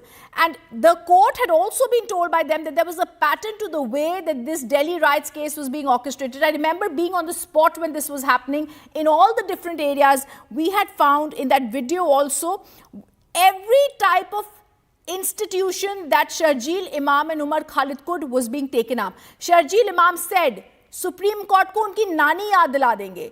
He was not only taking on the CAA, but a contempt of court by Sharjeel Imam when he was trying to take on issues that the Supreme Court had decided on, whether it was the triple talaq case or any issue that he could find to try and mobilize the community. They had sticks with them. We showed you these visuals about the acid attack. We showed you how they had bought acid in bottles, how the constable Ratan Lal was the first person to be lynched and killed. That's what they were trying to do. The visuals on the screen show the slingshots, the crates of the petrol bombs, how 1.5 crores is what the ASG SV Raju told the court. The acid pouches had been found with Tahir Hussain, that time an Aam Aadmi Party leader. And not only there, an IB officer had been brutally killed. They knew their intent was clear from the very start. This was not just a conspiracy, but they tried to attack India in every form. And this was not only to, why is UAPA, the Unlawful Activities Act, against them? Because these are terrorists. Viewers, I also want to tell our viewers, under the UAPA, there is no minimum punishment. And that's why in UAPA, the ASG appearing in this case had said, it's not bail that is the norm, but jail that is the norm. So when these so-called sympathizers outside India try and say, oh, this person, I had met his mother and he needs to be outside. They need to realize we are talking about the sovereignty of our country, and once and for all, they need to stay away from dictating such terms. I think a very important twist in the case came when SV Raju, the additional Solicitor General in the case, had said Umar Khalid and Sharjeel Imam were the intellectual architects in this case. They were trying to do this. I want to also go across to Amitabh Sinha, who's also present here. Amitabh Sinha, the 20,000-page charge sheet had been filed by the Delhi police, sir, in this case. And what had been stated in the court was that the WhatsApp groups were there for the purpose of carrying out the conspiracy. The main was the DPSG group. There were other groups created by these people. Later on, Umar Khalid had tried to distance himself from these groups. But I had also at that time done an investigation when we spoke to the special cell who was looking into it. It was so clear. They had done this pre-planning. They had WhatsApp groups. They had tried to shield behind the garb of having children and women in the front.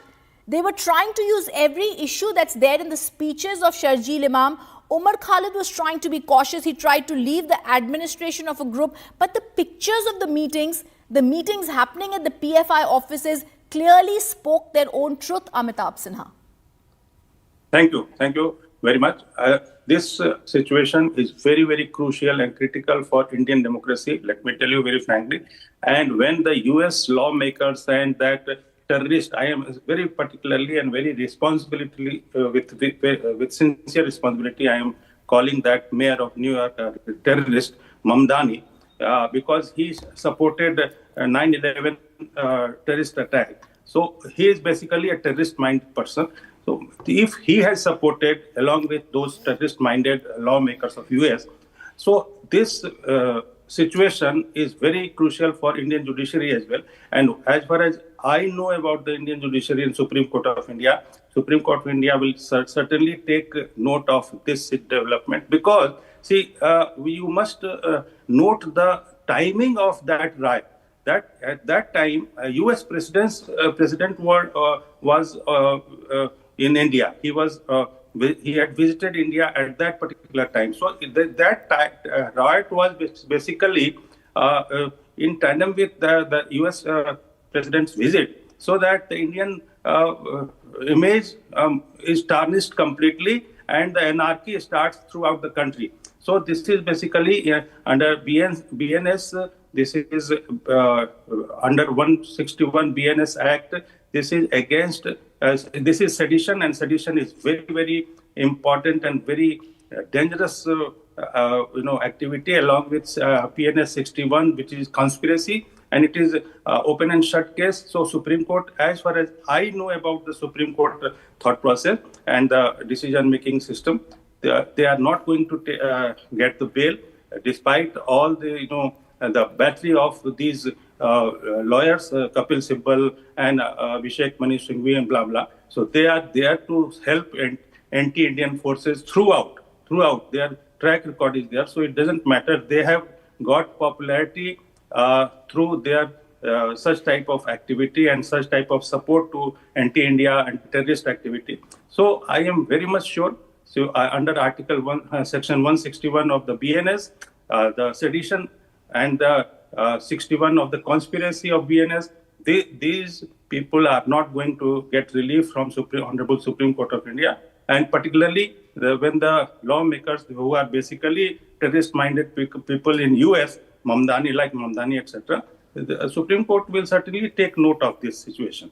So I am very much sure, and people should be rest assured that these terrorist-minded people will not get bail, because they are basically mind behind the entire unrest.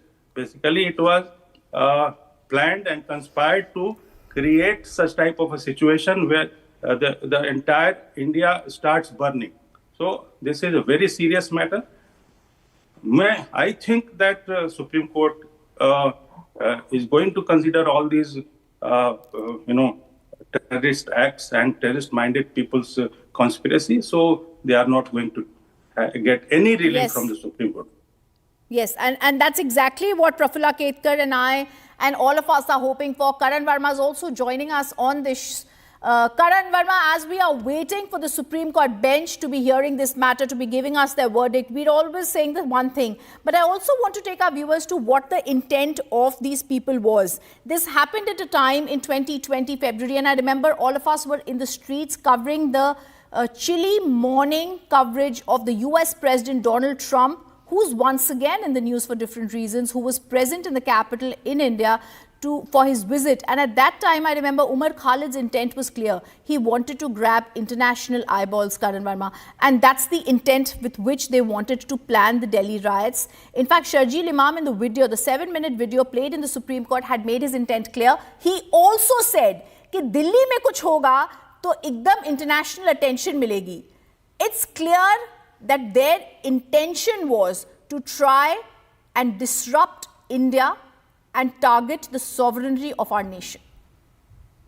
Oh, absolutely. And I think when we have 3,000 page charge sheet and above 30,000 pages of evidence that has been handed over, we must look at the contents of it. For all of those who are crying that, this is death of justice, how can you let them rot in jail? They were all rejoicing when Colonel Purohit was in jail for so many years with not a shred of evidence. Here we have very serious charges. We have them on record saying something like this. And you talked about timing.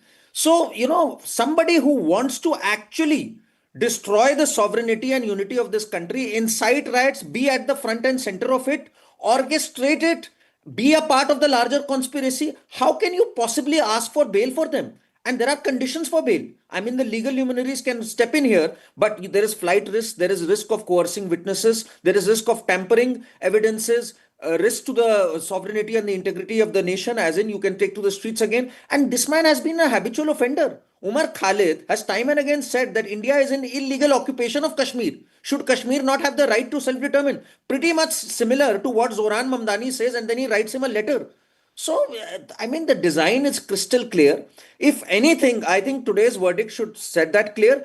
And for all those who are crying about delay, let's read what the Sessions Court, the judge, Mr. Harshit Bajpai, said. He said that it's not the prosecution that has shown any delay. In fact, former CJI Justice Chandrachud also said the same.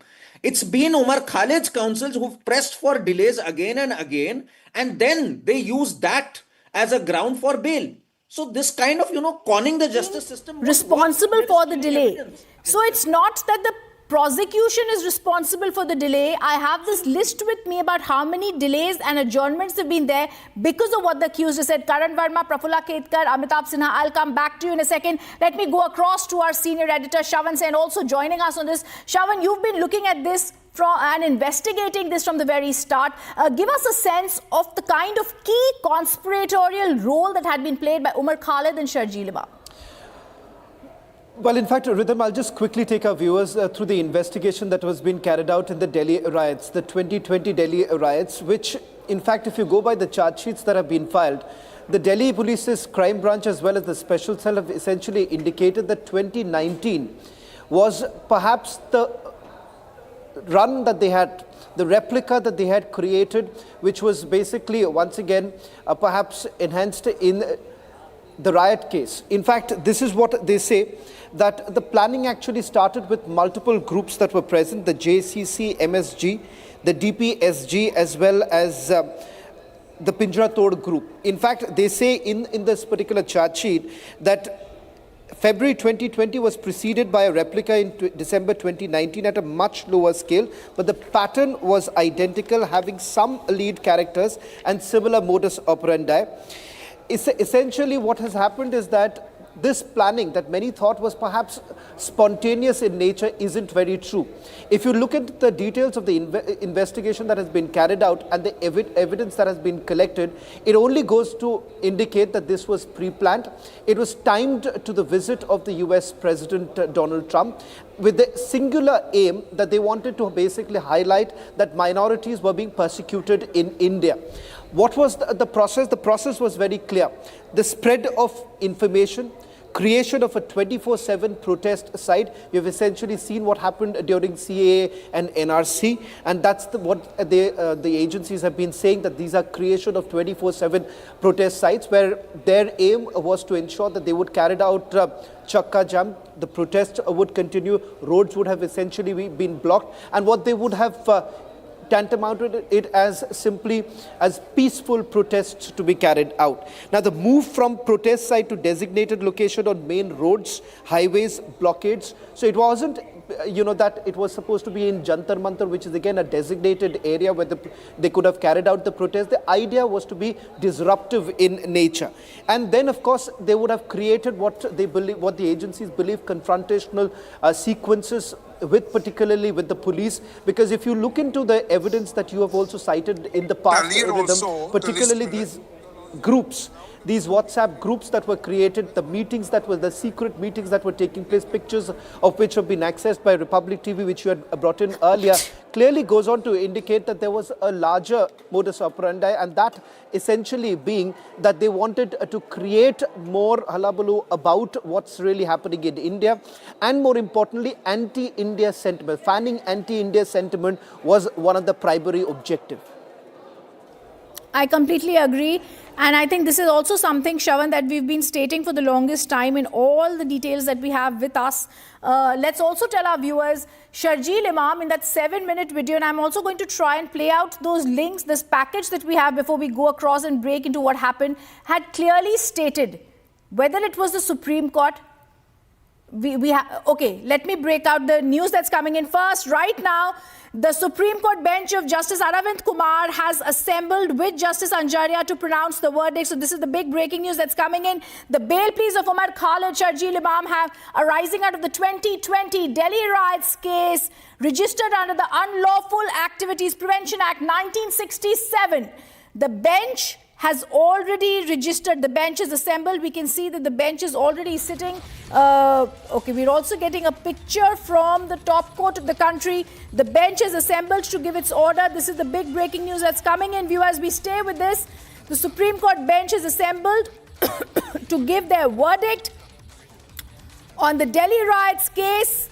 The Supreme Court bench of Justice Aravind Kumar and Justice Anjaria, who had heard all sides in this case, has assembled. Any moment now, we get that verdict about these terrorists and whether bail shall be granted or not. The Supreme Court bench is to deliver this bail to them. Remember, viewers, it has to be seen whether, in fact, after 5 years incarceration, they continue to be in incarceration. At Republic TV, we have said the bail should not be granted to these terrorists, and there are reasons for it. They were anti-nationals who tried to ensure there were riots and a premeditated conspiracy for that across India. Whether it was West Bengal, Uttar Pradesh, Gujarat or Delhi, this was a pan-India regime change operation that these terrorists wanted. This was not only the formation of WhatsApp groups, but this was far movement beyond that. When they tried to instigate, they had people move with sticks. They had petrol bombs that were used. Acid-like chemicals were being used. They lynched police officers. They had violence being committed against the very state, the Indian state. Chicken Neck area was targeted. Stones were pelted. Acid bombs were being dropped. There were particular areas from which acid bombs were being dropped. People were watching on. These actions fall under terror definition, is what the Additional Solicitor General at that time, Mr. S.V. Raju, had told them. The order is to be pronounced anytime soon. We are waiting to hear what happens in this case. And as the bench has to decide on this, we're also going to tell our viewers this was a conspiracy also to try and see the economic security in India was disrupted. Sharjeel Imam, Umar Khalid and others should not be out on bail. I also remember when this hearing was happening, we're showing you pictures of areas near Chandbagh, protest site and others, where the entire area had been covered by the CCTV, but the CCTV had been covered. The sticks that were used caused the death of police officers and also an intelligence bureau official. The acid bottles were being thrown from rooftops. If you can see, these are petrol bombs that are there.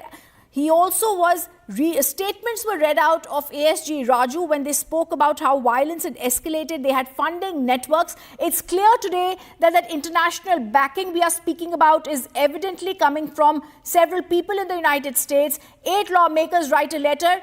In that letter that they've written, they also mention that the Supreme Court order is to come out. It is so clear that they're trying to interfere in India's democratic process. Any moment now, the Supreme Court of India, the democracy is going to speak. India's democracy is going to speak, and they're going to clarify once and for all whether the terrorists remain in jail or whether they get bail. As I said earlier, viewers, let's remember, under the UAPA, it's jail that is the norm and not bail. Also, let's tell you, there is a difference between what these terrorists have said is the right to protest and what they were doing, which is to cause a riot, which is to cause a regime change operation, which is to try and destabilize the government at that time and try and ensure that a insecure, unstable government is there in India. And that's why these anti-nationals don't deserve to get any jail. The Delhi High Court had in fact stated that they not only hatched a conspiracy for violent acts under the garb of right to protest, but also that there should be no hurried trial in this case. There were inflammatory speeches that were made. These were grave riots. There was clear details that had been given by them. These narrative that is now being created by the international lobby has to be stopped. And this is something that was stated by the SG in this case, who spoke right at the start, calling this a premeditated conspiracy. Also the ASG, who played video clips, which we showed you first on Republic TV, of Sharjeel Imam, the Jamia and the Aligarh speeches that he gave, the phrases that he used, viewers, such as separating Assam from India, the chicken neck, the chakka jam stopping milk supplies. When you try and destabilize a state by stopping essential supplies, the UAPA comes into power, and this is exactly what they tried to do. We're also going and playing out visuals, and I'll request our directors to play out more visuals. We're just playing one visual in a loop, and we're going to play out more visuals of what we have with us. Groups had been created by them. Viewers, just before we go to that verdict, we're also going to tell you that it's not... Okay, the SC is pronouncing the verdict, and I'm going to look at that the Supreme Court of India pronouncing the judgment as we are speaking.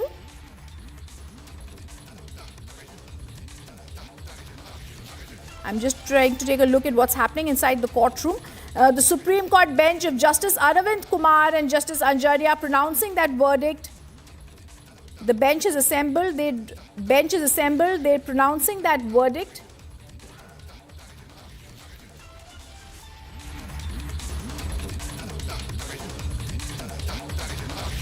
The judges are now reading out the charges that have been leveled by the investigators. So viewers, let's also tell our viewers, any time a verdict has to come out, before that, a very short paragraph is given in which the judges, when they are reading out the operative part of the judgment, read out the charges given by the Delhi police. So we can say the judges are reading out charges given by the Delhi police. Instead of saying investigators, we'll say the judges are reading out the operative part. The Supreme Court bench is reading out the operative part of the judgment. The judges are reading out the charges stated by the Delhi police, after which they'll read out some of the arguments made by the accused, Sharjeel Imam's lawyer and Umar Khalid's lawyer, and very soon we shall see a one-line order coming from the Supreme Court. We do believe it will be a different order in these cases because these are different bail pleas that have been filed in this case. So we're going to take a look at what's happening and what the court says in that. The court is pronouncing the judgment. This is a bench of Justice Aravind Kumar and Justice Anjaria that has assembled. They heard this marathon Delhi police case hearing, and they're about to be giving out details about the security and everything that happened in the case. We're waiting to see exactly what they're reading out. Happening right now is the Supreme Court of India. The charges, they're reading out what happened. All right, so let's tell our viewers, the bench has assembled. They are saying these appeals arise out of the common judgment by the High Court denying bail. Submissions were advanced on prolonged incarceration and liberty under Article 21. The court is not engaged in abstract comparison between the Constitution and the statute. All right, so even before anything, the judges are giving details about what this case arises out of. Let's tell our viewers in simple language, the Delhi High Court had rejected to give bail to all these accused. They had come to the Supreme Court. So before giving out the operative part of their judgment, the top court of the country is reading out what the High Court has stated. They're saying that we were given details about what happens in the Article 21 of the Constitution, and they're saying that we were told all these things, but we are not going to go into prima facie the details of this case. The Supreme Court is now talking about what has to happen.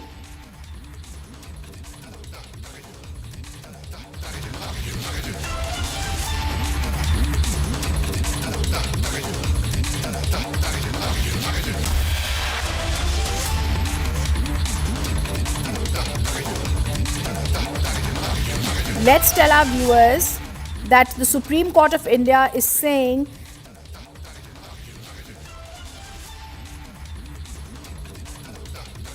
judgment says Article 21 occupies the central space in the constitutional scheme. Pre-trial incarceration cannot be assumed to have the character of punishment. The deprivation of liberty will not be arbitrary. The UAPA as a special statute represents a legislative judgment to the conditions on which bail may be granted in pre-trial stage. So this is something that is now happening in the Supreme Court. Viewers, let's tell you, we're not going to read too much into the initial words that are coming from the top court of the country. This is what the Supreme Court is first giving out details about what is Article 21, which is the right to life. They're talking about what the arguments had been made by the other side. They're talking about how delay serves as a trigger for heightened judicial scrutiny. And we're looking at what the Supreme Court has said, how delay serves as a trigger. They're also saying the UAPA is a special statute that represents a legislative judgment as to why conditions on which bail may be granted in a pre-trial stage have been given out. Any moment now, after these details have been given by the top court of the country, we'll see the operative part of the judgment being read out by the top court of the country on what they're intending to do. Right now, they're just reading out possibly some reasons as to what made their mind in this case. The Supreme Court of India, any moment going to be talking about whether these people get bail or jail. They're giving out details about what the lawyers had stated in this case. And any moment, as we are saying, Justice Kumar has said, this is a bit lengthy, what we have written. We're only going to read out a few paragraphs right at the start. So we're only waiting to see what the Supreme Court is reading out. They're only reading out some paragraphs of what they have written because it's a lengthy, detailed order that they've given out. That means that they're going to be giving out an understood order. They've gone into great details about what the Delhi police has said, what the Solicitor General came to the court and said how this is a conspiracy, these are anti-nationals, what the Additional Solicitor General, Mr. S.V. Raju, senior advocate, had said about how this was a regime change operation. They are anti-national terrorists and intellectual architects. They tried to break India. And now the judges are saying that Article 21 is important. They've said the discussion has been confined to delay and prolonged incarceration. UAPA offences are rarely confined to isolated acts. The statutory scheme reflects this understanding. So viewers, I'll just tell you what the court is trying to do. The court is putting into perspective all the different arguments that have been given by the Delhi police as well as on the other side by the lawyers for Umar Khalid and Sharjeel Imam. Sharjeel Imam, Umar Khalid and the other accused lawyers had spoken about incarceration, trial, human rights, trigger for other things. So they're speaking about that and their judgment does speak about it, how delay is a trigger. But more importantly, what they've said is about the UAPA, that UAPA offences are rarely confined to isolated acts and the statutory scheme reflects this understanding. Discussion has been confined to delay and prolonged incarceration.